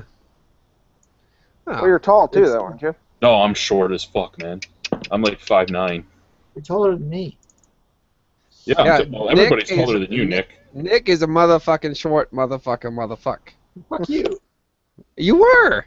You were the shortest one in the basement. Even Boo Berry was taller than you. Don's actually shorter than me, though. Oh, that's Really? even better. Don's shorter than you. Don is shorter than me. Don is 4'11". Don's like 5'4". I think you. I mean, I tell you, DJ, I went over to the land of the Great White North, and I thought I was surrounded by the dwarves of the Iron Hills. I'm telling you. Yeah. Yeah, I mean, they were just beer drinking short motherfuckers, and I'm like, what's going on? What's Hey, going on? I resemble that remark, man. I'm only 5'9" myself. There you go. Where's You John? fit right in. I think Johnny's like 6'3", I think. Yeah, Johnny's my height. Yeah. Well, you also got to meet the cantankerous cook. He's the biggest one in my group. Paul? Yeah. Yeah, good guy. He's okay. He's a little. I can Butterscotch. see why people think he's scary, but he's pretty good. He's a good guy. Yeah, he is a really good guy. He has a heart of gold, but he won't let you know it. Yeah, Is that we were the beer- talking about Sisters of Mercy and shit at the festival outside, hanging out. That was He's uncouth. He's large. He's tattoo covered. Big piercings. Mm-hmm. Blue mohawk. You know, he's uncouth. Yep. Is Nice that the guy, one though. that was chugging the Guinness super fast? Yeah, he's the one that chugged that one real fast. You know, I just don't want to do it. I don't want to waste $10 worth of beer by throwing it back up. So I'm too scared to do the challenge. having drank that Mill Street porter, I can see that would be a real bitch to try to chug. I mean, Yeah. that Yeah. head on that thing's like fucking. You can walk on that shit. Yeah, that head is impregnable. It just stays and will never be pierced by human No, flesh. it leaves after about an hour. Well, yeah, so let it sit for an hour and just let it chill out. We're gonna let it chill out. That's what I don't had know. to Maybe do. maybe I'll do one of these fucking chug challenges at some point in time. But Well, you had a chug challenge on your channel, Paul. What are you talking about? Like, no, that was 22 ounces of a bomber of IPA. That was easy. I mean, that's nothing. You could do that. But when you get into these Guinnesses and stuff, that would be a little rough because it's not what. That's fucking 4 of those bad boys. What are they? What is a Guinness can anyway? 16 ounces or? 473 milliliters. So what would that be for you guys? That would be like 18 ounces. Wow, Mhm. that's a lot of beer, man. What are you supposed to do it in, time wise? The whole play of it was to drink the 4 cans in less time than it took to pour the perfect Guinness. And to pour the perfect Guinness takes 119.5 seconds. Okay, so you got a little bit of time there. You got over a You minute. have 2 minutes. Yeah, 2 minutes. So that's not too bad. My best time was 125 seconds. And the other thing is, you're not supposed to throw it back up afterwards, Paul.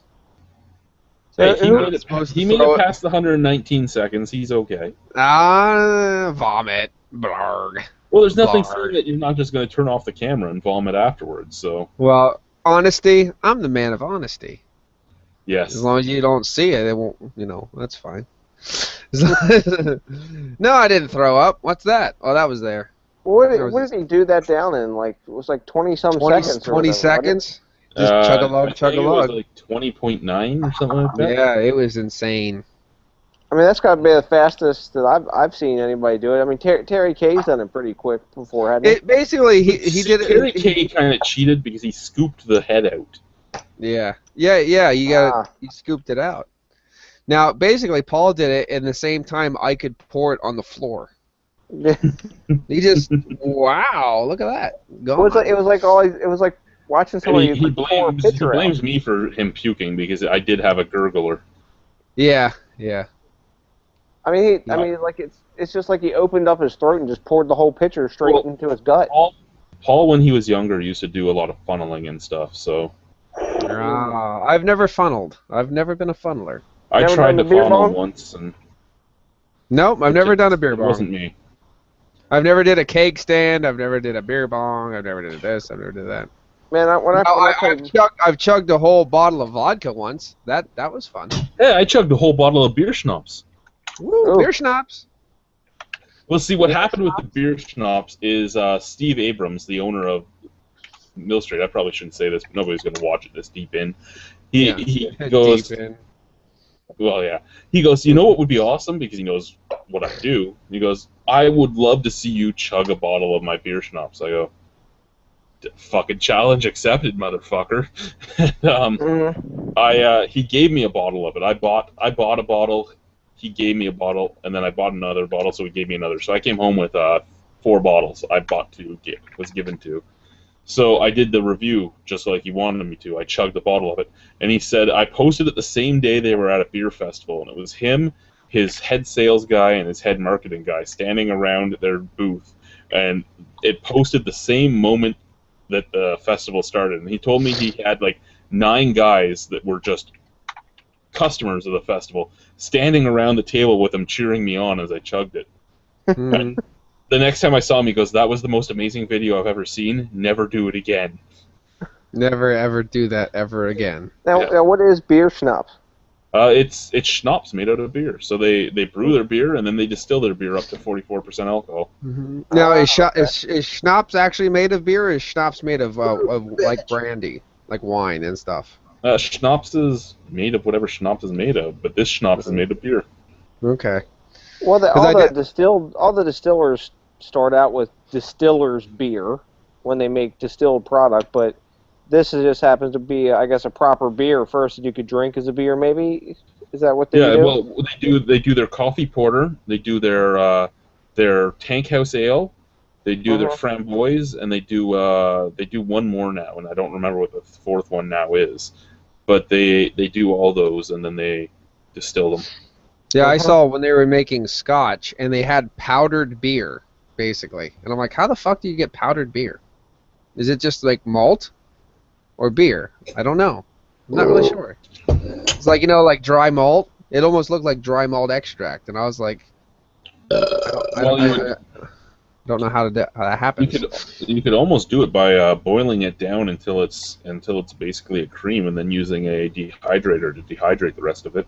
Yeah, they must do something like that because it was powdered beer, and then they mixed it with this boiling water, and then after that, then they put it on the boil to get the. I'm gonna go pee in the sink. You guys keep talking.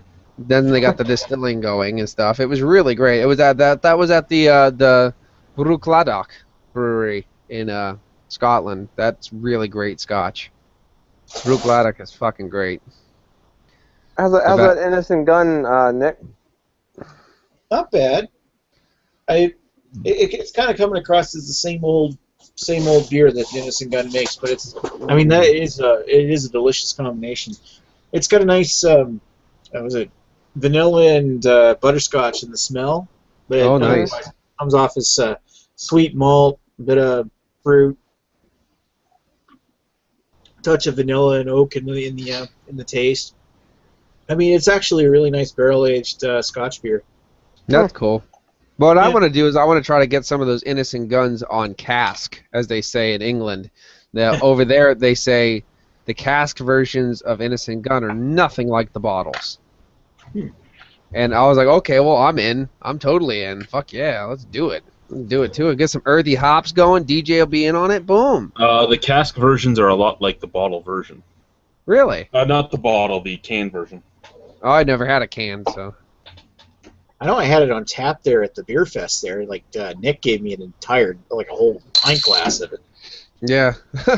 I getting people drunk my and taking plastic advantage cup, of them. Like it blew away on me near the end of the fest, so I'm like, oh whatever, I don't need to drink anymore. And I bought a 5 paddles glass off of Ed there, and I walked over to the Innocent Gun booth and stuck a conversation with Nick, and I'm talking about, I was like, well, do you have another plastic cup? I'll try one of your beers, and just like, give me your glass there. I grabbed the pint glass I got from Ed, and filled it all the way up to the top. Like, no, I didn't know they had pint glasses there. I would have liked to got one of those 5 paddles pint glasses because I like 6 of them here. Yeah. I didn't even. Don't tell Ewart you're thinking about buying pint glasses. That's not acceptable for the diva. Yeah, I know. Well, I need another snifter. I mean, luckily the one that I destroyed with my arrogant drunken violence. Rhino just happened the next day to get like a fucking crate of them in, so that's good. Rhino's taken care of. But yeah, I need another snifter. I don't even know where the rest of those are. He gave me 12 of them, and I gave one to Nick, one to Lee, one to D. You probably would have gave me one if you knew I where would they were. have if you were still here, but I gave one to Jeff, so that's 4. So I have 2 of them. Where did the other 6 go? I don't fucking know. I've got mine right here. I'm drinking right now. Yeah, it's a beautiful glass too, especially since it's oversized. I'm starting to shut down. It's the perfect size.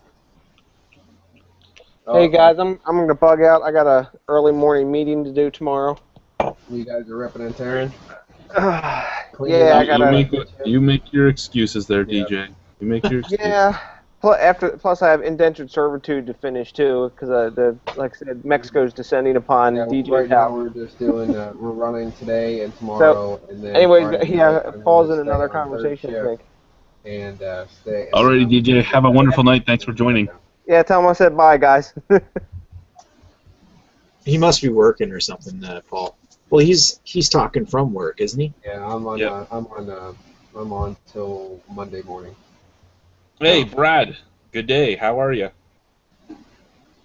Give us a question, Brad. There's only 3 of us left, but give us a question Okay, anyway. good. I'm gonna drink another I'll thing be of water, then I'm gonna have another beer. Oh, I can't reach.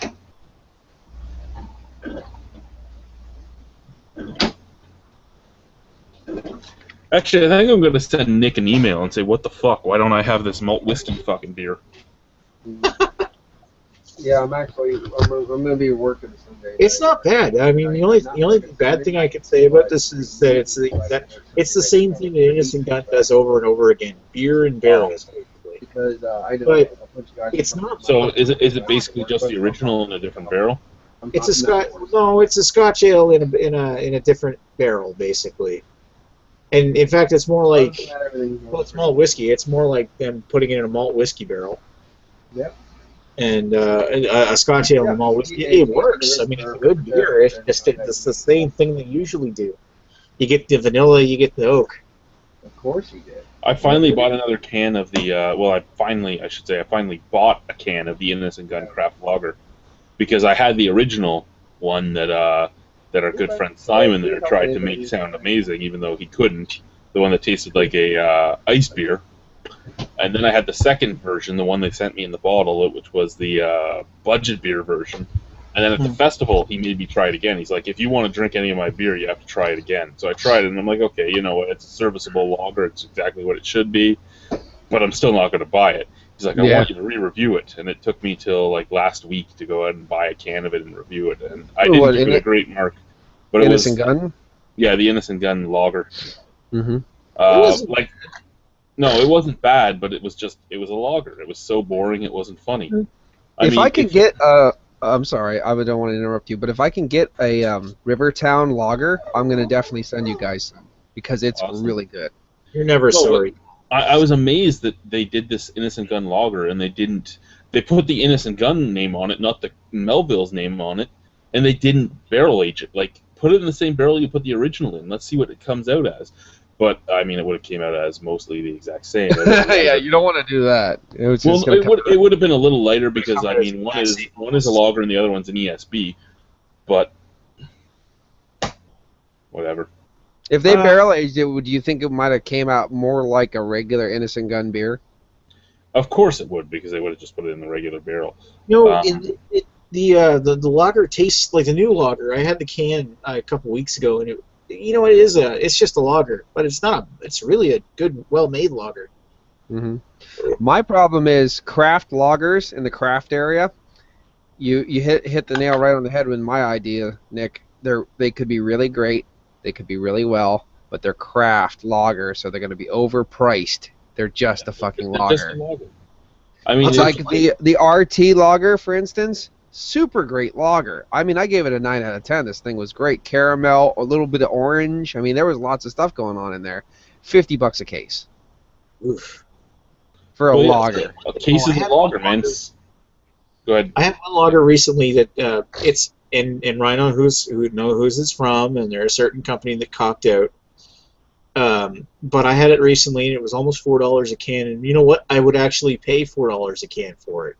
Because it's that good. It's that Hogsback. I love the Hogsback. Vintage lager was really good. That's good. I mean, I can understand the quality is matching the price, but still, that price for just a lager is like, ow. At $4 for a lager, this was $4. Like, the Immodest IPA was $4. And that's a big old can. Beer. This was under $4. You know what I mean? Like, yeah. I just bought well, it's not a bomber. It's right in between a 12-ounce and a bomber. So I don't know. I didn't look at the ounces. This was $2.50. Like, really? What the fuck, man? You know what? A 6-pack of the bottles of the Detour here goes for $17. Yeah. Well, you got to remember, right? They're paying for their shipping too, because they're doing their shipping on their own. They don't have a distribution company doing it. I was gonna say the Sierra Nevadas, the Northern Hemisphere, Southern Hemisphere, all those. Yep. They're $5.99 for a 22-ounce bottle. $3.25. I mean, I don't like them, but $3.25. Witchy traveler. Just saying, for comparison's sake. We actually got some of We Pardon? actually get some of Spearhead's beers here. Spearhead, Spearhead is weird because they don't hit all of Ontario at all. They don't even hit half of Ontario. They hit like a third of Ontario, and then they moved out to other provinces because they thought they couldn't go anywhere else. Well, you had such a giant. Ontario's huge. I mean, I know that Massive. Alberta and BC like to think of themselves as the big beer market. They have a better market because they have private sales, Yeah, but per capita, Ontario is the biggest booze market in North America. Mm-hmm. And Because you're so depressed, you live so close to the French that you drink. well, yeah, exactly. We live too close to the French. But I mean, the LCBO is the single biggest booze buyer in the world. Mm-hmm. And here we are with a company that could go anywhere they wanted to in Ontario because they actually have a good product, and they don't put it anywhere in Ontario. They send it out west and out east. Weird. Like, what are you? Fair, all we got was the Moroccan Brown, but The still, Moroccan Brown is a good beer, though. I would wish I could get the Moroccan Brown in pineapple bottles. beer here first, though. The Hawaiian, yeah, that beer sells so fast, though. That beer like hits the shelves and it's gone. I don't think it's worth it's here and then it's gone. How's the Sorry. how's the overall English ale market where you guys live? I don't know how it is in New Brunswick, but in Ontario, the English ale market is huge. There is a lot of English settlers, right? You got to remember, like Wellington is all English ales. Okay. There is a lot of breweries that are all English ales. Wellington's building, again, you can see it in the Beerumentary and you can hear about it. The building was built just like a English ale house, so even the roof is done the same way to capture all the yeast that gets exposed, so that they can reuse it. And there's a lot of companies that brew at Wellington, and every single company that brews at Wellington has one thing in common. It's very Welly-esque, since Wellington only allows their one English ale yeast to be used. So it has a very definite taste to it. You Yeah, can like, tell they're developing. Basically, before Railway City bought their new brewery, before they moved to their new brewery and bought their own canning line, if you had Railway City in a bottle and Railway City in a can, they were two very different beers, because Railway City in a bottle was brewed at the brewery, and in the can it was brewed and canned at Wellington. So one of them was done with their yeast, and one of them was done with the Wellington ale yeast. Which one would you actually prefer? The Wellington ale yeast one, myself. Ah, That's what I had when I had Dead Elephant, was the canned version. Yeah, anything that was canned up until about eight months to a year ago was all done at Wellington. nice. I was over in New York and over to Premiere, as you know, and Joe took me over as I was going apeshit and showed me the English ale section. And I went, oh my God! Because we just can't get English beers where I live. We can get Spitfire. Woohoo! That's about it. You're talking about English beers, not Well, English. English ales and just the style in general, because the style we can't get here either. Like Fuller's, Bellhaven, Witchwood, all that stuff. I mean, yeah, exactly. But see, we can get Witchwood certain places and whatnot, but not so much. Here's the problem. Yards does their kind of combination English-American turnover, which is really well done. But none of the beers that I found that were English-style ales were under $6. You know, it's like, oh my God, they're raping my bunghole. I mean, I would have bought the whole damn rack if I could have, but I couldn't afford the price. And I'm assuming it has to do with taxation. Well, shipping, taxation, all that shit, right? Yeah. Like, So There's any British beers here that are over $6, except for maybe King Goblin. yeah. Like King Goblin Yeah. just came back. There's nothing that I can think of. There was nothing under $6. Buxton. Okay. Buxton. We usually get their Dark and Handsome and their Funnel Blower. Those are the two we get. So their Vanilla Porter and their Dark. Right now in Ontario that just came in is Worthington White Shield. Oh, I'd owned love to by try that. It's owned by Molson Coors, but it's a nice thing. I actually want to buy another bottle now and review it again because the one that Molson sent me was expired. Okay, so you get a fresh one then. Yeah, I'd like to get a fresh one. It's funny, I get it sent from the fucking company that owns the place, and it's expired, and I can buy a fresh one on the shelf. I was happy to find Fuller's Bengal Lancer. I was happy to find that, and so I bought that, and it was technically before the bottle date, enjoy by. I think it was like $7.99 a bottle. Yeah, so you can get so many different things from Fuller's here. You can get the London Pride, the London Porter, the I don't even remember. There's just so many of them. Well, that's the funny thing is London. It was of course it was the American size bottle of London Pride, not the English size bottle. That okay, because I have to stand corrected. That was a bottle of English beer that was $2.99. Because it was the American size bottle, so I'm assuming there's a different kind of thing going on with them. Doesn't Pennsylvania still have the 2-4 law? No, I have no Did idea. they change that? Well, I don't know. Well, you guys This was New York, so okay. Anyway, your bottle shops in Pennsylvania, are they all attached to restaurants and stuff still, or do you have standalones now? We never had bottle shops where I live, but now we have bottle shops, and you must have a dining facility somewhere. Okay, there. so it's attached to a restaurant. Exactly. Because I know when we used to go, because I did 3 different road trips, and we would always head to Pennsylvania just because it's so close and there's so many cool things. And every time we hit Pennsylvania, we got pissed off because you can't buy your beer here, you can't buy your beer there, and every booze shop we went into sold everything in a 2-4, and I'm like, what the fuck, But yeah, your prices in Pennsylvania are so much because of the added price of breaking up that 2-4. But I mean, I would walk into the shops and I would see like a 12-pack of Chimay in 750s for like $100 and some, and I'm like, really, who's paying that? Yeah, and there's people that do it because delirium tremens and stuff is like $156 a case here, and they buy them. People move them, and now not so much, I don't think, because now we're actually like that bottle shop that I sent you the Facebook thing to. Now we're getting bottle shops that are selling delirium tremens single bottles now. But if you do the math, it's a lot worse of a price to buy it singly than to buy it in yeah, case. but then the initial slap down of money's less, so it's okay. Yeah. You know what I mean? That's the thing. To try it the first time, yeah. Now, but Buxton. I think that. Go ahead. Sorry. I said Buxton Brewery. Are they the ones that make the Czar Imperial Stout? I haven't had the Czar, but Buxton's the one that does the Imperial Black IPA, the Imperial Black IPA, which was amazing. It's still here at my LCBO, but it's the same batch, so it's old now. I don't know how it is now. Right. But they do a really good job. Thornbridge does a really good job on their beers. Thornbridge is But awesome. Thornbridge seems to be doing a lot more American beers than. Yeah, Thornbridge was there. They were all out of date.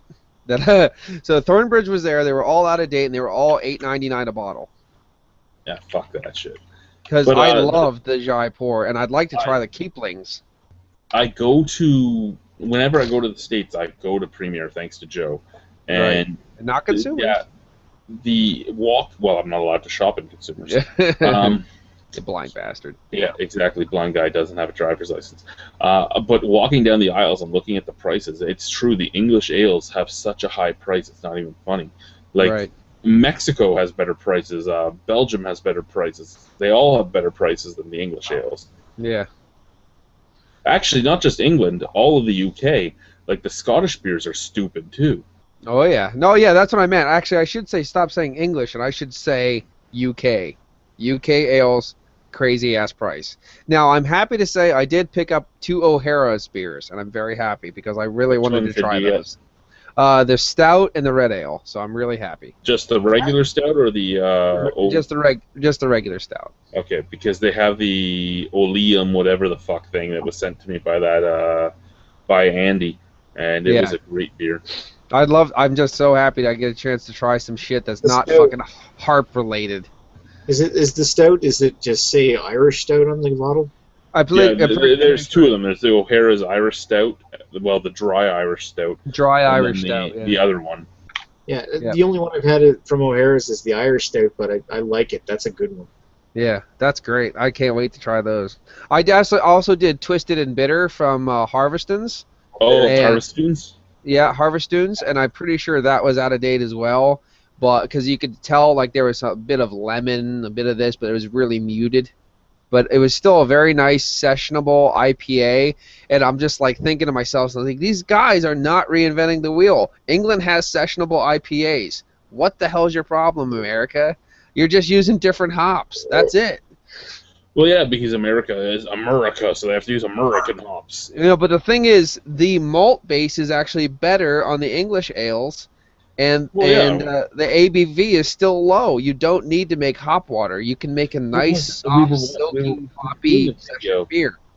We were doing a video, I don't remember which video, and I got trolled on it, and then the guy ended up being okay after I talked back to him. But it was a video where Ken was in the background. You know Ken, he's a loudmouth idiot, and he says things just to piss people off. Mm-hmm. And Ken and Paul spent like 2 months in Europe together, and they were in England. England was their home base because their home base was Paul's sister's house. Mm-hmm. And we were drinking this English beer, and from Ken in the background, it goes, "Oh, it's English. It must be 3.2%." Just being a dick, right? Because England does a lot of milds and session beers. And the guy's like, "Oh, if he's saying that, he must not have drank any English beers." And like, you spent 2 months and $20,000 in bars in England. Yeah. He knows what he's talking about. It's not a bad thing though, because my wife and I always talk that we would love to get a 24 mix case of just low ABV beers and just kill them in one night. We would love that. And I mean, if I would, like, I drank, well, I have 2 beers left. I pulled out 14, so I've drank 10. But my first like 7 or 8 were all low ABV beers, and that's why there was no touch from them.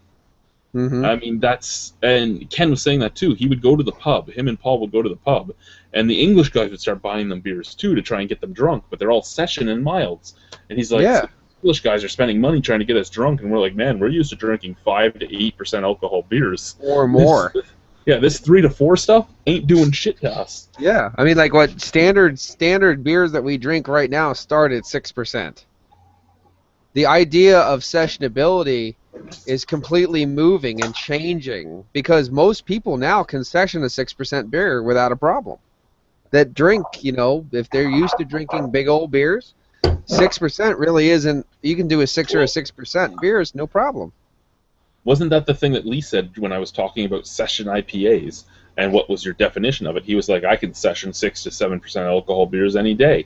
And it's that true. Motherfucker drank a whole growler of an Imperial Stout. True, he had writing all over his face and he was going crazy, but he still drank a whole growler of it, you know? He didn't just drink the growler. He had 2 bottles of Garrison IPA and... and he was doing other shit afterwards. I mean, that guy was going crazy. Fucked, but he had enough beer to take down an elephant. Yeah. That's sessionable, man. And that's the thing, right? Like, Canadians and North Americans, I should say, in general, are getting used to more and more high ABV beers. We're going to be the generation that all dies of fucking liver cirrhosis. Yeah. Because of the stuff that we're drinking now. Where Europe is no GMO, no chemical this, no chemical that, low ABV. And I'm with Europe though. I like that. I like the no chemical, no GMO, low ABV, lots of flavor. Yeah, but you don't find that in North America. North America is GMO, high ABV, get yourself fucked. Yeah, exactly. And we need to push away from that. We need to, you know what we do? You don't need. Neither are wrong. Neither are wrong. No, neither are wrong. I'd like to I would find rather the middle ground. The GMO stuff's wrong. I'd rather not have that. But flavor and high ABV, I'm all see, there comes in the GMO argument, right? There is GMO and there is GMO. I mean, there's a lot of sensationalism about it, and there's a lot of lies from both sides. I mean, it all matters what you're doing. Are you eating Monsanto food? Are you eating, you know, I used only the best corn each time to make my seeds? I mean, that's actually technically genetically modifying it as well, even though you weren't doing anything other than picking the best cobs of corn each time. You're still genetically modifying it. editing your organisms under a microscope, Monsanto stuff. Yeah. Yeah. Like I don't want them killing all the bees off, basically. Anyway. No, yeah, I can understand. Like, there's a difference. I mean, and the other thing is kind of like the Ontario beer thing that you were going off on a couple of videos ago. The privatizing of Yes. the like, you saw propaganda on both sides. You saw the lies, you saw the misinformation, but then you saw the facts, and you had to weed through it on both sides. Yes. But that's most people can't weed through lies on both sides. Most people take one side or the other, and that's it. There's And, always a middle ground, and you gotta look at there's it. sensationalism on both sides, and people don't get that. Like the food babe shit. We're not even going to go into it, but the food babe shit, that pisses me off. All that shit pisses me off. Yeah. Hard stool. She got a hard stool. Hard stool. Hard stool, and she got a hard stool because she wasn't drinking enough water. Then she got appendicitis, and she was blaming it on the food that she was eating instead of the fact that she wasn't drinking enough water. And now she's on the food babe. And then Bush, for some reason, paid attention to her, even though 7 million people before her bitched. But for some reason, they paid attention to her. I don't know why. It's because she was hot and on the internet. Oh, I don't even know what she looks like. I don't even care to find out. That's she's wealthy, and I heard she's wealthy too. So she's wealthy, hot, and on the internet. So they paid attention to her. Somebody who can afford to buy organic food all the time. Exactly. Yeah. I remember when my wife and I both had a job and we didn't have kids, we could actually go to the store and buy a bunch of organic food, and do all that stuff. But as soon as my wife lost her job and we got kids, it was macaroni and cheese time, like every day. Too bad. Tough tits. Mac and cheese. How much is mac and cheese in the States? Like 70 cents. See, it's $1.49 here a box. Yeah. Wow, really? Now, are you talking about generic mac and cheese, or are you talking about Kraft Dinner? Well, they have to do the real deal, motherfucker. The fucking real deal, son. Velveeta macaroni and cheese. Now Velveeta, that's high class. That's $2.50 a pack. But it is delicious. Yeah. You cut up some Spam and throw in the little fucking green beans in that shit. Bam!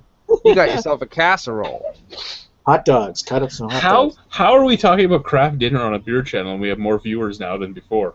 Class, man. That Velveeta class is just seeping in. What do we got for viewers? 6. Who's viewing? Who Are they also commenting? I haven't checked comments in a while. I'm useless at this shit. We've had one new comment after Brad said hi. Let's see what it was. Said, how about Brad, get your stoned ass in here? Different Brad. Oh, different Brad? Well, how about that Brad gets his ass in here, too? What did I think of the Toasted Oak IPA? I didn't mind it. Actually, Toasted Oak, I didn't have that one. I'd love to try that one. Didn't show up here. Now, was that heavily hopped? So you could really pull out the hop? It was, but it wasn't at the same time because... I remember now. I had it at the St. John Beer Fest. It wasn't... It was hopped, but it wasn't a lot. It was... No, it's hop, but it's English hop, so it's not... Yeah. Oh my god. Yeah, but there was definitely hop character, so it delineated itself away from the other beers. Stygian and Fuggles and Grand Stygian. North Kent's Goldings and stuff like that. So you're looking at basically nothing. You're looking at a dirt pie on the background. Earthy, woody, herbal, a bit of mint and lemon zest. Dougal, the Beerumentary video we did with Dougal where we just interviewed him, he said that he likes to keep most of his beers the same because he's not always at the factory and he wants to be sure that everybody can make the beer every time. So they only use certain ingredients and everything. So his hop profile is basically the same each time. Because every time he talks to me and I give him an idea for a beer, he goes, well, that's a lot of ingredients. I go, do you want my ideas or not? Yeah. Do you want to be an actual brewer or do you want to be a boring businessman? How about I drown you? I'll drown you right now. Boom. Drown. Drown you? Drown you. I mean, he still Googles me every once in a while. I'm still expecting to see a Melville's Raspberry Stout come out sometime soon. I don't know. I didn't really enjoy Chad's Canadian Cherrywood very well. I don't know. I didn't like it very much. That's fine. You don't have to like it. There was a little bit of a bittersweet off taste in the back of the palate. Yeah, that there I was a didn't care bittersweet for. off taste in my mouth too. It was me getting Googled. Oh yeah, there was I guess that was the whole idea of that beer then. Perfect. Then it came across my palate very well. Sweet. Green with jealousy. So basically what he said is like, okay, we're gonna do an IPA, so just take my hop profile and double it. There. Yeah, and throw Perfect. some toasted oak in it. Yeah, and throw some toasted oak in there, but not much. Remember the bottom line. We're trying to make. He did send it to. It was sent out in brown bottles instead of clear. Yeah, and I love that idea. That's great. Because the other thing is, the more hops you put in it, you want to protect those bitches from the sun. Yep. So that's awesome. Now we had Smokin' Gun, and I can't remember it. The video's up. And I know I have to watch the video again, and I wasn't even drunk, and I can't remember it. But there was so many beers. It was not the exact same as regular Innocent Gun. Which I was pretty sure that Lee actually came in his pants. Yeah, he did. Yeah, he did. Yeah, and I'm like, well, this is the guy that. Red-headed woman in front of him, and it was over. Yeah. And there it is. My glass is empty. I'll be right back. Okay. Yeah, no, he saw a red-headed woman in front of him, and everything changed. The Happy Slampy Pats came on. There's a couple beers in that area, that kind of area down in Pittsburgh. I'm going to take a trip through that area in September. I hope to pull up a Rivertown lager. Balls. Does that balls mean that you didn't like it or that you don't want to have it now? Sorry, okay, Rivertown lager. Rivertown lager and Revolution Rye. The Whiskey Rebellion, Rye Rebellion, that's what it's called. Rye Rebellion, rye whiskey aged rye imperial stout from Full Pint. I want to those are the two beers on my list I have to make sure I grab and send up to you guys, because it's a rye imperial stout aged in rye whiskey. Bing, bing, bing, bing, bing, bing, bing. It was a little thin when I had it last time, but what isn't? Just what isn't? Okay, so again, we all know that Innocent Gun is probably my favorite beer, my drink any day beer, right? Well, yeah, you're the original that you drink on Untapped every day, about 5, 6, 7 times, 8, 9 times. Yeah. So that one. So a few things that I haven't noticed before about the can, which I'm going to bring up. First off, oak aged like no other beer. It's oak aged like every other beer in the world right now. I'm sorry, you made oak. As much as people deny that they did it, they made oak aging popular again. Yeah. I mean, that they did that. Whether or not people want to admit it, these guys were the first commercial success with oak aging, so they made it popular again. Second, yeah, I know. Well, yeah, I know. Fuck off. Second is the serve at 4 to 6 degrees Celsius. Yeah, this didn't just come right out of my fridge, and the fact that you're telling people to drink it right out of the fridge at that temperature kind of disturbs me, because it doesn't What are have you hiding? any flavor then. Yeah, well, what are you hiding? That's the thing. Even now, I mean, I've been drinking it forever. The flavor hasn't changed, but like, really, why? Why would you tell anyone to drink? Basically, it's either a Scottish ale or an English ale, correct? Right? It's a Scottish ale. This one was an ESB. An ESB. Why would you tell anyone to drink a style that is meant to be drank at like 50 degrees, 60 degrees? Why are you telling them to drink it at 40 degrees? You know, I don't understand that. Why would you tell someone to drink something that is meant to be a little warmer? Drink it ice cold. It's not Bush, dude. I don't understand that. Because like you said, there's hardly flavor in it to begin with. Why make it just completely tasteless? Well, see, this is the thing, too, right? Once they canned it, I will never buy it in bottles again after drinking it canned. Because canned is like getting it fresh. When you drink it canned, lots of toffee, lots of vanilla, lots of butterscotch, lots of everything that you want. And after drinking it canned as much as I have, I bought a 6-pack of the bottles, because the 6-pack, you can get 6-packs here in Ontario. And the 6-pack of bottles is actually a good price. I mean, it's a lot better than buying it in single bottles. So I bought a 6-pack for my barbecue that I had a few weeks back, and me and the guys were drinking it, and I'm like, really, this tastes like nothing. And then I had cans of it in the fridge, so I went down and got a can, and we opened up the can, and we're like, oh my god, what the fuck is the difference here? Yeah. So, I mean, the can preserves the flavor of Innocent Gun so well. Oh. Me and Nick actually talked about that at the festival, too, about how Nick was telling me after he had it canned, he will never drink it bottled again. And Well, Nick works for the company. He's the head of Innocent Gun Canada. He will Right. not drink it bottled anymore. Now, see, the thing is, I got disillusions with Innocent Gun because I got so boring. It was their ales were so boring to me, you know. But now this can talk is almost revitalizing my interest in the company, because if they're giving me the ale that I expect out of that can, I'm buying it every time. Because No, I can get exactly what you're talking about, and I mean, when it comes to trying new Innocent Gun products, I can get disillusioned as well, because so many of them are the exact same. I mean, you look at it, right? Yeah, when they first started, they had the blonde. Well, they had Innocent Gun, they had the blonde, and the IPA was the first three. And it wasn't the Toasted Oak IPA, it was regular IPA. All of them basically had the same flavor, except the IPA had a lot of bubbles coming off of it. Then they added the rum cask, which was totally different, but the same at the same time, because it was still the ESB, just rum cask. And then they brought in the spiced rum, and then they brought in the everything that was the same. And then the stout came up, and that was different. And then the porter came up, and that was different, but not much. And then all these other beers came up, the triple distilled, the this, the that, the this, they were all the same too. And then up came the one I did, and the Smoking Gun, and the Oloroso cask, and all those were different. Even though the Oloroso cask was basically the same, just the cask just changed everything. the cascade. I'm so pissed off. They wasted the Oloroso cask on the bourbon. Or the scotch. I'm like, I would love to try to taste this beer in straight Oloroso casks. Why? I'm assuming the scotch would be infused with the flavor of the Oloroso, but once you put the scotch in there, you're not going to get too much Oloroso in the beer. And that's exactly what I got after I drank the Oloroso, even though I do love the Oloroso beer. But I'll tell you what, Irish whiskey stout, canned in nitro, and I'm like, that's what I want. That would be amazing. Yeah, fuck yeah, it would be amazing. What That's was exact. Get on it, Dougal. Sorry, shut up for a second. What's that, Nick? Garrison IPA. My last one of the night. Okay.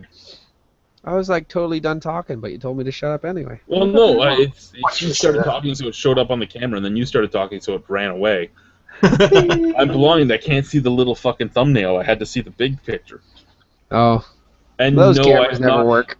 No, Barlow, I have not had the Sierra Nevada Snow. Have you, Paul? No, I have not. Snowblind, is it called? I don't know. He just said Sierra Nevada Snow. I think they have one called Snowblind, but I'm not sure. Right now, they have a Sierra Nevada 4-pack case, and it's all IPAs. One's Blindfold Black IPA, and I think another one's Snowblind IPA. And they're all like specialty IPAs right now. They have out. I have actually. There's a case of it over at my beer depot that I go to, but I just haven't had enough dinero to actually buy the thing. Right now, it's a couple months old though, so I don't know if I'd really want to fork over the dough for it. This is the only way to drink Innocent Gun Original is canned, but I really think it might be leaving my my regular fridge rotation. Really? Yeah, I mean what's gonna replace it? You think? I don't know. Because this is so easy to get. All day. Goza. They don't have to. All day, bro. What's the white canned Nickelbrook beer?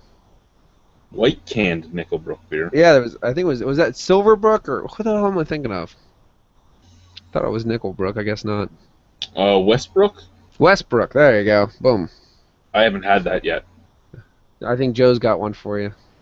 Yeah. If I ever see Joe again, his days off are changing. He's gonna be a weekend boy. Oh, how does that keep him away from here? I'm off Wednesday, Thursday. He doesn't like albinos. Apparently.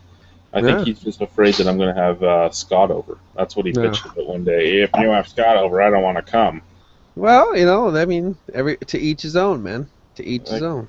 when do I invite Scott? I invite Scott like once a fucking month. Well, don't worry. He'll come over. He'll Other come over. husband? He'll bring the Westbrook Goza God. Fuck that Goza. Who's that? The other husband, is it? Yeah. Remember the one that you had a sweet moment in the tower? Had a sweet moment. No, I'm really thankful for him taking me up to that spot where the tower, or where the lights were. There. Yeah. It was really good. The other husband was one of the guys that did the thing that pissed me off, the going to the breweries and dropping my name. Me and the other husband made up about it. We talked about it. We were done with it, whatever. And without the other husband, that week wouldn't have worked right. I mean, the other husband did a lot of things that helped out make the festival work and helped out Tried the to people help. that were here. Helped Nick, helped you, helped everybody. You know what? He made up for his shit, whatever. And Joe's like, well, I can't forgive him for that. Well, you don't have to forgive him. You don't even have to be worried about it. You know what? I decided that he was the one that came to me to try and make it up, and it was easier for me to make it up with him since I'm friends with his wife than to not make it up with him. And you know what? I have enough shit in my life that I just don't care anymore. Right. And that was just what ended up happening. Was okay, I'm done with it. It's over. You apologized. You said you won't do it again. You ended up helping me out a good deal. Let's just move on. I'm an adult now. Whatever. The other two people that did it didn't apologize and won't admit to their problems, so you know what? They're fucked. I'm done with it. So fuck them, yeah. But he admitted to his problem. We discussed it. We were done. We worked as adults. Who cares? It's over. It's gone. I tell you what, I promise next time I come up to see you, I won't bring a 25-foot truck and trailer. Well, And it we'll would have get been it- fine if I didn't have a fence now. Yeah, yeah. And we'll get in, we'll drive around, and you can show me some of your CBOs, or whatever, LBC bubbles, wells. Dyslexia sucks at times. You know what I've been thinking about since the festival? Those fucking sliders. Yeah, the sliders. Every time I think of Niagara College, I think sliders. Yeah, definitely. I missed that because somebody had car problems. Yeah, those sliders were fucking boom boom. As And I the said, best if part a was festival- I was if so a festival hungry. doesn't happen.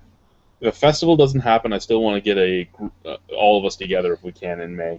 I'm going to send out my letter soon and see if it can even get started. But one way or another, I want to get us all together again in May. And I know all the breweries would love to have us, so it's not like we wouldn't have a bunch of shit to do. Yeah. The fest, this year's fest, I mean, it was epic. I mean, the entire weekend was epic, but I mean, the fest itself was just icing on the cake at the end.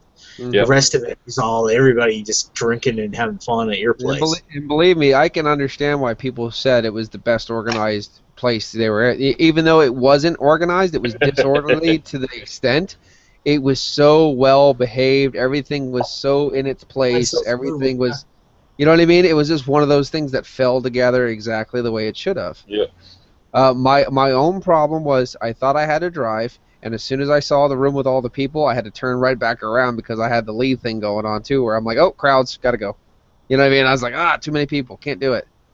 But other than that, cherry. Well, I mean, assuming if you're gonna have it again, you're gonna have it at the what the fuck it's called? I got to get a meeting together with Silversmith, Brimstone, Oasthouse, and Brimstone. I got to get a meeting together with all three of them because Oasthouse made a suggestion that I'm actually contemplating. And Oasthouse's suggestion was that I do it every year in a different location in the region, where I pick 3 locations, and every year I move to a different one. So every 3 years I'm back at the first place. Yeah. So it would be like they were suggesting Brimstone right outside of Oasthouse, because right across the street's that giant barn that's a rental area too. Then that would be cool. That would be cool. Good. Yeah, Lee could hit on her. Yeah. No, definitely. I'll tie her up and Lee can hit on her. That'd be great. So I that was Oasthouse's suggestion. I mean, I got to discuss it. I don't know what insurance in Niagara on the Lake would be. It would probably be disgusting. Disgusting. And actually, that's a good point because where you were really helped the you insurance was nothing. It was $300 for the festival. Holy and shit. You know what?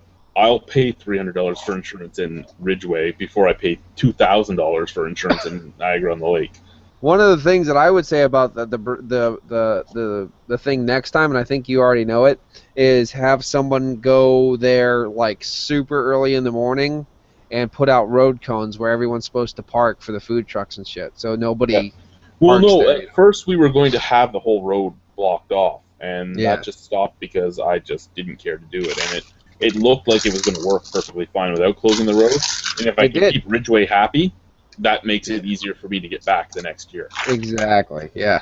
But I just mean like road cones along where people park, not in the Yeah. road. You know what I mean? Because like, of the fact that the breweries parked there, and I had to find out Like- who's was what. loading and unloading only. You know, all Yeah. hookers go to the back. That kind of thing. The great thing is I have a loud voice, so when I walked in and screamed, "Whose van is this?" it was moved pretty quickly. Yeah. Motherfucker, whose van is this? Get The your other thing hipster was- ass The in other here. thing was seeing the few breweries that sent reps instead of actual brewers. Like most of the breweries, it was the brewers there. But Right. there was like 3 breweries out of the 18 that actually had reps. So when I walked in and just stood in the middle of the room and screamed, invoices, just the look on their faces were priceless. I don't care, man. You won't be serving if I don't have an invoice in my hand. Yep. Boom. Because you went by the book. Yep. That's right. That's what you're supposed to do. Who was actually running that whole film crew thing? Which film crew? There was 2 film crews there. The one that did you and me. You That and is a Kitchener film company that's trying to do a documentary on Ontario beer. Cool. Because they actually, and I know I pissed them off, but they loved it at the same time because I actually gave reasons for my things. They're actually paid by. You remember how we were talking about how there's bias on each side? They're actually being paid by the convenience stores to do a whole piece on the beer stores monopoly in Ontario. Mm-hmm. Okay. So I had talked about how it wasn't just convenience stores I wanted to have the beer at, because just a convenience store isn't actually helping the industry at all. And usually the convenience stores will be a little bit more pricey too. Yeah. But I went on that no, I don't believe in anything that the beer store is putting out because they're just sensationalizing it. But at the same time, the corner stores are sensationalizing the fact that prices will be less and you'll have better selection. You won't. You only have so much shelf space at a corner store. Mm-hmm. Yeah, and shelf space is money too, so it'll actually probably charge a little bit more for the beer to get there. Yeah. Which will in turn make probably a little bit of an increase on the beer that's sold there. I mean, Yeah. if you look at it really realistically. Yeah. I like the idea. Now this is personally me because now that I have a bottle shop, I never did before.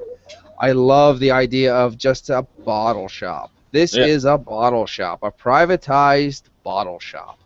Well, Nothing. that's what I You want. don't. Not cigarettes and gas and this and bullshit and groceries. Just a fucking bottle shop.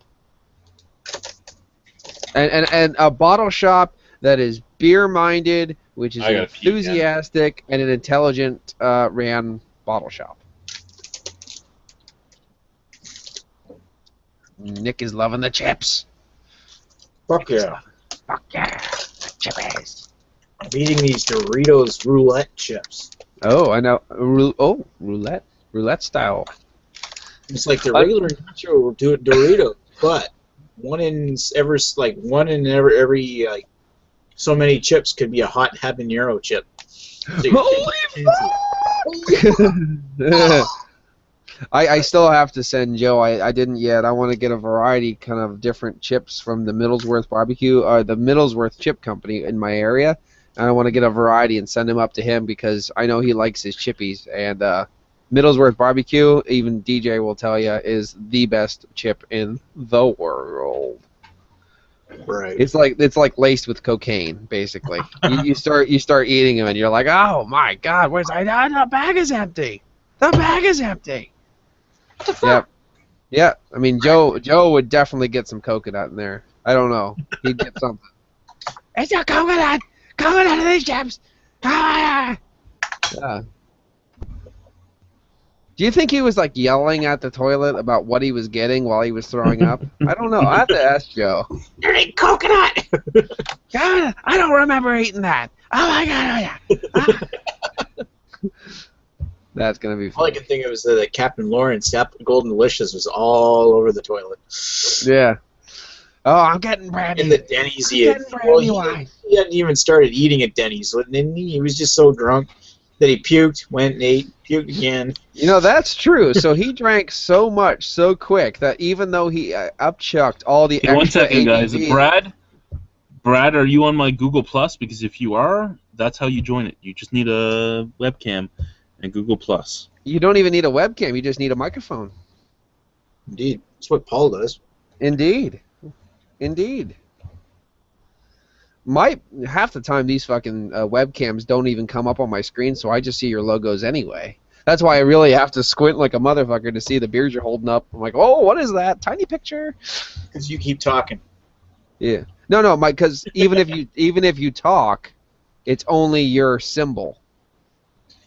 Brad, there's 3 people with your name on my thing, so I don't know which. Oh, actually, there's 5. You'd have to I'm tell me sure- which. I'm sure they're all him.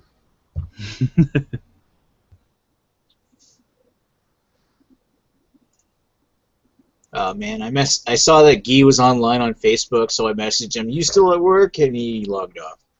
Fucking asshole. Douche tool. Douche tool. Bag. Well, I'm getting. Oh, where did Rhino go? Where did Rhino go? Ah, crap.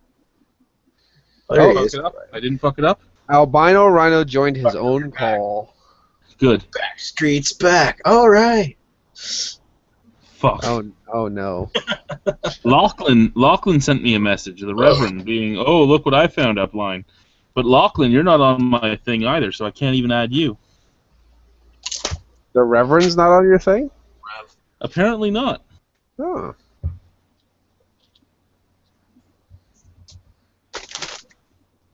So yeah, because I think right now you're the only one with the power to add. The power! Hey, I'm really happy because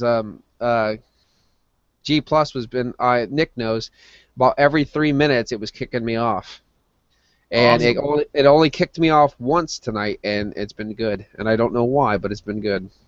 Yeah, it's actually, you've been here long enough that we can hardly get a word in edgewise.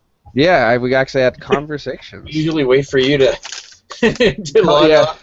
And Oh, we drop it. here he comes. There he's Or go back. to school. Who's back? What were the? That was just talking about me logging off and logging on. Yeah, we were happy when you weren't here. I know. But I figured I was like, oh, if you were leaving, I'm totally coming back on. Yeah, that's what I put down. I was like, well, if you were leaving, I'll come back on. Fuck this. As long as I don't have to talk to him, we'll be good. People will listen to me. People think you and I hate each other, but we're buddies. Sure. We're good. Well, we were like inseparable bosoms. I saw the way you were looking at each other at the press. We were looking at each other pretty intently, I'll tell you.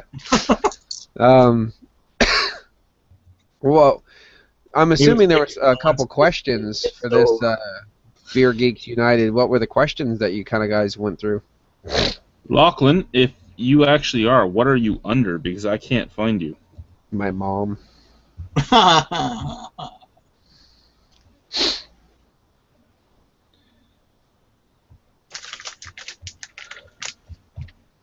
Wah, wah, wah, wah, wah, wah.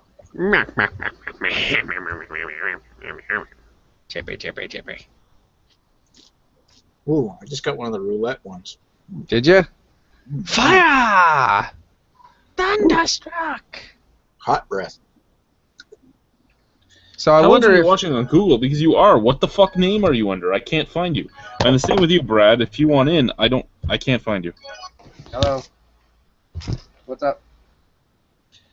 And his wife calls him again. Shouldn't she be sleeping? She has kids in the morning. Oh, Damn the it. fucking Still at furnaces? work, fucker. The old casting cleaning? Oh, or you mean the Canon one.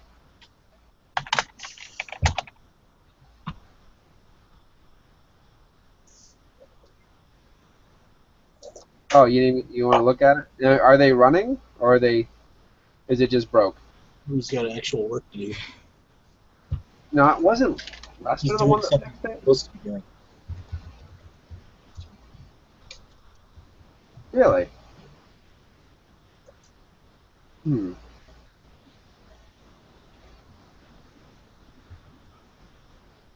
Oh, the conveyor where the stop button was pushed in, or something like that. It was something really stupid.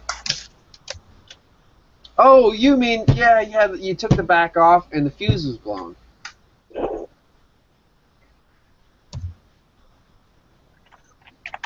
Yep.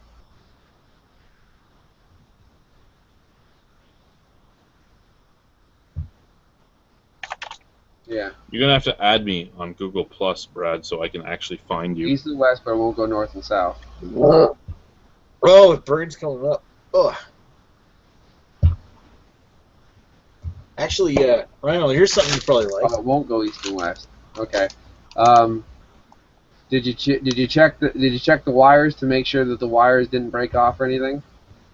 And the same with Lachlan. And the other thing is when you go up, Amy told me sometimes this to go up. those cranes when they go into the main body, and they actually have two push connect wires, and then that runs into the actual thing.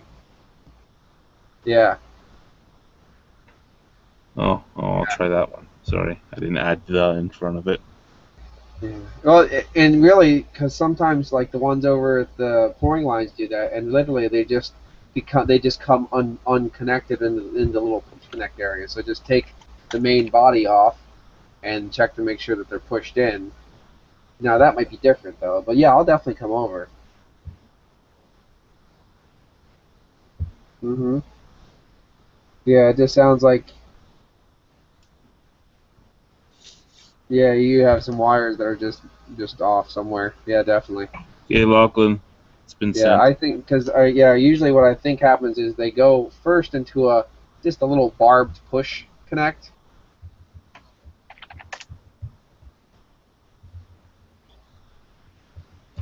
Yeah.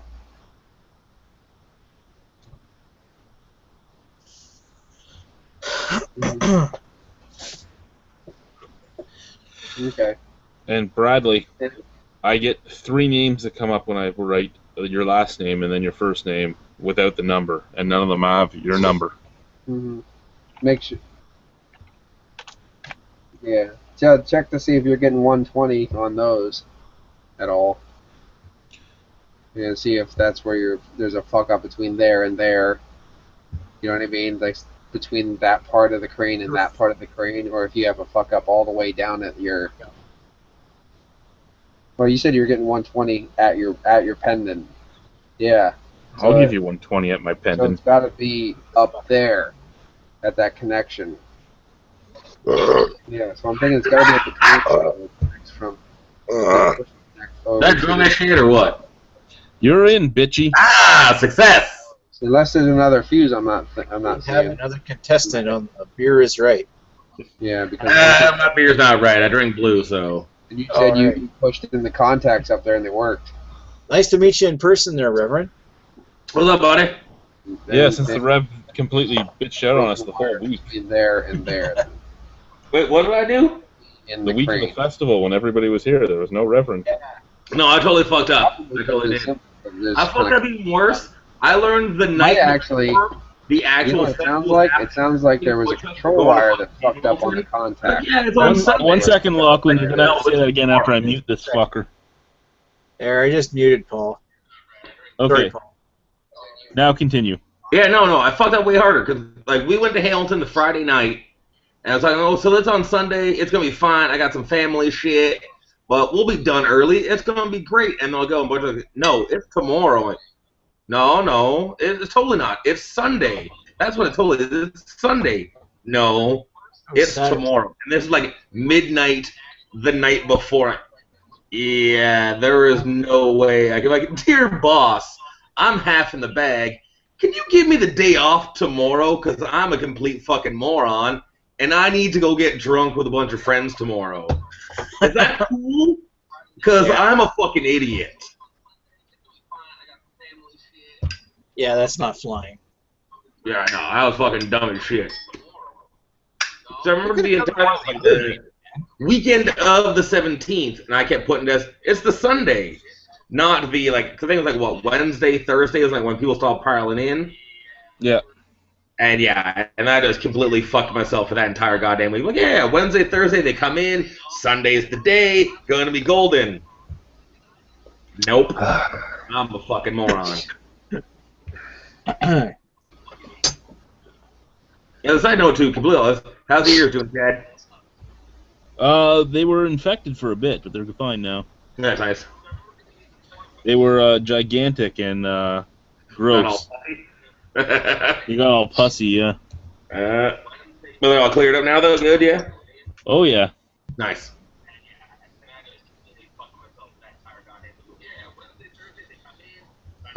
Oh, weird. I'm totally hearing myself retell my own story. Yep.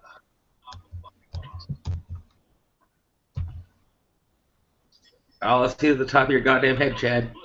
Yeah, I'm trying to find Brad right now. Brad keeps squinting.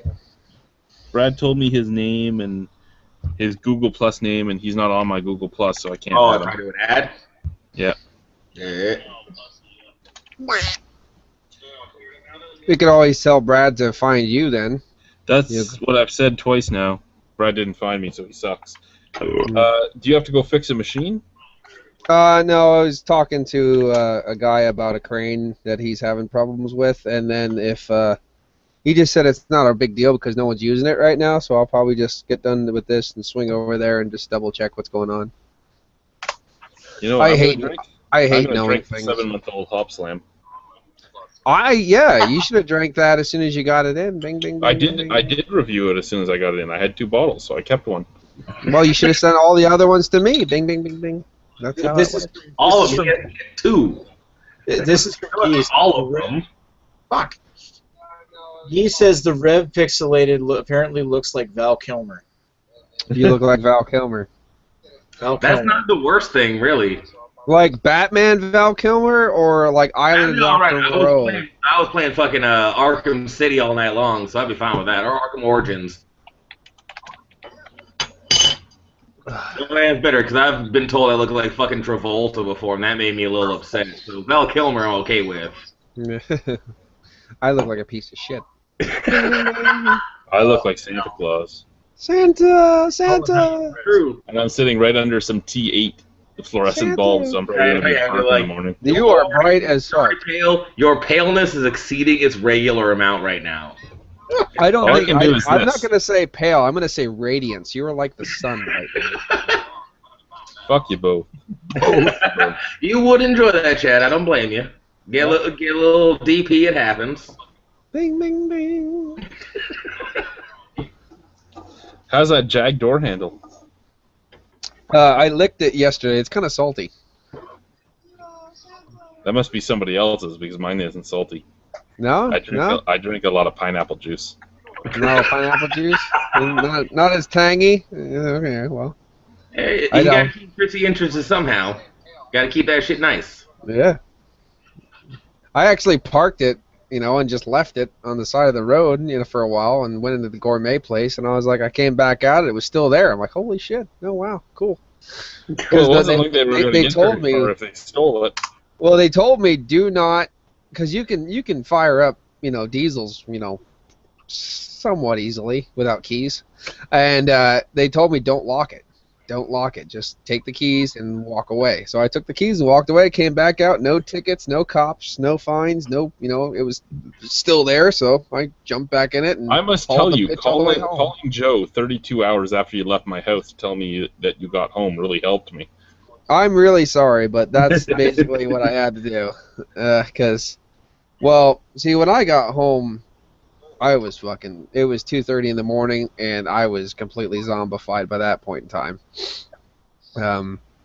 Yeah, unfortunately, because I was going to call Joe. When I did want to call Joe, I was like, shit, I can't call Joe now because he's probably sleeping, so I had to wait till later to call You Joe. know, cell phones have this texting thing. I can't text. There's no texting with me, buddy. I don't have a webcam right now to show you, but my screen is broken on my cell phone, so I can't actually text. Plus, I don't have your number.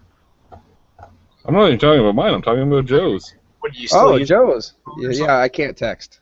Huh? 'Cause your phone still has buttons on it, doesn't it? My phone has that. I can't. Bong, ka-tink, brrr, bong, and I just upgraded because at first I had the phone where you pick it up and you turn it and it goes, "Oh, hi Sally, can you connect me with blah blah blah blah blah?" Like in Lassie, remember that shit? That's what I used to have. Numbers Klondike 5. Yeah. Oh, Lachlan, 555. he's from buttfuck nowhere, Pennsylvania, so he's actually telling the truth. Oh, Yeah. so Lassie's just helping this motherfucker out. Yeah, exactly. I mean, back in Berwick though, because we lived in a town, so we lived next to people. So our phone was opening the window and yelling at the house next to us. I think it's the fact that you use the term town. That's already saying something right there. Town. Yeah. Yeah. Well, actually, technically, I can't I'm already say. picturing like 75 people to maybe like 600 tops. Oh, are you talking? No, they got actually, I can't even say town because the only town in Pennsylvania is Bloomsburg because towns are dictated by how they're governed. The only town is Blumpkin? Bloomsburg. Blumpkin, okay. Blunkin. Blunttown.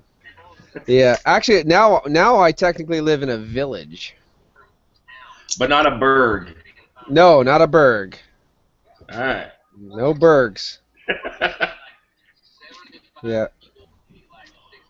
Okay, really, like, why do I still hear an echo of, like, what I said maybe, like, 8 minutes ago? Because you're playing the YouTube thing, right? No. I had the YouTube going, but I shut that thing down. But I keep Yeah. hearing, like, a weird echo. I hear it too. Okay, so I have the Google thing open, and then, like, the chat video. Is that maybe why? Yeah. Okay, so if I shut the one, will it shut the other, though? No, you'd be good. Shut the one off that's talking back to you. Alright, well, yeah, I use the internet a lot, but I'm not really that good with technology. But okay, don't hear an echo anymore, so I think I've succeeded in figuring what the hell I was doing wrong. I am not the man to tell you how to use this. No. Well, you did, and it worked well. So There you go. That's from in all that schooling when I lived in the village. There you go. But again, no burg. No burgs. As long as you're not in the burg, you're okay. That's the town, the Bloomsburg, man. Fuck that. the Blumpkin, yes. The bumpkin. Well, as long as you're in a burg or a hamlet, you're doing okay. No. You got more than 12 people, you're doing good. Actually, no. I got in my place. My nearest neighbor's a mile away from me. So. So I'm you're just a murderer. Yeah, basically. Bradley. Yeah. Bradley, absolutely no people on Google Plus have the name you told me to look for. I just searched on Google Plus. Absolutely. He is the anonymous murderer. Bradley. Well, when your neighbors are a mile away, that sounds a little murderous. No, that's all right. I live in like an Ed Gein house. I'm cool with that. I have a sign that I made, and it says trespassers will be sawed, skinned, and eaten. Thought you lived in a Norman The Bates. Slayer is going to make an album about you. Yeah, exactly. Yeah, that works about me. I am prone for destiny. My luck, though, they'll probably just make a Lifetime story about me. I'll just be on the woman's channel. That'd be terrible. I know. Raining Blood 2, not the E True Hollywood story. No, probably Terror of the Sasquatch. That'll be mine. Living in the woods. It's not a bad time, but not as good. As long as they can get Lance Hendrickson to play in the movie, I'll be happy. Oh, fuck yeah. Yeah, I'll be happy. I'll be good. Oh, that right there, that's just fucking straight golden there. Yeah, exactly. He makes everything better. Yeah, pretty much he really does. I don't know who could play me though. Like the show Millennium was because of him. Mm-hmm. And if they get Jeffrey Combs in there, boom, I'm good. I'm good. I don't have a token black guy, so we can't get Tony Todd in. But maybe we can do something.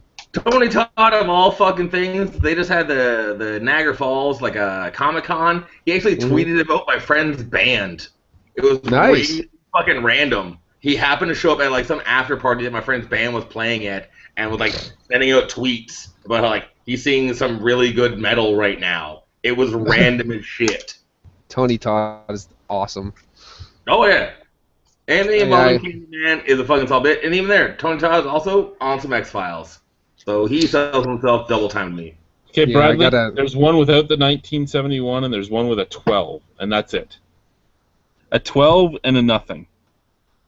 Is somebody giving you like a fake name, Chad, or like how do they think so. know their own name on the I internet? think so. They don't What's know your their own name? internet name. Because really, I have the long form and the short form of the same name.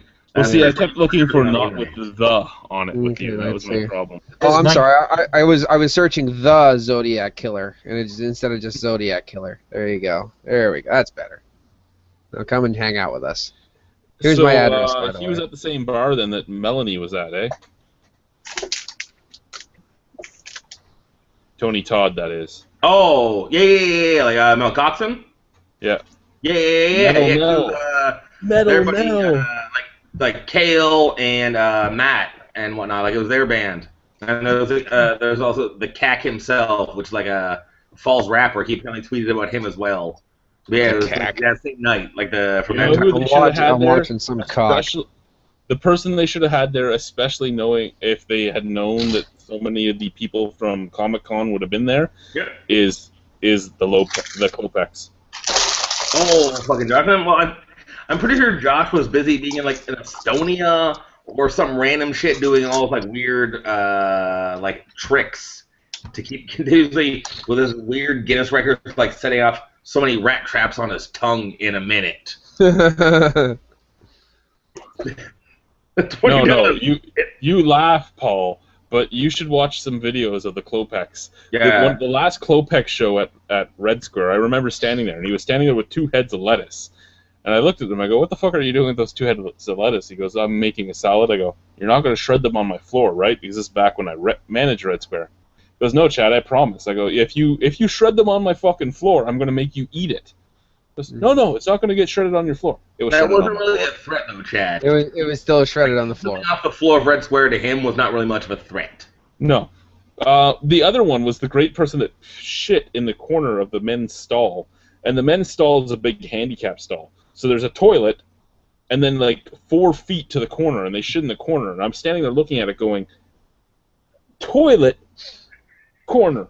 Maybe someone was using Toilet. the toilet. Yeah, maybe someone was using the toilet, so while they were using the toilet, there you go. Was that for that, Lachlan? I used Chris Hill's ice bucket to sweep the shit into. There you go. Amazing. He calls me at home. He goes, "Where's my ice bucket?" I go, "In the dumpster."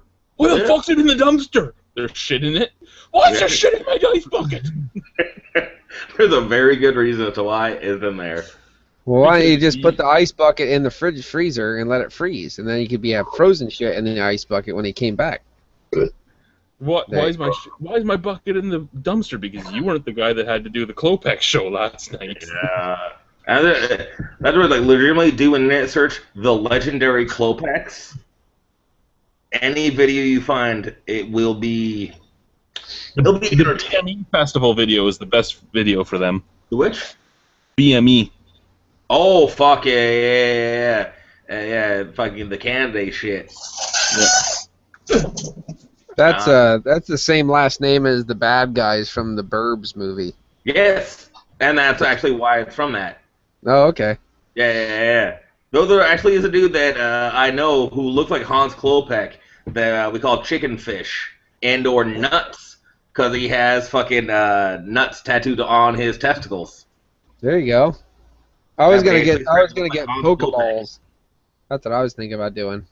That'd be very painful. Pokeballs. I wouldn't discourage it, but that'd be very painful from anybody that I know that has had their genitals tattooed. Mm-hmm. Not been a good turn. Yeah, I had my testicles cut open and surgically, fixed with no anesthetic. So, Like and yeah, not by my permission. I did not want that. I'm not saying that wasn't a manly statement. That was a oh my god, what's going on? My nuts hurt statement. Oh yeah, Yeah, it probably would be. But is that like a circle / no babies is what you had, or? Yeah. No more babies. A coworker of mine had that. I had a couple coworkers that had that, and it didn't go so well. Nothing to do But with from you. what I've heard on the game, the tattoo end, Joe's back? it is that times a fucking bunch. Oh, that's gonna be fun.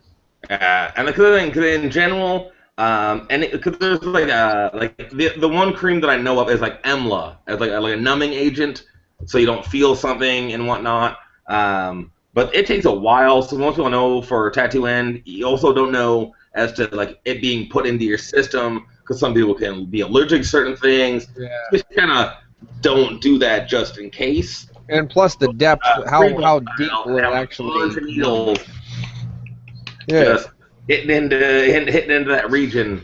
Oh, I just saw they had there was a tattoo shop in Delaware that shut down because they actually, I don't know if it's a horrible rumor or truth, but they actually were using stuff that wasn't properly sanitized and gave a couple people the big HIV. I'll give it, if it was shut down, they were definitely doing things wrong, without a doubt. Especially for that's the weird thing. For Canada, the only city in all of Canada is Winnipeg, Manitoba, that has an actual setup where like you have to be licensed, you go through a background check, and there's a lot of regulations in it. Like within the rest of Canada, the health board comes in, like for the area that me and Chad are in, the health board comes in 3 times a year, and they make sure that you're on the up and up. So roughly like every 4 months, give or take a couple. Make sure your autoclave works, things like that. Yeah, make sure that your paperwork as well. Because even they'll come in and be like, okay, where's your paperwork? Because if we don't have our paperwork up to date, we don't have, say, because today's, the 26th now, because we're past midnight. So say they came in, today, the 25th. They're like, okay, what's your paperwork for the last week? And we don't have any. They're like, so you've not done anything this week. You've not pierced anyone. You've not tattooed anyone. Oh, no, we have. Well, where's your fucking paperwork? Yeah. They're adamant about paperwork here, too. Sorry? I said they're adamant about paperwork here, too. Yep, and they should be. Because they got to make sure you're on the up and up. Because simple things. If somebody comes in, like I had a lady 2 days ago, comes in and like, oh, you've pierced me before. I filled this out. Yeah, but we got to get this every time. Health board regulations just in case if something's changed. Whether it be a simple thing like your address, your phone number, your medical history. It's like, oh yeah, I did move. I'm like, exactly. You're the primary reason, so why we gotta have this? My tattoo shop always has to turn away drunk people. Like, get the fuck out of here. Dude, I live directly across the road. I live above my work. Across the road from me is a fucking methadone house. Nice. People straight up wander in after taking their fucking methadone, and they're like, oh, like, sorry, we can't deal with you. Like, you seem like you're done in. Oh, what do you mean? Well, you're not making words, so you can't do anything on. Also, have shop in Mellon. That could be the normal people.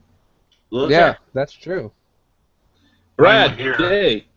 Hey, what's up? Oh, 2 people snuck in the convert. Oh, we got fucking America. Is that what I'm seeing here on the little screen? America. You got America here. Goddamn America! Wait, why is it quiet? He's muted. He's still Joe's fapping. muted, which is what we all want anyway. Yeah. He's What's going on, Bradley? Not much. What's going on? America, you all should. Nothing at all. America left us earlier saying, I have to go, I'm a bitch. And now he's I knew back. 1 hour later he would be back. Oh, so. is that why he's on the silent mic? He's got to pretend like he's not a bitch? No, I am a bitch. Oh, there's America. You know what? Silent. Section. Hey, America, you know what I'm drinking right now? You know what? I don't really fucking care, Chad. Yes, you do. I'm But drinking you can tell. Top Slam. Are you? Nice. How is it? Well, why aren't you drinking your hop slam the same time he's drinking his hop? Because Tell he's me a what to fucking do, little Paul. bitch and he doesn't want to be puking in the toilet all morning. Don't tell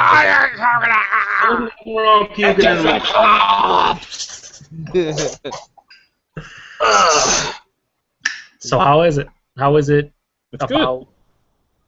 What Was is it your about? puke a bit thin, or was it? Shit had a lot of viscosity to it. If I actually get to puking mode, it's Not a body. Yeah, we've seen you puke once there, Chad, and it was frothy. Blue ribbon. Was it like nitro? Like a nitro stout? No, not the Nitro Stout. The Pabst Century Blue Club Ribbon. 2.0. Century Club. Oh, 2.0. Century Club put me fucking down. Century Club 1 didn't take me down at all. Century Club 2 with Imperial Stouts did. But even our first century, we learned like 3 weeks later that our math was fucking terrible. Yeah, and we did a lot more than 100 Yeah, shots. it's like none of us actually know the actual numbers that we did. Like I think James was out 60, but we were doing like 1.5 ounces or some shit each time. So he may have actually beaten it. Nobody really knows because we just fucked up. Just assume you did. It's easy that way. That's what happens when you're trying to do math. I legitimately don't know if I've ever actually completed the Century Club. Because I think I hit like 80 or 81 and then was just fucking burping a whole bunch. But we learned that we were doing 1.5 ounces. So may have, may not have, don't want to claim that I did just in case. They don't make that beer anymore either, the Nickelbrook Draft, so we can't do it with that ever again. Oh, really? It's done now? Yeah. When that happened? They changed it to the Cause and Effect Blonde Ale, which is a piece of shit. Wasn't the Nickelbrook Draft the one that was like so good and so cheap? Yep. And then apparently no more. Yep. Fuck you, John. Fuck you. So much hate. Oh, there is. I sent him a very nice email about stopping making that. Wasn't nice. Well, Joe, while you were gone, we had some excellent conversations, and we had some not so excellent conversations. So welcome back. And we got to listen to Paul telling his wife to delete their porn off his computer. Yeah. Well, no, actually, that statement would be, if you ever delete my porn, I'll break your fucking kneecaps. Because that's my babies. My baby porn, I love my porn, I love my porn, I love my porn. I told my wife when we first got together, this porn was here before you, it'll be here after you. That may have been a bad idea. No, it was a good idea. She was fine with it. Well, more so on the fact that you were already claiming that you're going to be gone eventually. Well, yeah, believe me, at that point in time of the run, no woman could stand me for more than a year. That was I've been engaged many times. So I finally got one that actually stuck around. What a trooper. Just so you know, Paul, that goes for not just your wife. That goes for everyone who ever has met you in their entire life. So we have, I don't know, about 3 months left, and then see you later. Yeah, basically. So, either you're going to get sick of me, or I'm going to murder you. Guess who's still awake and not here with us? Lee. Lisa? Talk to him on Facebook. Yeah, he's not going to, I don't know. Lisa with the crazy-ass facial painting. What? Hoogly. Lee was great. Lee or Lisa? Like Lisa, the actual person, or Lee being called a lady? Lee being called a lady. Oh, okay. Lee had lovely red locks going last night with a lovely Viking helmet, and there was some flowers at some point in time, and he was like Zeus on the mountain with Elton John. It was amazing. It was pretty epic, and I just wish more people could have seen it. I wish that Nick took those shots and put them on Facebook so everyone could see them. Yeah. I stumbled upon this by pure happenstance. Like I happened to go on fucking YouTube, and it was like a little sign like, "Oh, this is live now." Like live now, and now I'm here. So I had no idea there was anything happening last night. That goes for me. I was trying to find JTV lately, and nobody's ever been on that anymore. Yeah, that's been a while since JTV, isn't it, Chad? Mm-hmm. Yeah. I can't seem to use JTV on this computer, like it always just fucks up for some reason. Oh my god, is that Guy talking to us on chat? No, it's Nick posting the link to the... I posted the video of Lee being... Oh god, it's hilarious. Yeah, I think Brad, what ended up happening is I'm pretty sure Chad just was like, fuck JTV at some point. Too much effort to... It's much easier to just talk to other people on camera and interact Basically, that way. like everybody the that thing is, watches JTVs, JTV, we had a lot more morons. interaction. There was a lot more personal Oh, yeah. interaction on JTV than on Google Plus, but it's so much easier to have a conversation on Google Plus than on JTV. I'll tell you what, if I could find a way to get VC to interact with YouTube, that would be the way to go. Because VC is so great for just like video calls to talk to people. It's easy to download, it's easy to start up, and it's just boom. That's why I was like, God, I wish I could get this onto YouTube somehow. But I'm sure only G Plus can be used on YouTube, which sucks. But you can use it on Vaughn and stuff like that, VC. Just gonna say, pretty much nobody has any idea what the fuck you're talking about, Paul. No, I have no clue. Good old Vaughn. I really if you look at it, it's VSEE.com. That's what I'm talking about, son. I don't think we're gonna look at it, probably. Look, the Squatch from the woods is gonna throw some knowledge in your ear. VSEE.com. Boom, video chat. The Squatch from the woods is just a fucking floating, glowing orb. Yeah. I am like God. who almost killed him. Listen to me. Easy. Fucking Indian god that we should be worshipping. That we hear you speak and we're like, He wait a almost minute. killed his fucking already dead Jag trying to get it out of my garage. Yeah. It went out of the garage easy. How's the light? Are you going to fix the light, or are you going to leave it broken? That depends on if they want to give me a hard time for having it broken. If they don't give me a hard time, I'll just leave it fucking broken. If not, I'll fix it. Because I'm one of those guys that just, at this point in time in my life, I'm just not fucking caring about shit right now. It's one way to go about it. Yeah. Hey, the front lights work, the rear lights work. That's all the other cars see. If that'll pass inspection, I'm happy. Nick's just I love how we fought with that fucking car for hours, and my neighbor goes, "Why don't you just build a ramp with the fucking wood that's already under the wheel?" Yeah, we're like, oh, well, that's fucking genius. Boom, chicka, chicka, chicka, ow. Oh, and some leaves appeared.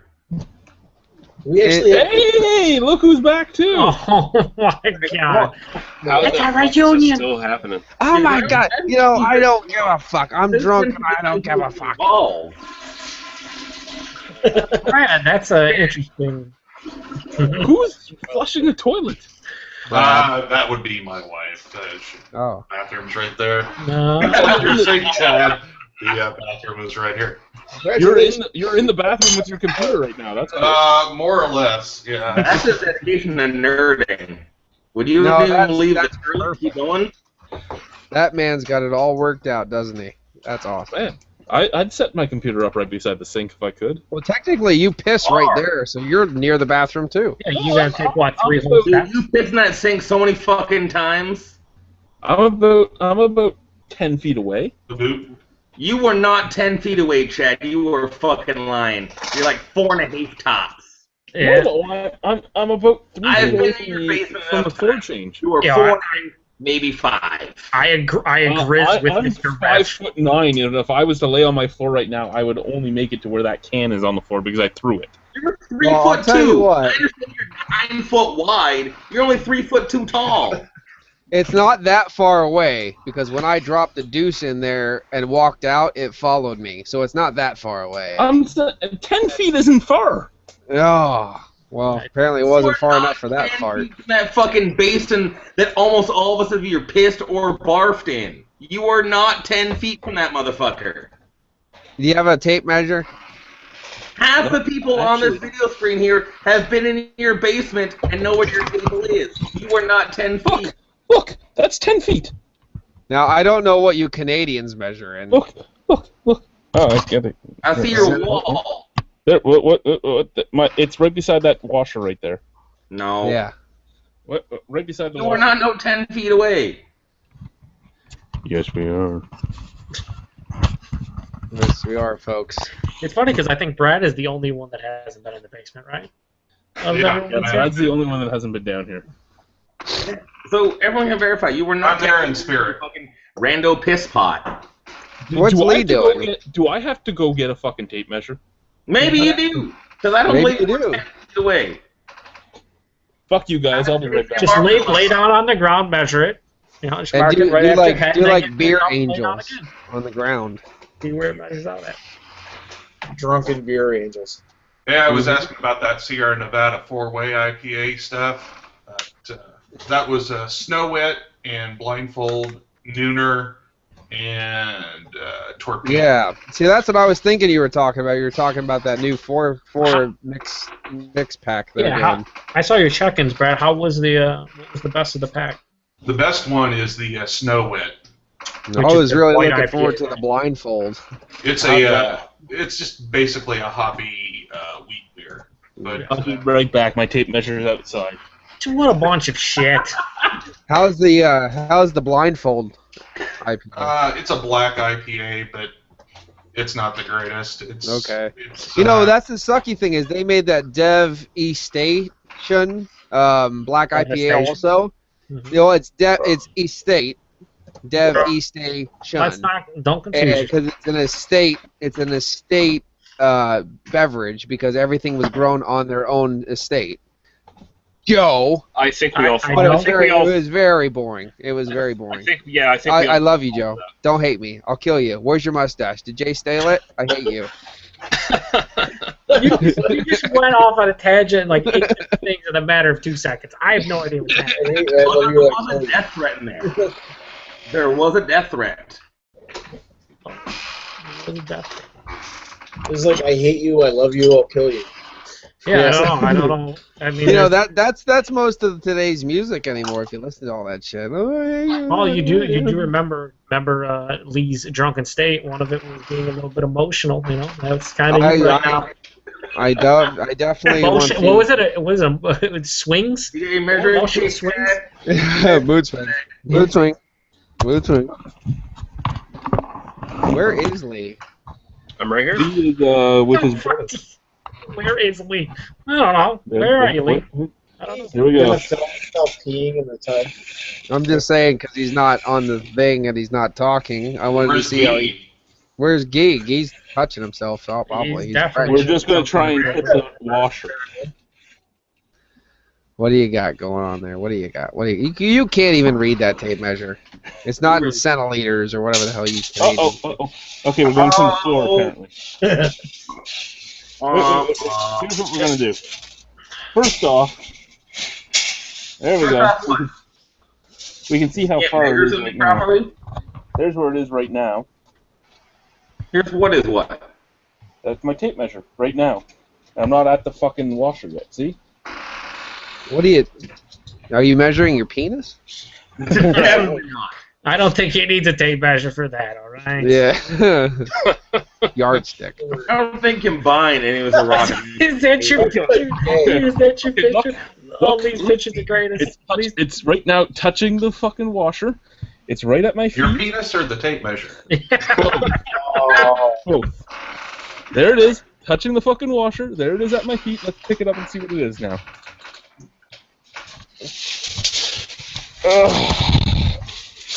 He's moving it. I'm not moving it. Right there. Results are rigged. Rattling. I don't trust your rattling. 10 foot, almost 11 feet away. I don't believe you. I heard a lot of rattling. Actually get a better Okay. I don't see it on the screen, so I cannot verify your results. Look. Yeah. Put it down. We need an I think impartial it's the observer. I think it's the amount of people that make me get dropped out. Go wake up your wife and have her do it. Lee, oh God. What is wrong with your toe? Yeah, I don't want to see this. Okay. I'm pretty sure none of us have that fetish. I talked about this earlier. Nice I pulled something out of my foot and it bled everywhere. Leave it the I fuck alone. wasn't here earlier. I'm newish. There you go. 10 foot, like 6 from here to there. And then I have to move that way a little bit. That way. So I what feel you're as if basically lying saying to is I'm about 11 feet away. I was you weren't estimating. You weren't 10 feet away. No, I'm so 11. You're lying. You're 11. Yeah, you're Damn wrong. it. You're wrong. You're wrong. Rhino was absolutely 100% wrong. I may Also- have been 100% wrong. However, Lachlan's 4 feet is more than 100%. Your guesstimate apparently is far better than mine. Yes. He was exaggerating a little bit. Just let him slide. Look at Lee's picture because it is the greatest thing. Lee's picture is awesome. Lee, can you I'm pretty please sure talk Lee's to not bring like that up? in general. Hello. Exaggeration was happening tonight. He's trolling everybody by making him look like Jay. I like the mustache. It works well. Now, if anyone wanted to know where Joe's mustache went, It went right there. Right there. It went to Jay's face. Yep. It went to Is Jay's his name face. Jay or Ronald? Which one is the actual It doesn't matter, I don't think. His name is Ronald, It's Jay. It's J.R. but they call him Jay because obviously, if you're in the South, you just call someone a completely different name because of your inbred, I guess, Yeah. and racist. Hey, Paul, I'm dipping into Cafe Oh, Boys, oh, bro. oh, oh, oh, oh, Cafe Boys! Cafe Boys, Cafe Boys. Oh, I was What just have gonna you been say, drinking tonight, Lachlan? I just reviewed that 50-50. It was great. Yeah, I'll kill you. Bit thin though. I think Lachlan's gone. Yeah. Looks like it. He's He wants probably to getting go- another blue because that's his light switch behind there. Oh, this smells Oh, is that? Is like, amazing. How about Okay, you, try Brad? it. What have you been drinking? I drank a Snow Wet and a Torpedo, but I'm getting ready to open this. It's Three Floyd's Space Station Middle Finger. You know what you can do, right? Yeah, you can just turn that middle finger right back at you, Brad. Yeah. The only problem is the Oh, that's right. You guys can't get the Three Floyds, right? Fuck you, Brad. The only torpedo that I really like is out of the can. I really don't care for The torpedo. only out of the torpedo I bottle. like is in my pants. Oh, fuck's sakes. Now, I what is the, that? How far is that away from me? 10 feet, 4 feet? What is it? From my hand or from me? Yeah, from you. Oh, there it is. 2.5 to 9 feet. I can see it, so it's not that far away.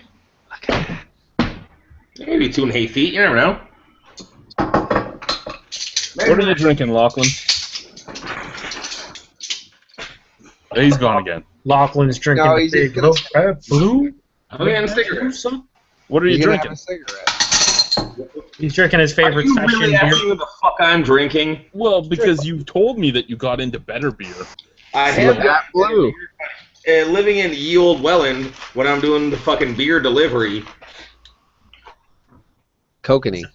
Lachlan is Talking about living in Welland, have you You've seen? never met me before. Let's be honest. Lachlan is classing up Welland. Beer. I have a question for you, Lachlan. Living in Yeah. Welland, have you seen Michael lately? Oh, fuck, like tit beer bong? Yeah. Takes beer No. bomb 420, son. How's it feeling in his tummy? That kid How ain't been does his around for a tummy while. feel? Yeah, I would like to know how his tummy's doing currently. How's his tummy doing? I'm fucking I only asked because today, Tits Beer Bong got brought up again because he liked Beer Gee reviews on Facebook. So he's been talking about the fact that he just won't give up. And that, are you fucking dancing around your room naked with your brother or something? Is that why that picture's up? No, I just wanted to express my National Socialist ideas and agendas as far as beer goes. Can't believe that Heil dude. Rhino. Heil J. Can't believe he stole my mustache and then put it all in the middle. It's fucked up. He headed into well. Hey, listen, Joe. For a while, it was in a concentration camp. At least it's on his face now. It's not dead. I should bring up one of my Hitler stash pictures so you can get bounce that around fucking YouTube for a while. Probably not the greatest idea, Paul. No, it doesn't really matter. I don't care what people think Why of would me. you have ever had one? Huh? That was an idea in your life, like, you know what I need for any period of time? A Hitler stash. Oh, why not? I'll tell you what, they're classy. That's classy. Classic? Classy. That's Hey. classy. Charlie Chaplin had one. Why not? Yeah, I That's don't give a right. fuck with Charlie Chaplin rocking the boxed mustache at Yeah. some point, like 1935. That shit's a Hitler stash. Much like the bullshit, like, oh, the swastika is a really peaceful symbol if you look back in Hindu times. Nobody They were gives a taking it back. I think Hindus give a fuck, but whatever. Yeah, man. Hindus Bing, make bing, bing, fun bing, in general. You rock a swastika, I don't care what tilt it is, which way it's because even the Nazi swastika, it's fucking flipped and tilted. But you see a swastika, people are like, you're the goddamn Nazi, ain't you? No, I'm not. I'm an Indian. What or about the a Nazi weed or many pope? other Violent bigotry I'm hearing here. I can't have any part of this. Is it because of your stash? Is it Well, because of I'm pretty. Yeah. Well, no, I'm rocking the fucking Viking beard right now. So What about the Nazi weed pope? That's fine. You guys all saw that, right? The Nazi weed Whatever, pope? whatever that I is. don't think I did. Yeah. For the fucking World Cup, not the Yeah. Weed Pope. Yeah. Oh, yeah. Colombian Nazi weed pope. Yes. Funnier is fucking weird. I shaved today. I feel quite odd. I'm missing something. Did anyone see that? Your masculinity? I feel like Samson. You know, I lost my hair. Something's wrong. Well, it's okay. Nazi never It's shaves. because you hung up by the toilet for too long. You were by the toilet, you realized maybe you got a shave, and then you're fucking clean shaven. You fucked up. Toiletries, and they're right there. That's why I saw my friend today I haven't seen for a while, and he's like, "Oh, you got a beard?" I said, "Motherfucker, where I come from, this is stubble." It's Amish country, brother. Amish country. You don't have a beard. You have a jag. Yeah, it's true. I don't need a beard. I have a jag. That's true. I guess I should shave this shit off my albino face. semen all over the door handle. Well, you know, adds the flavor. Buy it at Benny's. This photo, amazing.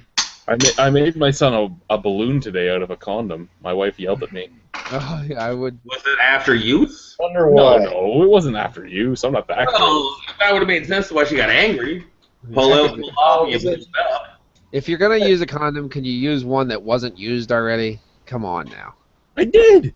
It wasn't. That's just Yeah. recycling. And she's like, "That's spermicidal." I go, "No, it isn't. It's just lube. It's good. Oh, We can wash it off in the shower." Awkward. Silence. That's that word. That's what the word is. Yeah, again, guys, we had an amazing beer talk earlier today, and we had like 4 viewers. We're talking about giving my son a fucking condom balloon, and we have 9.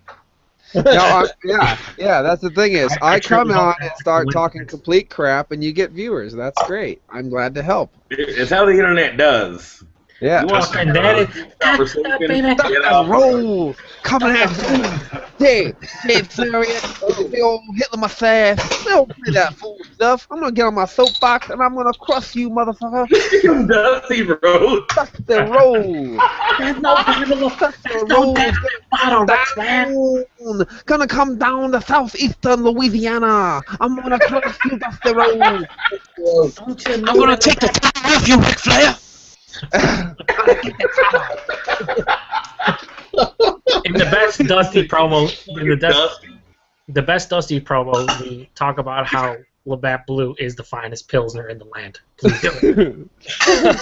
No, I hear you gave Kokanee an 8.5 out of 10. We're gonna come down to southeastern Louisiana, Jay. We're gonna slap that Hitler mustache off your face, boy. Ric Flair, baby, you know nothing about Canada's finest Pilsner in the Labatt Blue.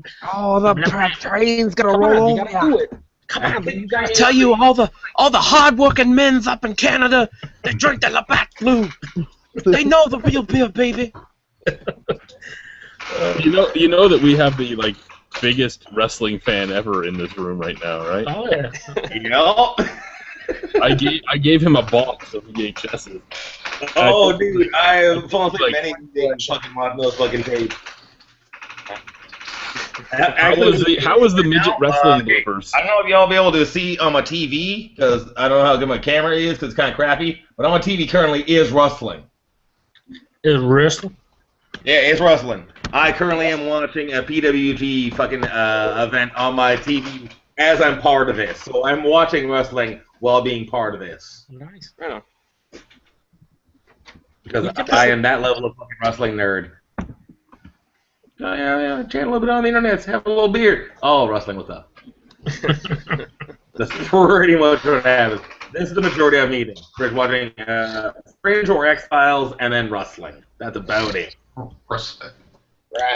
Some wrestling? Straight up from the 80s? Or some wrestling? I actually prefer wrestling when Gorilla Monsoon was in charge. Fucking Cromatsu was in charge. That was mid-90s. Yeah. Early 90s, wasn't it? Monsoon died. Late 90s. He was the So he would have been no, well, he didn't book, but he would have been helping run like 985 back. Yeah, he was the on-air commissioner or whatever for a couple years in the mid-90s. Like whenever it was they had Vader on the roster. After Jack Tunney. Yeah, Jack Tunney, the fucking worst goddamn commission in the history of the damn universe. No, he was the best. The only reason Tunney was there is because that was fucking Vin Max Sr. coming into Toronto taking over the Maple Leaf Gardens. Yeah. Jack Tunney was the guy that was running the Maple Leaf Gardens in the fucking 70s and 80s. Yep. You know, I'm amazed when I hear, and I really don't hear it too often, but some of these wrestlers are, dropping off the face of the earth. They're dying, and I never hear about them. They don't get, some of them do get, pretty good attention when they pass away. But some of them don't. Someone just died, last month. Like the Ultimate Warrior or someone? Yeah. But he got mad press because he got came mad in press. in Yeah. What do you call it? The Hall of Fame. Yeah, Hall of Fame. And it was 4 days later, the motherfucker died. He did Raw. He did the Saturday night, did the Sunday, did the Monday, and Tuesday he died in his hotel. I still remember seeing him being like, what? That's weird as fuck. But if you saw his promo in the ring on Monday night, he looked fucking totally just like... Yeah, but... And that was the thing for the entire weekend, is apparently people kept seeing him, and they kept saying, he seemed a little off more than the Warrior was known for. Yeah, which is... fucking Warrior. Yeah. So Jim Hellwig was... They all said that he seemed a little off, so I didn't like necessarily that motherfucker died, because I was having childhood, I love fucking WrestleMania 6, Hogan, Warrior. I didn't even know who the fuck to watch, because that was my goddamn childhood, watching both of those fucking dudes go. Not that they were good as I progressed and watched, but nobody was really surprised when he passed, how he passed, and some people even assumed that he was going to pass, as he has his his acceptance speech and then his bit on Raw. Yeah, he died 14 hours later. Yeah. You were sure you were going to die soon. You were just trying to finally not look like the, what's that word? Racist bigot that you were. Yeah. It's unfortunate that Savage never was able to... Oh, Poffo? Yeah. Motherfucker had a heart attack in his fucking car. Mm-hmm. Of all fucking things, any wrestler that goes, that's a terrible fucking way to go as a person, and then you got the bit that you want to see him do more. Oh, he had a fucking massive heart attack and died in a car wreck. Yeah. But see, Savage was my guy. I fucking love Savage. Absolutely. Oh, WrestleMania 5, Mega Powers collide. Rick Savage, the dude from Def Leppard? No. No, I know who you're talking about. Goddamn Def Leppard. I still remember when Owen Hart got turned into a human Pez dispenser. Yeah. Def Leppard. 98. Good old Mr. Vince Russo. That was over the edge. That was like the goddamn. He's still getting fucking pressed for some ungodly reason. that Dusty Rhodes picture is fucking absolutely fantastic. That Dusty Rhodes. I didn't know. Someone told me that Sensational Sherry died too. Oh yeah. Yeah, she's dead. Sherry Martel. She died about 2, maybe 3 years ago. Something like that. Yeah. Like the majority of the women wrestlers or women entertainers do. She overdosed on a bunch of different pills and. Hers was same with Miss Elizabeth. Yeah, fucking Lex Luger. Fuck Lex Luger. I don't care. I'm assuming that Sonny's Found God and he's all. Sonny's still alive. Surprisingly, Sonny is still alive and still talking all kinds of smack about every dick that was ever anywhere near her mouth. Because she's the modern day Miss Hyatt.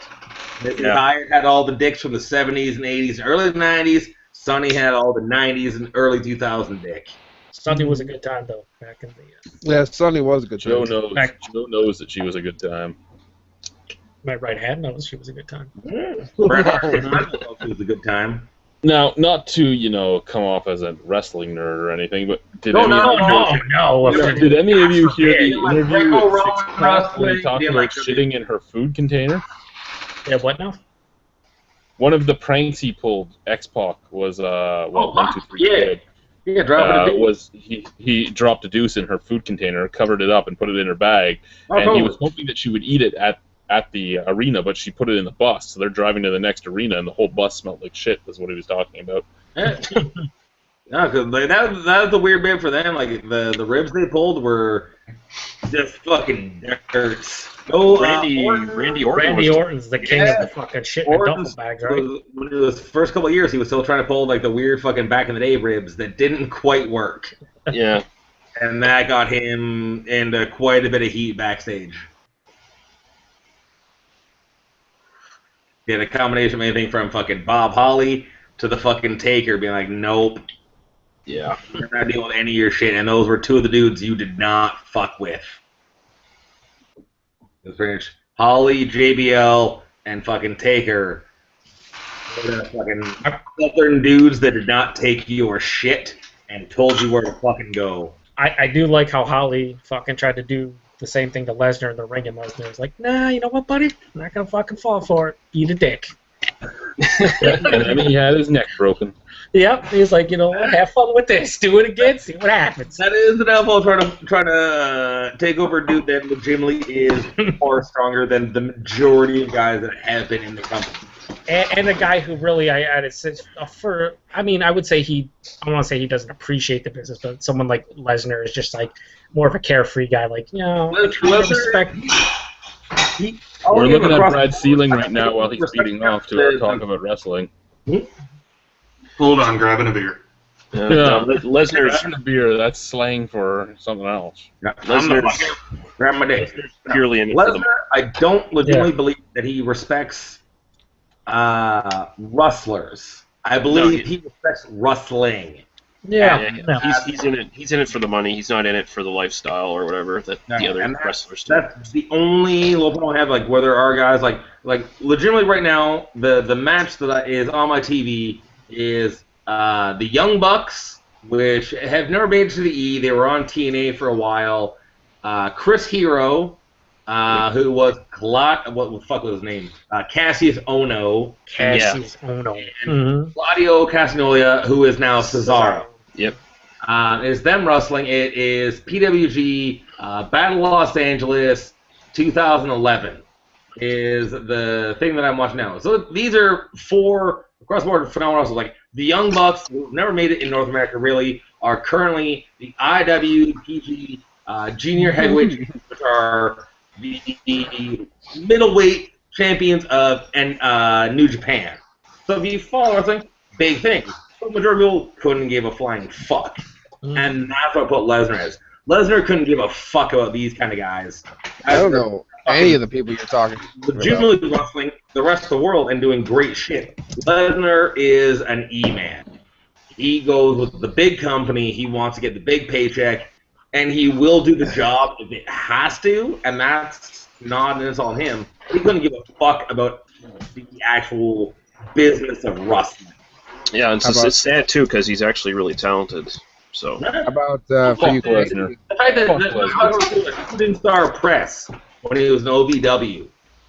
Kid's, I think, like 6'4", and has been many different versions of 300 pounds, and can do a fucking shooting star press. Yeah. He did fuck himself up against Angle. That's just, here nor there. An accident can happen, but the shit he can do, he could be fucking phenomenal. And he did actually win the IWGP, like the New Japan title, but it was just because of Brock Lesnar.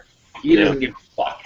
I mean, if he really wanted to, he could be like the modern version of Vader or something like that. But he's just like, I'm just in it for the big money contracts. I'll do so many dates a year. If you just be a fucking monster, and somebody is the creative, because the majority of creative for the E are Hollywood writers, and that's for North American wrestling. One of the problems is that it's Hollywood writers, and most of them don't give a fuck. Like Kevin Dunn is the main guy that runs SmackDown and Raw.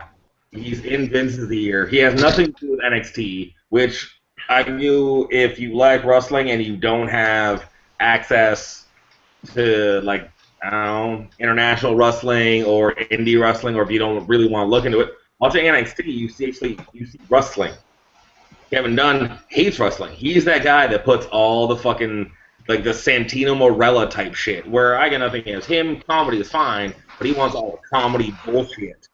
Yeah. And it's real fun for there was something like 2 weeks ago where, like, some bride was having fucking, like, some beverage dumped on her fucking head, and then some random fight broke out, and it was just garbage. But it was Kevin Dunn. This is all I can say about Lesnar's skill. You know all the medals I have on the wall and everything else. Yeah, you went against him, didn't you? 10 seconds. 10 seconds is what I lasted. Yeah. And I was a very good wrestler. 10 seconds. Well, probably because you couldn't see him. Because you're all Crush. Chad, like the amount of times that I've worn your medals in videos shows how good you were, or however you want to term it. You did really well in like the Greco style shit. I've worn shit that really my neck has hurt after taking up some of those fucking medals. You get like 175 on your little fucking banister there. Lesnar's a goddamn monster when it comes to that kind of shit. But he doesn't give a fuck about the actual world of wrestling. Like the televised type shit. I could barely wrestle my dick out of my pants. Well, that's just unfortunate. That's respect to anybody who can wrestle, because I couldn't do it. Fuck no. I don't know. I'd love to, but I'm from my goddamn 30s and I'm unhealthy as hell. I would just get hurt. I don't know. You were able to survive eating a urinal, Puck. Yes. I was actually talking about that today. Yeah, Tommy Dreamer already had that gimmick. Urinal Puck? I don't know. I may have done that for him. That's one of the few things I may claim, is eating the puck for him. Alright, guys, I think I'm going to head out. Alrighty, Nicholas, See you, you Nick. have a wonderful night. Take it easy. When I watched wrestling, it was, well, not really, because I watched a lot of different wrestling back then, but it was more like, you know, the main stuff was like the Mountie and Big Boss Man and Bam Bam Bigelow There's and the mountain. Yeah. The Warlord, the Barbarian. Tatanka and The fucking Red Rooster, bro. Hakeem. Oh, dude, like Yeah. one of the worst shit on The Game Dragon. possible. Terry Hakura. Taylor took it like a champ, though. Shit on. Put some shitty red hair dye and just spike that up. Apparently, that was all because McMahon just thought it was hilarious and was like, fuck Terry Taylor. Go do this gimmick and have fun. And by the way, you have to. But yeah. Oh yeah, well, how they wanted to call Stone Cold Steve Austin fucking Chili McFreeze. Oh, fuck. The amount of that's one of the best things is fucking listen to his fucking podcast. He'll talk about some of the shit that was, and it is mind-bogglingly stupid. This is Well, that's because Vince McMahon ruined wrestling. Sorry. Boom. Take it. At this point. That I agree with that. He has done some great things and done some terrible things, and it's gotten worse and worse and worse. And it's age shouldn't be a thing, but he is totally out. Yeah, he's done. Because he wants to make it a fucking like selling to kids. But even when he was like selling to kids in the 80s, like one of the no, he was a marketing genius. There was still blood involved. That's still selling fucking Hogan as the main guy. I mean, Hogan. How much they sold Hogan alone could carry the whole fucking wrestling federation. How did my beer channel become fucking Lachlan's wrestling channel? I don't know. Better than talking about diarrhea and fucking let's talk about portions in the fucking toilet and whatever God else knows we talked about. Dad, really? Are you that upset about wrestling? Well, I'm just saying. How did we get so derailed that we've gone on for like 25 minutes about Because you have Lachlan, myself, and Lee who love wrestling. You have Paul who likes it. You like it somewhat. Brad looks like he doesn't give a rat's ass. I haven't watched wrestling in so many years now. But you know what? You don't miss anything because I think, like Lachlan will say, I mean, at this point, McMahon has pretty ruined the enjoyment for anyone who like true wrestling going back 25, 30 years. You know, I'd say one of the worst things currently to watch is like he's out on injury. But like Daniel Bryan, I am so goddamn sick of watching the small guy underdog storyline. Yeah, and I'm so sick of them treating bullshit. them like garbage on My TV. problem was when they started doing, he's having her baby, she's angry at this, she's sleeping with him. That's your brother from the fire. Bullshit. That was stupid. It's just stupid. It is, and it became the whole entertainment aspect. I think they lost the whole essence of wrestling. Entertainment aspect, because it is the best and worst way to put it for like at least the E is it's a male soap opera. The way the E presents itself is a male soap opera, but they went too much on the entertainment end because like sports entertainment. Too much on the entertainment end, and that's the problem. Well, that's what the thing he wanted to do anyway. He wants to make it all entertainment and very little about the actual act of wrestling. And one of the biggest issues they have is bringing in the Hollywood writers that don't know anything about wrestling, and they try to adapt movies and television to it, and it's like, you need minds, pro wrestling minds who've been in the business for 30 years. Good people who know how to write storylines. This might sound completely homo, but I don't want to watch girls in bikinis run around and just have drama. I mean, I have porn. I can watch porn. I wanted to watch wrestling. I like wrestling. There is phenomenal female wrestlers. Sarah Del Rey is the main female trainer for NXT. One of the best, I'll even give credit to across the board, one of the best wrestlers that is out there. But she got hired on. There's Drake Younger just got hired, and he got hired as a ref. So they're hiring people that have a lot of talent, but they're not allowing them to kind of put all their shit into it. Because they're not models, they're not people they discovered. They did well on the independent scene, so they can't mold them into their own. And they, especially with the whole independent, hates the fucking indies. Trix hates the fucking indies. Yeah. And they showed him. Nobody and forgets that he was a nobody. And that's the problem with him. He has a great mind for business. He fucking married his way up to a $1 billion corporation. That motherfucker's done well. But he forgets that he was a piece of shit nobody. They got trained by fucking Kowalski. He forgets that entire area. That 8-year realm that he was a fucking nobody. What was his fucking gimmick in WCW? It was the same as Hunter, yeah, but it was pretty much the same. Terrorizing. Yeah. Was his fucking gimmick. And he gives those same fucking gimmicks to cunts now.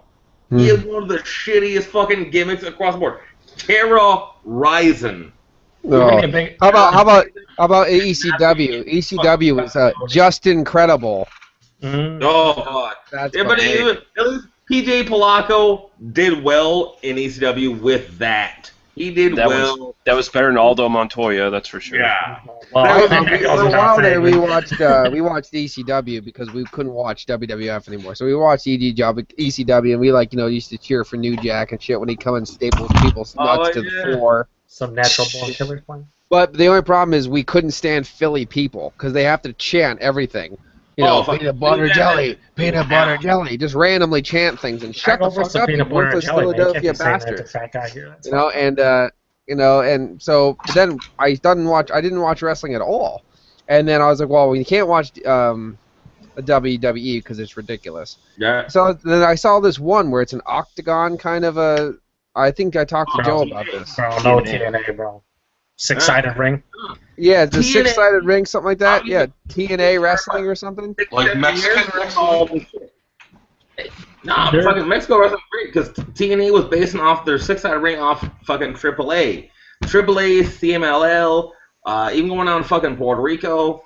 There's some great. I'm watching TNA, and I'm just looking back, going, "What am I watching?" Because it was just powerbomb after chokeslam after powerbomb after this, and I'm like, do they realize these are finishing moves? I mean, the whole thing about wrestling and how things are put there, and how you're supposed to work the guy down and this, and not just do powerbomb after powerbomb after powerbomb after powerbomb after powerbomb for 5 minutes until someone decides to actually black out.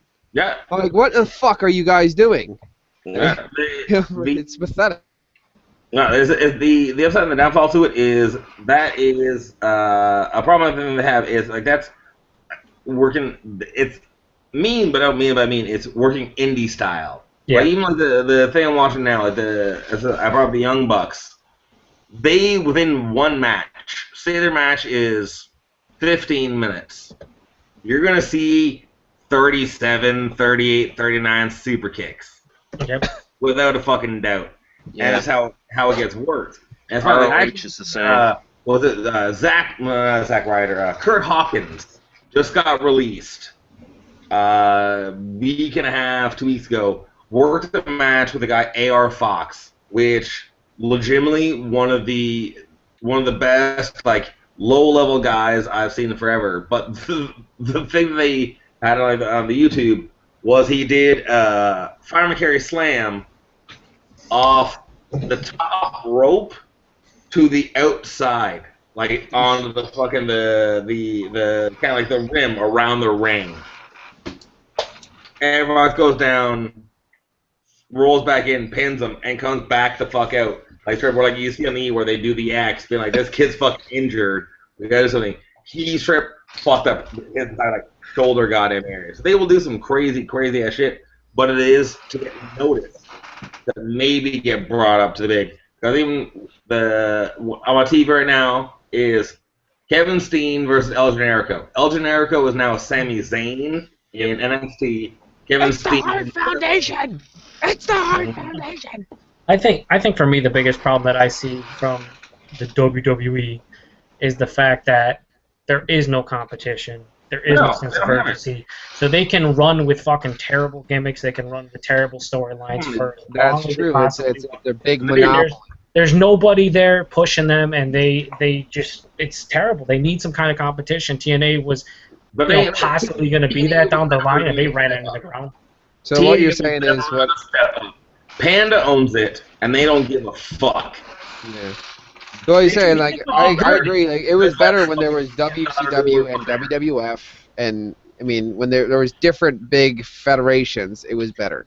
But you could poach people. You could wait for their contract. Okay, this guy's gonna make it. It's like at WWE. They don't even act like TNA exists because technically they don't in their world. They don't in their minds. They don't. Yeah. No. But they don't.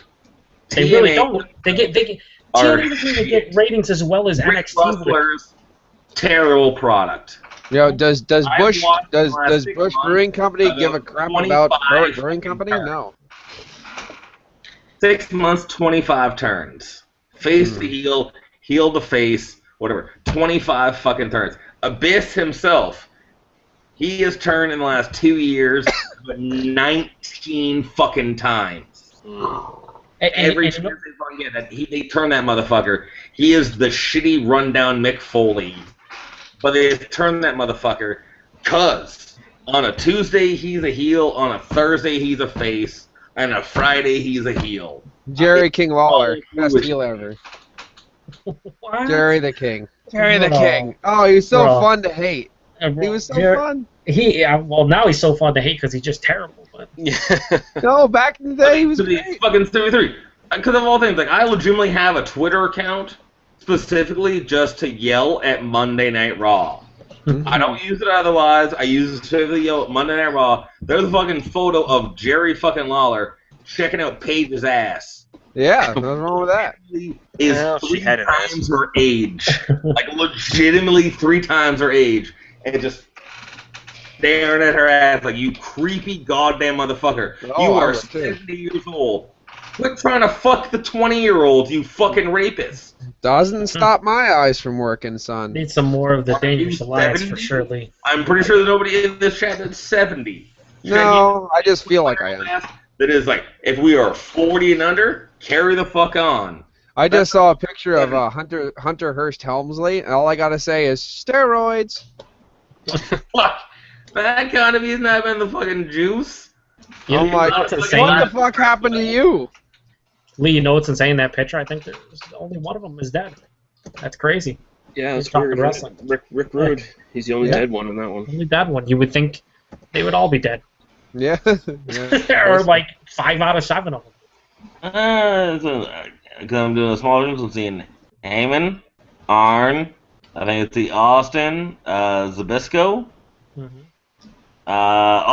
in the back corner. Yeah, he's done. And beautiful BE. Yeah. Oh, Bobby Eaton! Yeah. That motherfucker's still going on the indies now. Yeah.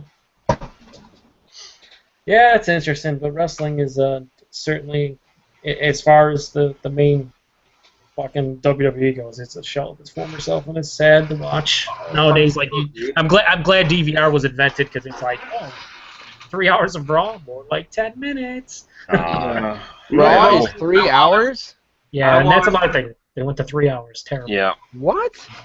2 nights ago, I watched Kawada versus fucking not Kabashi. Kawada versus Kabashi in like 1998, like all Japan. It was a 35-minute match. And I was kind of curious. So math-wise, this was a Sunday night. This match was 39 minutes on YouTube. It was about 35 minutes long in the actual match, about 4 minutes of like intros and whatnot. I checked out the Raw the next night, like the next Monday, so the very next day. Their match alone was 5 minutes longer than every match on Raw the next night. And that's across the board, and it's been that same way. They let the last, they hit 10:55 because they have their X amount of time with fucking the USA or whatever. 10:55, somebody comes in and yells, "Oh, here we're having a fucking main event." You 3 hours. They have no excuse. No. I mean, at the end of the day, we all love the storylines. I love promos, especially from guys nowadays like Bray Wyatt, for instance, and Harper and guys like that are coming up. You love just watching them for 2 or 3 minutes, but it's like, where's the whole thing that I grew up on watching, which was, I don't know, the wrestling. That's the thing that I liked. That's what I want to see the majority of. I don't want to hear the bullshit. I want to see. I don't want to watch. See the match. I don't want to watch 20 minutes. The Rock sitting. I don't give a fuck if he's funny or not. I want to see The Rock sitting there singing songs to people in the fucking ring. Well, you're not. You're definitely not. Luck then. Yeah, like a 3 to 5 minute match on Raw. That should be a jobber match. They should actually be hiring independent guys that no one knows to job on those matches for the actual stars. They put them all on NXT, and they're trying to make them bigs. Yeah, and that's their problem. Is they're trying to bring all the dudes into the NXT and not. Really, like I was saying, like the amount of people they've released, in the last month they've fired. They fired like 15 fucking people. Yep. Raw and SmackDown alone, whether it's separate or not, they have about 100 fucking employees. NXT, there's another about 75. There's a fucking local boy that has been hired and fired 3 different times by the E. And is now currently, his name on NXT right now is Ty Dillinger. He's been fired and hired 3 different fucking times by that fucking company. They just keep bringing fucking people in and don't realize that you don't need 200 fucking employees on your goddamn company. Build your fucking people up a bit. Yeah, they're all overexposed. They've all fought each other a million times. And so it's like, what do you want to see the matches anymore? If Cena's fought friggin' Orton 10,000 times last year, why would I ever want to see a match between them again? It's like, no, not the goddamn slightest. And it's like, a lot of people want to fucking hate on Cena. I honestly don't really think he's that good of a wrestler. He's okay, and he's a sellable guy. He's a good company man. But watching, him and Orton a billion fucking times. Him and Sheamus 4 times. Sheamus alone, I want just to fucking go away. Because I think shit. He's just goddamn shit. All he has is the fucking slapping the chest over the ropes. That's all he fucking has. He doesn't work as a good guy. Like he just comes off as a smarmy jerk, and no one wants to watch. Hearing him yell "fella," I'm confused every fucking time. Who the fuck yells "fella" for anything at any point ever? Fella! Why? Why the fuck are you yelling "fella"? This is not a streetcar named Desire yelling Stella. The fuck are you doing? You sound stupid and look stupid. It's the worst fucking name gimmick to toss out. Yelling "fella." Well, no, come on now, Rhino. You say "fella" all the time. You Irish guys, you're all fun-loving drunks who like a good fight. That's exactly what you're all like. Yeah, every time before I fucking throw it down, I yell "fella." Yeah. Lachlan, before he throws down, yells, "These are my friends."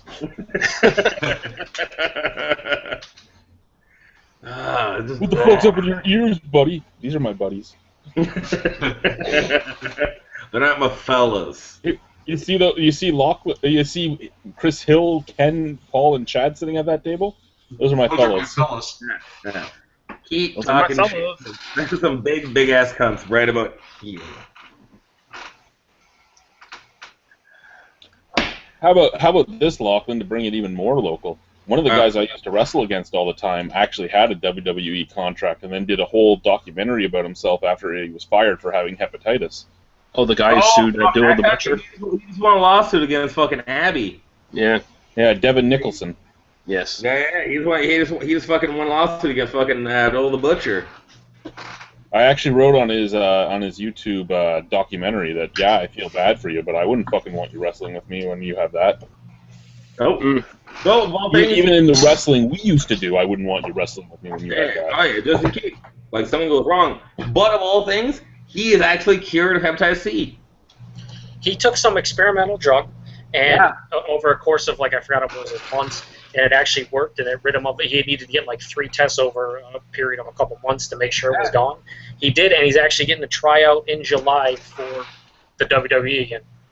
The guy's 31 now. What's he hoping to do now? I don't know. He's good. Even if he gets in, he's just gonna get fucking job the fuck out. Yeah. But Because of all things, one of the last things I seen him do was 100% disrespect Terry Funk. That was one of the last things I seen him do. Was they had a fucking spot and like mid like kind of interview, and then something's gonna happen, blah blah blah, and then he legitimately beat the shit out of Terry Funk in front of a crowd to the point that even Funk didn't understand if it was still gimmicked or not. And like the video of him like, I don't know, because his wrestling name was like Hannibal or whatever. And he's like, I don't fucking know what this guy's fucking problem is, blah, blah, blah. Like, you disrespected one of, like, the most well-respected men in wrestling within the entire world.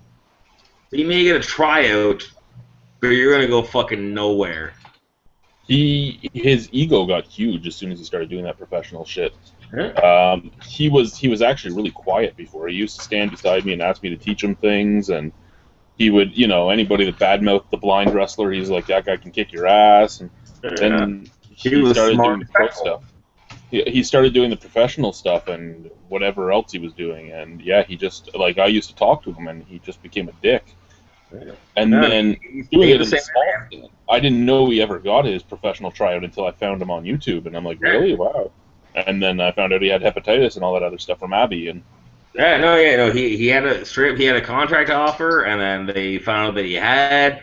And then the last, like, year and a half, 2 years has been him just fucking shit-talking Abby and saying that it's his fault that he has it.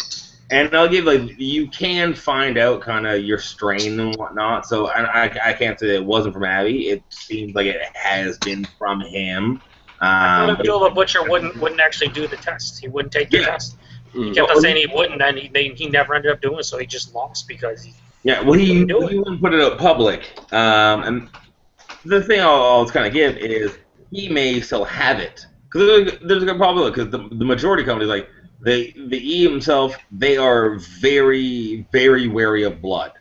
Like, to the point that it kind of stops matches, it makes it weird. But, like, two dudes are fighting, and they'll stop a match if the guy gets a scratch on his eyebrow, just in case. Like, there's some matches like John Cena, the face of the company, something hits, and he fucking gets opened, and they'll stop the fucking match and towel him down and fucking grease him and then let him fucking go.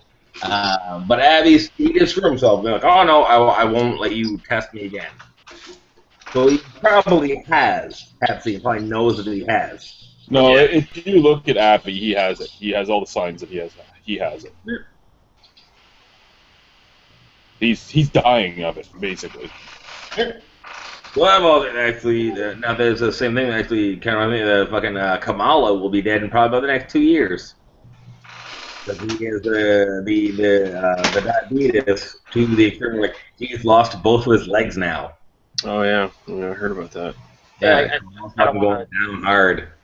Go away from wrestling all that much because this is what it's become.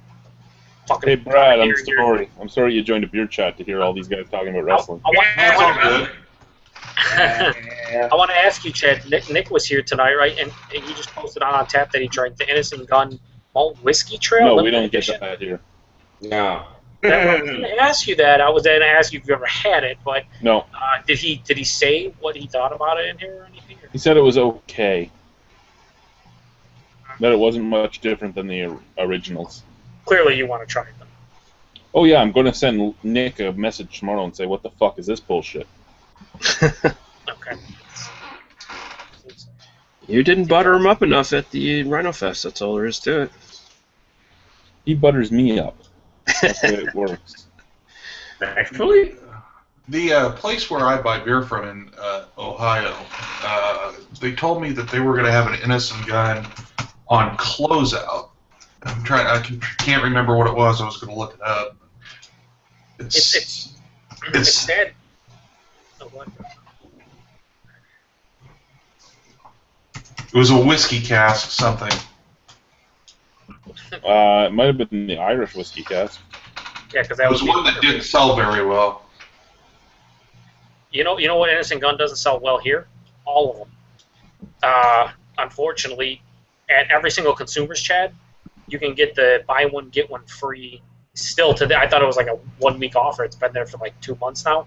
Buy one get one free of the Oloroso's cask in Bombers and the Canadian Cherrywood. I think it's like $9.99 for a bomber. Buy one get one free. So for $5 you can get a bomber of each. And they're still not moving. It's the Canadian cask. That's what's, I think. Canadian Cherrywood?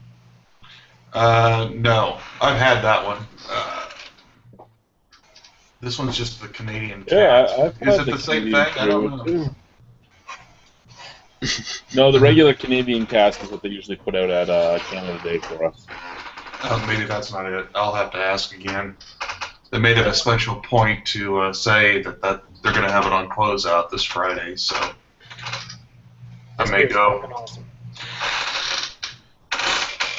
Hopping Frog. No one's allowed to talk. No one's allowed to talk about the Cherrywood cask ever. Yeah, it's a shitty beer. Let's be honest. Yep. Shitty beer. I actually enjoyed it quite a bit. Shittiest beer they've ever made. Motherfuckers. Is that your beer?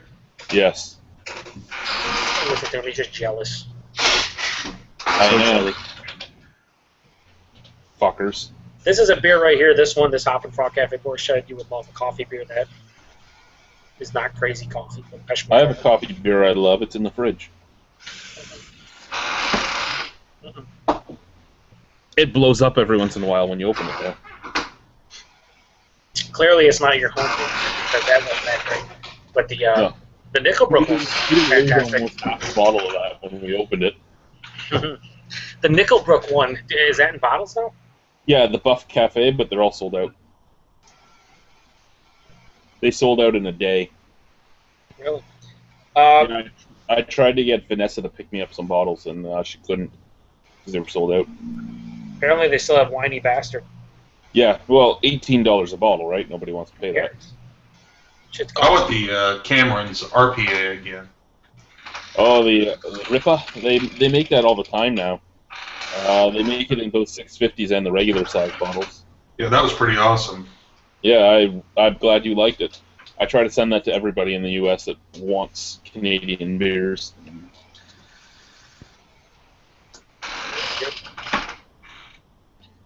No, yeah, I still have one bottle of Whiny Bastard. I'm thinking we're going to open it at the next year's Shindig. You mean the fest that you're not doing? The fest that I might do, yeah. Fest that's 50. Fitty. It's fitty. Well, what was it that one of my viewers, he's like, you should get a business partner. Well, that doesn't really do anything because we can't do whatever. I think if you charge for it, you'll get enough, and you'll get enough to cover everything. You need help, obviously, on top of that, but as far as like the actual cost, you should be fine. Well, the thing comes in that they want me to make it bigger, right? Even the breweries want it bigger. They've loved it, but they want it bigger. Why do they want it bigger? So that they Because can more make people? more money. Yeah, more people, more money for them. So the breweries want it bigger. The town wants it bigger. The The guys at Brimstone want it bigger. Everybody wants it bigger, but nobody's thinking about all the added costs from making it bigger. I mean, if they want to help, sure. well, that's exactly what I said in the video, right? If they want to help, yeah, I'll do it. If they don't, I just can't. Well, let me ask you a question. The whole Brimstone thing, they want it bigger, but they don't want it at their actual... No, they want it there, but they want it to be outdoors as well. They want us to shut down both side streets and all that. And Really? yeah. But that adds... Now I need porta potties. Now I need police. Now I need fencing. Yeah. Well, whatever you end up choosing, I think at the very least having a yearly YouTuber get together is a cool thing, honestly. Because as much as I love the fest, it was a great time, and I would gladly every single year pay money and go there and have a great time. You know, the nights we had at your house with everyone drinking, you know, even though the fact that I got hungover and got sick and missed half the fucking shit, it was still an awesome experience. And it was a lot of, I mean, just sharing beers and just having a good time talking bullshit. Pretty sweet when you had people from different fucking provinces, different states, fucking, like Lee being 20 hours away being there. It was awesome. It was a great time. I loved the whole thing. It was great. It really was. And that's what it originally started at, right? That's what you wanted it originally to be. Like I said, one way or another, I'm going to try and get everybody out here again next year. Just whether or not the festival will end, but look forward to it. Lachlan clicked something, so he's trying to get back in. His internet prowess made him click something wrong, and he crashed. He started flipping out about the wrestling talk, and he just started hitting buttons on his keyboard. Oh, yeah.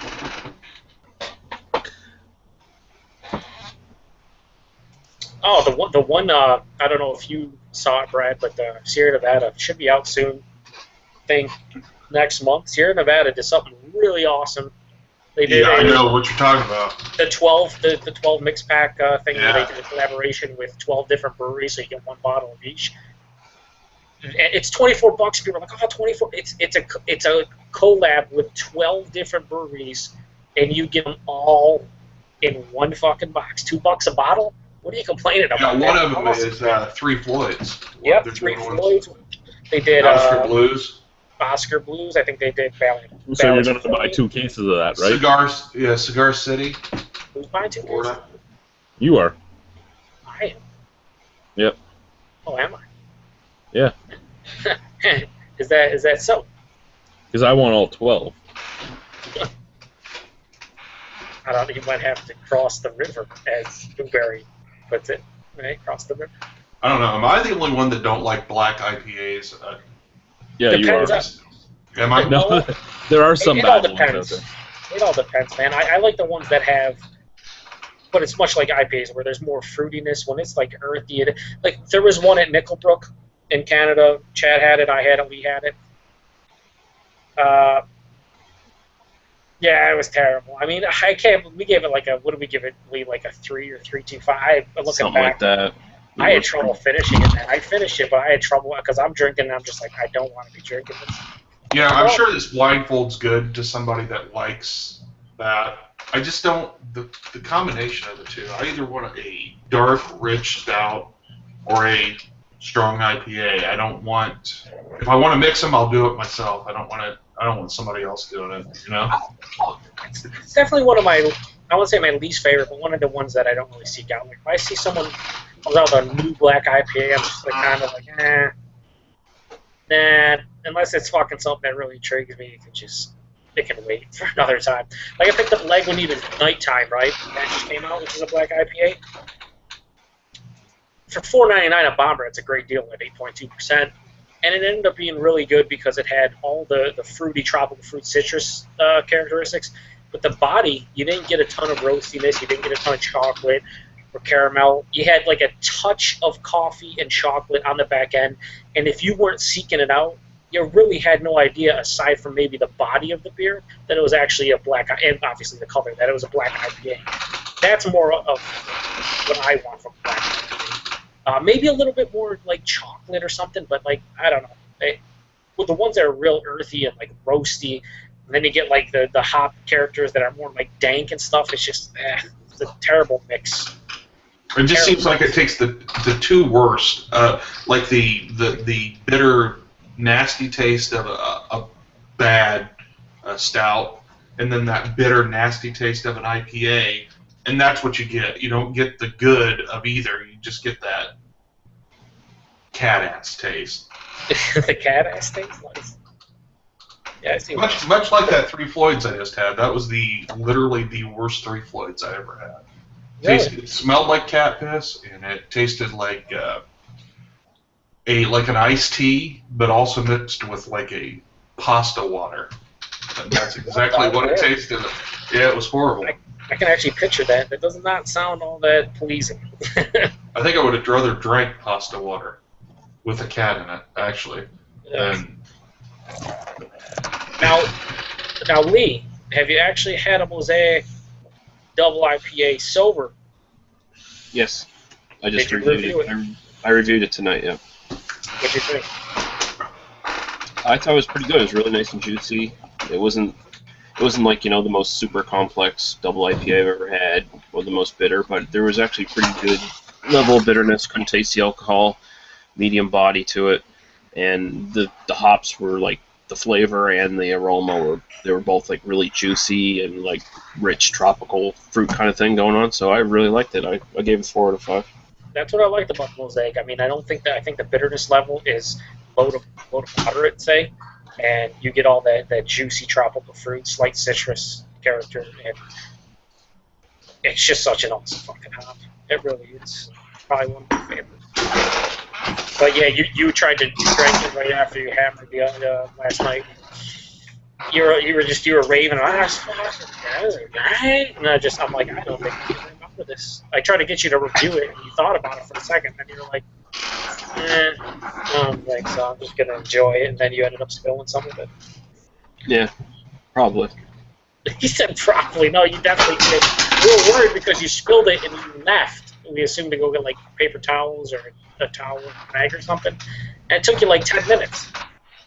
Really? Yeah, and you came back, and then you started making a bunch of racket. It was man.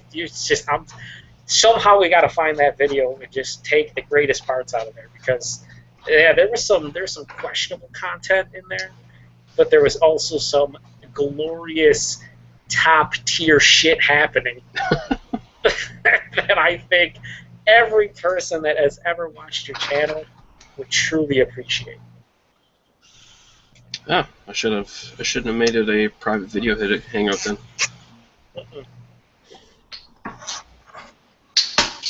But you did. Oh well. Lee, are you in Canada too? Yes.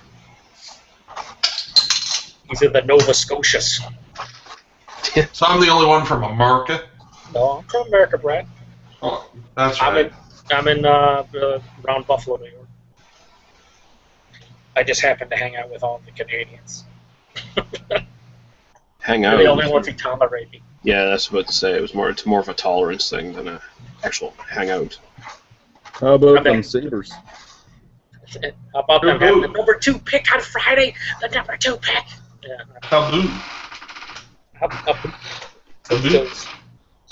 Yeah, this is a really good stew.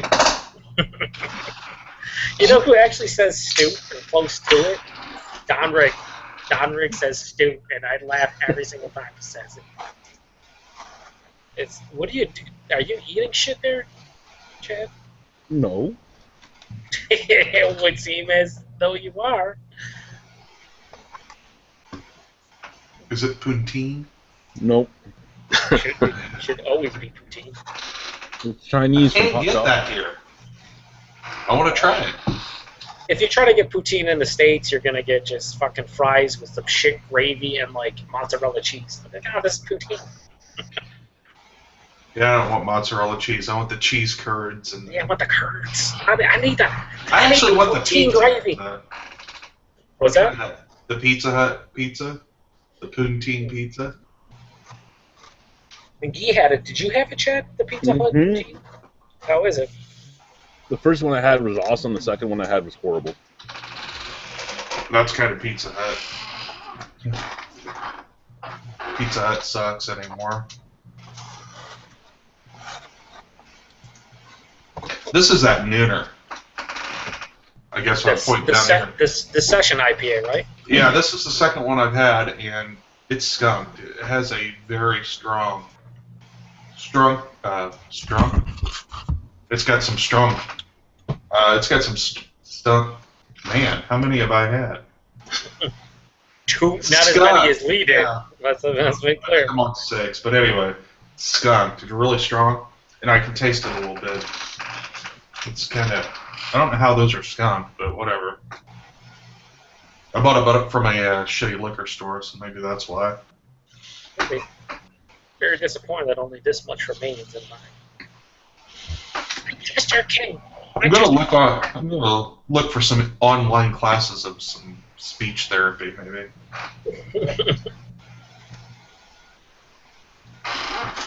What did you have to drink tonight, Lee? It was just 2 bottles of that Mosaic. That's all I have. How many bottles of that did you buy? I bought 12. I've got 5 to send away to various people, and my brother and my father each got 2, and I initially had 2, but I had another 2 there I decided to dig into. Or actually, I had another 1 to dig into, and I decided to grab one of the other ones from the 6. Those are bombers, right? What are they? What was the cost on each one? No, they're 500 milliliters. Oh, 500. They're a little pricey.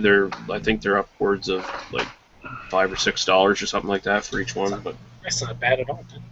But I mean, that's a smaller brewery, so they got to up their prices a little bit. I mean, even I mentioned earlier tonight, Jack's Abbey, the lager place. They're 500s. They're $5-6 here.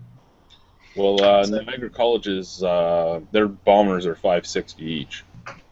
I mean, you're talking 500 to 600 to 650s. Anywhere, I think, from 5 to 7 is reasonable. Especially if it's that's the thing about Niagara College. Like, you can't say it's going to be a good beer because you have no. You don't know. You don't know who brewed it. You don't know the style. You don't know anything. No. You go in there just know fucking a just name. like, oh, this sounds like a cool beer. What is it? I guess we'll figure it out. Are most of them good though?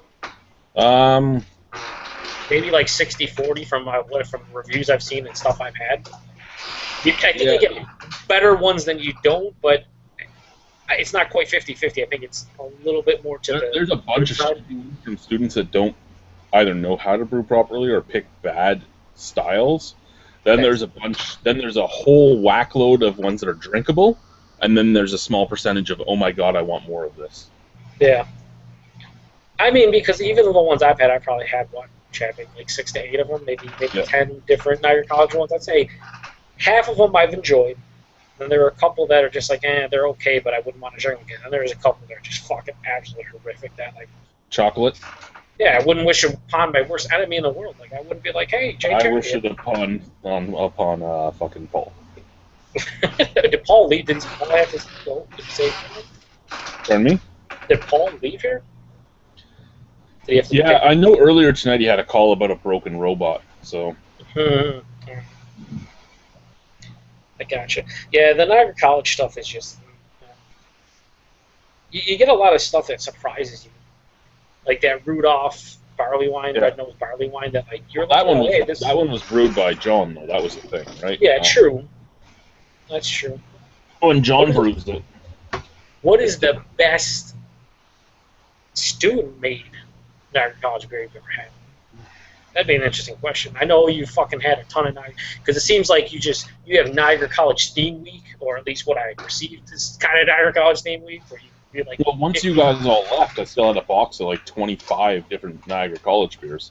Fuck's sake. Because I bought 12 when we were there for the festival day, and then they sent me home with another 24. So I had 36 beers that I hadn't had yet from them. So it was like Niagara College month for me. Like I was getting pissed off drinking Niagara College beers by the end because that's all I was drinking. I like how you would apologize to everyone. I know, guys, another Niagara College beer. I apologize, but you gotta do it. The Imperial Stout. Yeah, the Curiosity or whatever. Yeah. The one you guys couldn't pronounce, so that was fun to watch. Yeah. I believe Imperialski is last name. Yeah, I want to try the Canadian stuff.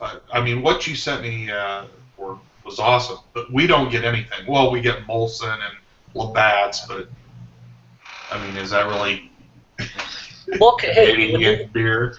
when you go to Ohio, Brad, look for Flying Monkeys. They distribute to Ohio now.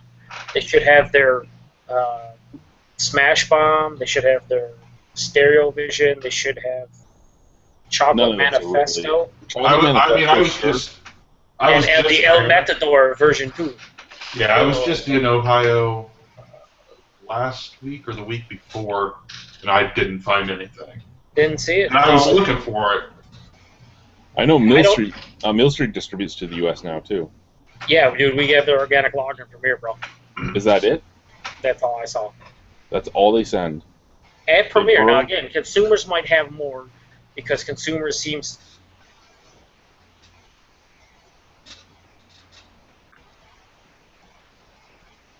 Did he just freeze on us? Yeah, he froze. What? I keep looking for Mill Street.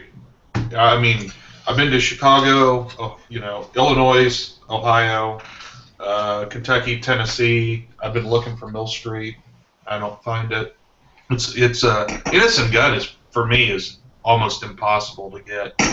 I get a I'll tell you few. the truth, Brad. If you see Mill Street stuff, what's going to end up in the U.S. for them, don't even bother. You could For who, find Mill a lot Street? better. Yeah. What about Bose? What from Bose? Bose? All I know from Bose so far is Lug Tread and the Tom Green beer. Those are both worth picking up. Yeah, but it all matters how they sell the Bose. I don't know if they're Yeah. selling them as singles or the 4-pack. Yeah. I mean, the Tom Green beer's not great or nothing, but it's.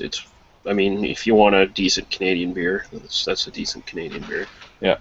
Like, don't get me wrong, I like Mill Street stuff, but with what you can get in the U.S., it's not really showing off Canadian beer all that much, especially if all you're getting is, like, the organic lager. Who was making the Bare Naked Ladies? I wanted that. I went everywhere. trying to That get was it. Flying Monkeys. Yeah. And that's the one I wanted really bad. Couldn't find it anywhere. Yeah, I know they sent Chocolate Manifesto, which is the triple chocolate stout, and they sent El Matador 2.0 Toro Bravo, the U.S.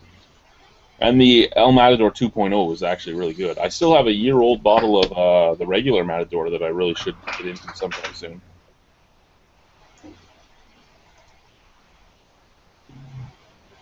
Need to do some trades. I can get 3 Floyds around here. It's like nothing. You can get pretty much anything you want. It just depends on what they're releasing at that time. Like right now, it's Calumet Queen and like Backmasking, which is an oatmeal stout, and that one I just had, which was complete horseshit. But if anytime anybody wants any 3 Floyds, they're only about an hour and a half away from me, so hit me up. You don't want to say that when Ewart is around. I've had a few. Sorry, I'm a little.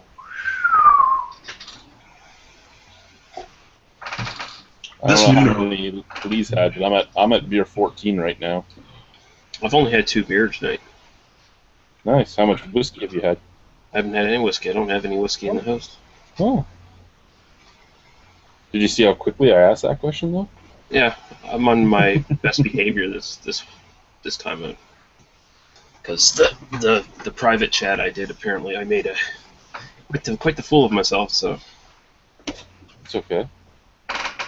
And I was on another chat later on, and I was pretty drunk then, but apparently I must have sobered up some by the time I got to the other chat because. This is the first time I've ever used my camera. Ever. I've never been online, ever. I'm surprised at how, I look like 450, 425. I'm really not that big. Look at me. I'm, huge. I should be flying like a parade. I'm like a big balloon. Yeah, you're talking to a 300-pound albino that looks like he's a fucking glowing orb, okay? It's just like they say with TV, it adds a few pounds. So. Yeah, but 50? Come on.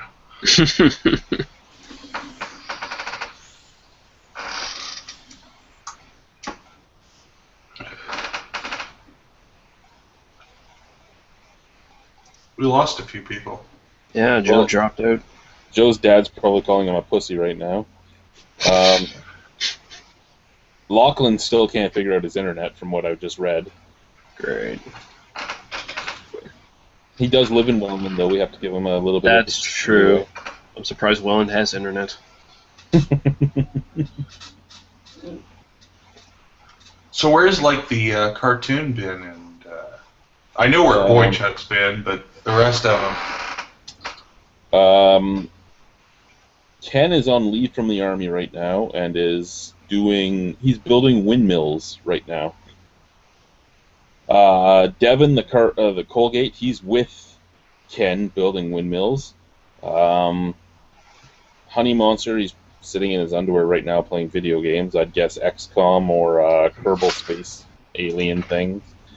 The Cantankerous Cook is right now in a car with Boychuk driving to BC. They just passed Mount Rushmore today. Who else is there? Sal and his girlfriend won't ever be on again. The other husband is currently in Welland, probably trying to figure out how to use his internet too. He's off Thursdays, so every once in a while I'll see him. Simon and Vanessa are both off.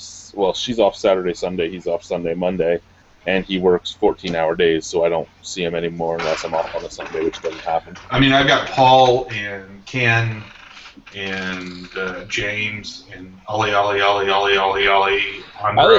has like on 4 my jobs Facebook right now. Yeah, he has like 4 jobs at the moment, so he's busy all the time. He went from just being a janitor with his dad's company to the company losing most of its contracts, so he needed another job. So he ended up getting like 4 different part-time jobs. So now he works like 2 full-time shifts. Wow. Yeah, he was going to go back to Colombia for a while. He was going to go back to Colombia and teach English, and decided to stay here. And who else is left? James. Yeah, I don't even know what to say about James. James is having problems right now. Problems that revolve around a girl that he probably never should have slept with to begin with. Say no more.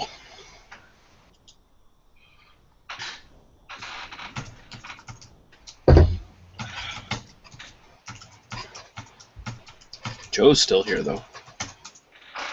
I restarted my computer because you guys said I was freezing, or you guys started breaking up on me, so I was like, I'm gonna fucking restart it. Even though No, you were breaking up on us, motherfucker.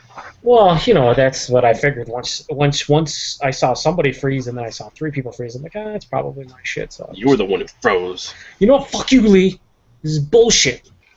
Every time blaming the shit on me. It's so messed up. Well, you are the American. I am. Well, so's Brad. What No, now? He doesn't He's count the because we're not. contender. Yeah, he doesn't count because we're not picking on him. I'm really kind of Scottish. There you go. You know what, Brad? You're not really helping me out here, bro. Supposed to be And Americans. Joe's A background. little bit of Canadian too.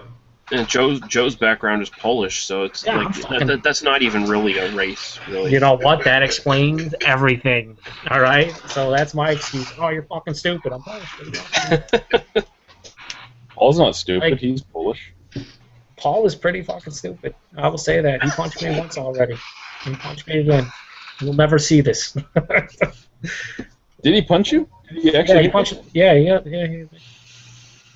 He hit me, and it wasn't that hard. But he was like, "You're lucky I like you," or something like that. Otherwise, I'd put you really hard. I'm like, okay.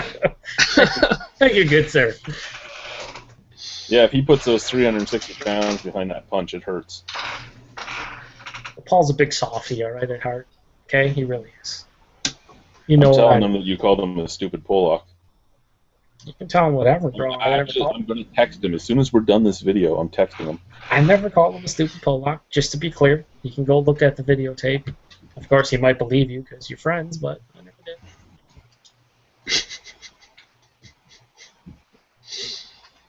My God, how many hours has this gone now? It's what, 8 hours or something since you started? 7 hours. That's all right. Just 7 hours. It went so long that you and I both left for multiple hours and then came back and it was still going on. So we're like, oh, fuck, we'll jump in. Yeah, I had stuff to do, and then I was like, I came back and I was like, oh my fuck, it's still going. It's pretty much what I saw. I was like, what the fuck? What has happened? Loglin's here? Like the Rev showed up? Like I don't even. Yeah, now I have to watch the entire replay and see what I miss. Well, considering it was Paul, Chad, DJ, and Nick, probably not a whole lot, I'd imagine. Yeah, Miss Nick sitting there just listening to us, and that's about it. Paul probably talking a mile a minute and not understanding anything that he's saying. Yeah, Paul and DJ arguing about different things like Mexicans. I can imagine how they argue about that. I really can. After you spend a couple hours in a. And DJ's best lines was he was watching a Stewart video, Ginger Stew video. His wife came in and she's like, "What language is he speaking in?" Yeah, he said English. She said, "His English is worse than mine. He's fucking sucks."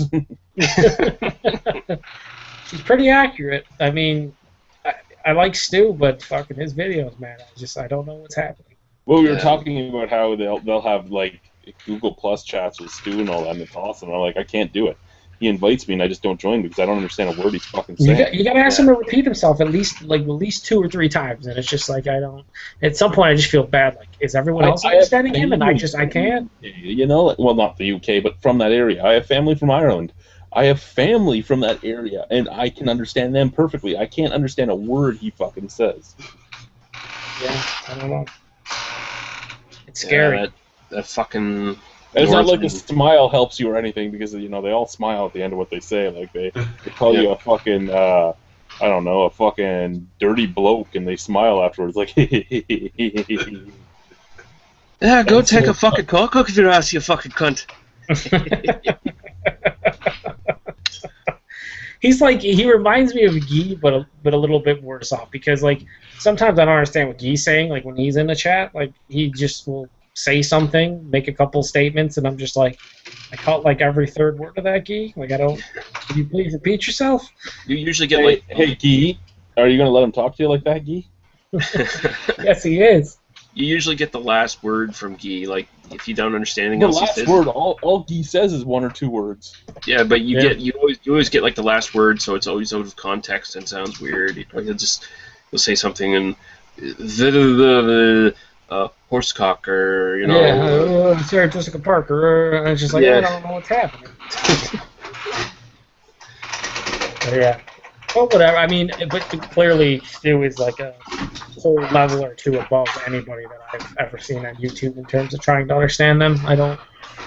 I sometimes can understand him, but like when he does his marathon friggin' review sessions, like it just gets progressively worse. Like because he's drunk on top of it. Yeah. It's like I'm gonna add this to you, Guy. You're the only French person I ever met that actually has an indoor voice. What now? An indoor voice, quiet, speak quietly. Yeah. We were actually sitting on break at work one time, and we were talking about how one of our servers is extremely loud, and they're all like, "Man, she doesn't have an inside voice." And I'm like, "She's French. What did you want from her?" Because they speak very loudly and they speak very quickly. And I think he's the opposite of that. Like Guy is. Well, that's what I'm saying. He's very shy, quietly, and very quietly. But Very that makes slow it and quiet. makes me a little Except bit for more his afraid. intros to his videos, which are awesome. Beer Guy Reviews. I keep coming to you from downtown Ottawa, Ontario, Canada. Orange candies. Yeah, I don't know. I was trying to do a list of all the stupid inside jokes that have happened with our group of BeerTube, and it got to like 29 different sayings, and I gave up then. Like it's funny that Paul can't live down the whole. It's a little bit thin to this point. Everybody. I still do it in videos. Yeah, I just did it in one of my reviews. I wasn't even thinking about it. I just did it. I was like, oh shit, they're gonna think I was doing the in joke, and I'm like, no. That's thin. It's a smidge thin, guys. Shout out to Paul. You don't even have to shout him out. But it was funny because you got Aaron went back and watched your review of the Thomas D. Hardy, He was telling me. And he said, "Oh shit, it's Guy." And I said, "What the fuck are you talking?" He sent him the beer. He's like, "No, no." Lee just said he was getting orange candies. And I was like, "Oh, okay. Well, I guess that. And then you turned it into like orange marmalade. And I'm like, yeah, I guess that makes sense. Yeah. I don't know. Everyone has something different. Of course, whenever anyone gets coconut, they there's a coconut everywhere. Like it's like, yeah. Yeah, as I said, I did that with the Santa Claus today. Oh my God, there's coconut! There's a lot of coconut in Tsukaba. Leave me alone. Leave me alone. I believe I went, Joe, you'll love this! Oh my God, there's coconut! I appreciate that. I probably would have, especially since you said like butterscotch and all that. I'm like, yeah, that's great. Sounds awesome to me. Sign me up. Guy said, you know, he had to make fun of me, so he said, well, at least I'm not American, so I do make some sense. I don't know, you'd be hard-pressed to say, do the French or Americans make more sense? I don't know, man. I don't know. Probably about the same to most Canadians. You go to like Quebec and everyone says how it's a different world. Stuff is happening. It is. Yeah. Mm-hmm. So I'd say most French Canadians make less sense. Okay? That's what I'd say. Oh. Well, I want to go to bed, but there's no place for me in my bed. My son is sleeping in there, apparently. I say you go watch something and fall asleep on the couch. Well, I have a bed down here now. I don't have to fall asleep on the couch. You go sleep in the bed and it's down there. See, there's a bed way back there, see? Mm. Oh, yeah, we'll just sleep on it then. Why the fuck is there a bed back there? What? A buddy of mine was giving away bunk beds, so he gave me the bunk beds, and I'm saving one for Annika when she needs a bed, so I don't have to buy one. I put the other one down here. Nice. Can it hold your? Yes. Thank you, Fred. I'm just saying. I don't think it could hold me and my wife at the same time, but it can Didn't hold really me. ask that. I was just making sure it could hold you, bro. That's all I'm saying. You don't want to wake up and fucking be on the floor. It might be the perfect height, though, if she gets on her hands and knees. It might be. All right. That's far too much information. Yeah. Well, you know what, Lee, to be honest with you, the majority of the night has been way too much information. Yeah. Most of the non-beer That'll be where Lee sleeps next year. Hey, as long as I don't have to share. I believe I think next year Paul and Nick need to be in the same room. They really enjoyed Again? Yeah. Especially the night before the festival. The funny thing is Paul was like, Nick snoring, I can hear it, and then I just hear Chad in the other room laughing. Well, because I could hear, yeah, Paul, yeah. I would hear Paul go, "Come on, really?" And I'd just laugh. And then the snoring would get louder, and you'd hear him go, "What the fuck?" And then the insult to injury, fucking Nick got up and farted in his fucking face. Did he? Yeah, apparently, well, he didn't do it on purpose. He just sort of got up in the morning and had to use the restroom and just on the way. Well, you know what? That's payback for Paul fucking shitting all weekend, along with Chad at every single point, beer reviews, non-beer reviews, wherever. Just made a mess of. I still have his fucking haggis in my freezer. He forgot it. You forgot it, or did you just not tell him about it because you want to eat it? No, I'm not going to eat haggis, man. You don't like haggis? No, I'm not a haggis guy. Just have to jump in his Jag and get back down there and grab it. He'll have to park on the other side of the bridge and walk across. Yeah. Make sure it doesn't get trapped in the motherland again. Oh, I can't believe him driving it up the ramp. And I didn't even look at them because he set them up and then he asked me to make sure his wheels went on and I didn't even look at the ramps. And then the fucking ramp falls off because it's not put on right. Like, really, man? Apparently what he ended up doing, I don't know if he told you, but when he got back to the place he rented it from, he filled up the truck or whatever. And he filled it all the way up with gas. And he was only supposed to fill up 3/4 of a tank or whatever. Yeah.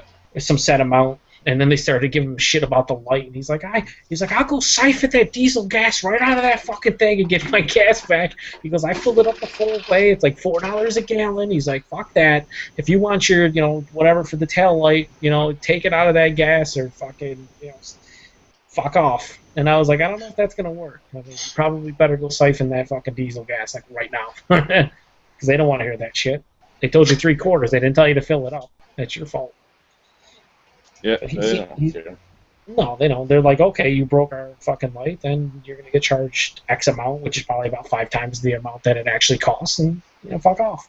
I didn't even notice he broke a tail light. Oh, he broke the shit out of it.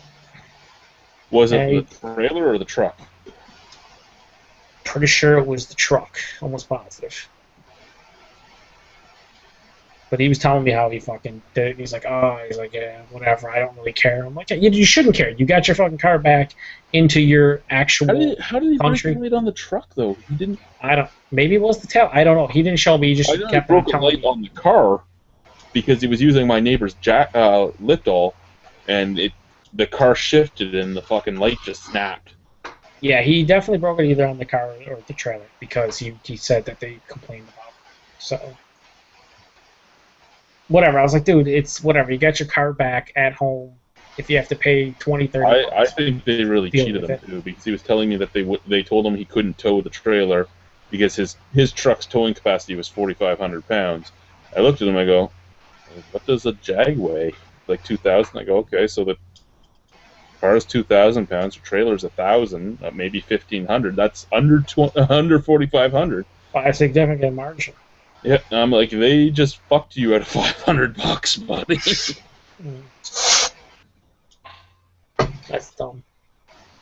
Whatever. He got his shit back. I know he was a fucking mess the night of the fest, and we took him back. He just was totally all worried about what am I gonna get it back, and when am I gonna be able to get it there? What's gonna happen? Oh my god, I don't know how I'm gonna get back there. I'm just like, dude, fuck it for now. I'm like, you got it in his garage. You're gonna fucking go back home. You're gonna enjoy your Easter weekend, and then you're gonna figure out a way. And he eventually did 2 months later, but it happened. Definitely happened. I sent him a message a week and a half before he came. I'm like, you better come get your car. He goes, why? I go, because my garage door's broken and people in my area now know there's a Jag in my garage. Yeah, now he's all like, if we go to him and I were gonna do this brewery run. I mentioned it earlier on, but in PA in Ohio, he's like, I'm renting a car.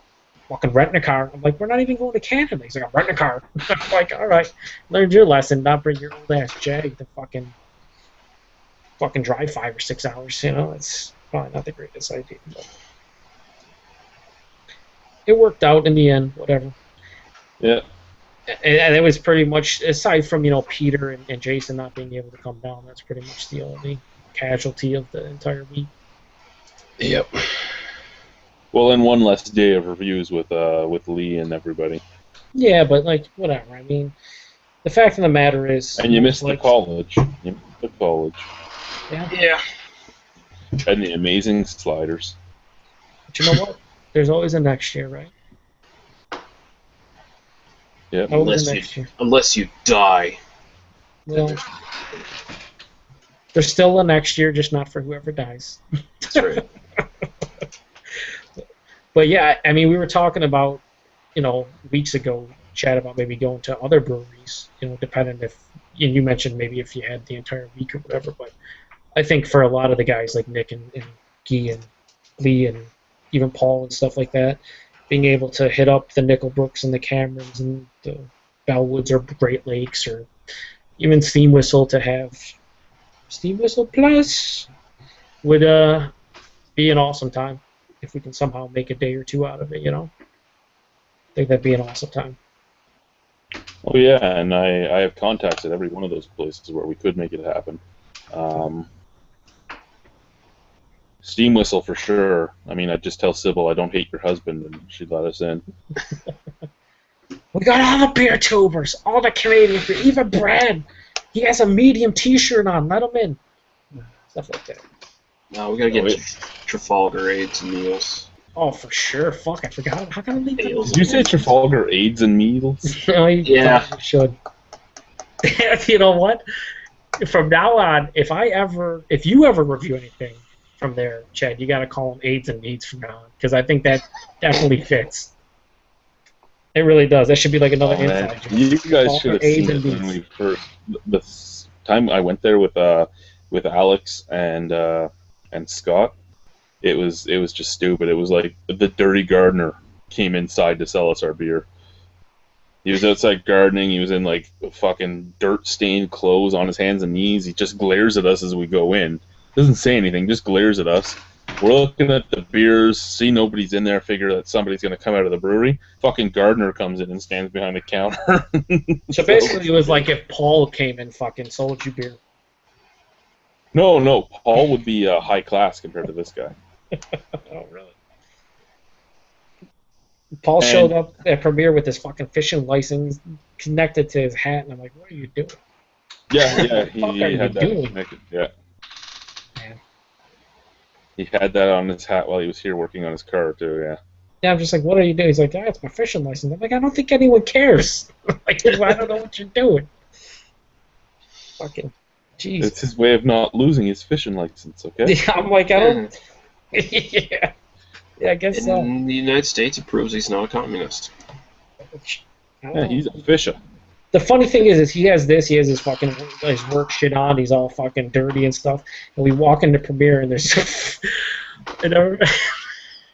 we walk into Premiere and this guy's walking out of Premiere. He has like a mini afro. It's a white guy. He has a mini afro, and he's wearing pajamas with like Crocs on. And he's walking outside, and Paul just looks at him and just looks back at me. He's like, real loud, he goes, "That's a look." I just started I'm like, this guy's a fucking mess. Like, Who the fuck wears Crocs still? I have no idea, but it was really embarrassing to. My aunt. 80% of the people that live in Indiana. Yeah, like older people are like, "Oh, that's all the rage." It's like that was all the rage like 8 years ago, and it really wasn't ever all that rage. But anyway, Yeah. so Trafalgar Ales and Meads there. What else did you do? You in your only trip there, I'd imagine there was the only trip, right? I've actually been to Trafalgar twice, Wow, that's and unfortunate. I've dealt with Trafalgar's owner a couple times too, but that wasn't as much at Trafalgar. One of the places that would be amazing to get you guys to go to, if they would let us do it for free because it's expensive as fuck, is Black Creek, Yeah, the historic brewery. the old school. Yep. Yeah, I mean, I think, you know, you guys went to Silversmith and House this year, and you know the glorious taps. Well, as I've told other people, next year there'll be like at least 4 more breweries in this area that are open. Brothers Brewery already has their license. They're just waiting on their building to be built. Whatever that woman that runs the beer blog, his name is, she's opening a brewery on the same road as Osthouse and Silversmith because, you know, why wouldn't another road need a third brewery? Mhm. There's a bunch of breweries open up around here too, Chad. One just reopened up down the Resurgence. They just opened on Niagara Street, which is kind of in between downtown Buffalo and between me. It's like 20 minutes from my place. They have eight beers on taps, and they opened on tap, and they have this little beer garden and sell a couple things to eat. And I was thinking about going to check them out on Friday, but I'm not sure. They make a Loganberry wit beer and a sponge candy stout. I'd love to try both of those, but I hate breweries that are just on tap. I hate it. Yeah, it's unfortunate. I mean, they sell growlers and shit, but I'm like, yeah. I mean, at least you can go and get a flight there, so at least I can get to try the shit and see how it is. But I don't know if there's any ETA on bottling or canning or anything. What's Big Rock Brewery? I've heard a lot about that. It's Brad's favorite brewery. Not you, Brad, but the other Brad that reviews Canadian. Is that in Calgary? Mm-hmm. Yeah. It's not that great. According to Brews Under Review, it is possibly the greatest brewery known to mankind. Because they send him cases of beer for free whenever they fucking brew a new beer. Yeah, and he gets some fair reviews, which is weird. They still keep sending them shit. I like how he goes through but it's funny because his review is fair, and then the number he gives is never fair. He's like, he'll just be like, yeah, this is a pretty solid beer. I think it's good. I'm gonna give it a 68. I'm like, a 68? Isn't that like a D or a D minus or some shit? Like that doesn't make any sense. Really appreciate it, guys. Thanks for joining me, guys. Fucking now he's turned into like Greg when he's Brad. Yeah. I think he's high all the time, but that's alright. That's okay. Well, I'm gonna drop out here for good this time. So Have a good one, sir. Good night, good morning, whatever, gentlemen. Oh. Where'd Chad go? Yeah, Rhino also left. I don't know. I was gonna call it too. So. Yep. Nice meeting you, though, Brad. Yeah, nice meeting you. Chatting on the JTV. We'll have to do a trade sometime soon, like we talked about. I'll try to maybe get up to Canada and get some Canadian stuff for you from like the Nickelbrook and camera, and maybe even some Bellwood stuff and go it your way. There's some cool. There's a couple Buffalo breweries that I don't get. Like what? Off the top of my head, I don't know. Yeah, there's some okay stuff around here. Yeah, a few Nooners and the black IPAs. Yeah, I can't wait for the 12-pack of the Sierra Nevada. I think that'll be much better than this 4-way thing. Yeah, I just really out of the 4-way thing just want to try the Nooner, like the Torpedo I've had plenty of times. Yeah, that's why did they stick that in there? You know, it's like you have it all. It's like Sam Adams putting in their like Boston Lager and all their mixed shit. It's like I can buy that whenever. Like I don't need 2 of those. Yeah, exactly. All right, well. Have a good. Yep, you too, man. All right, talk. see you. Yeah, you too. Bye.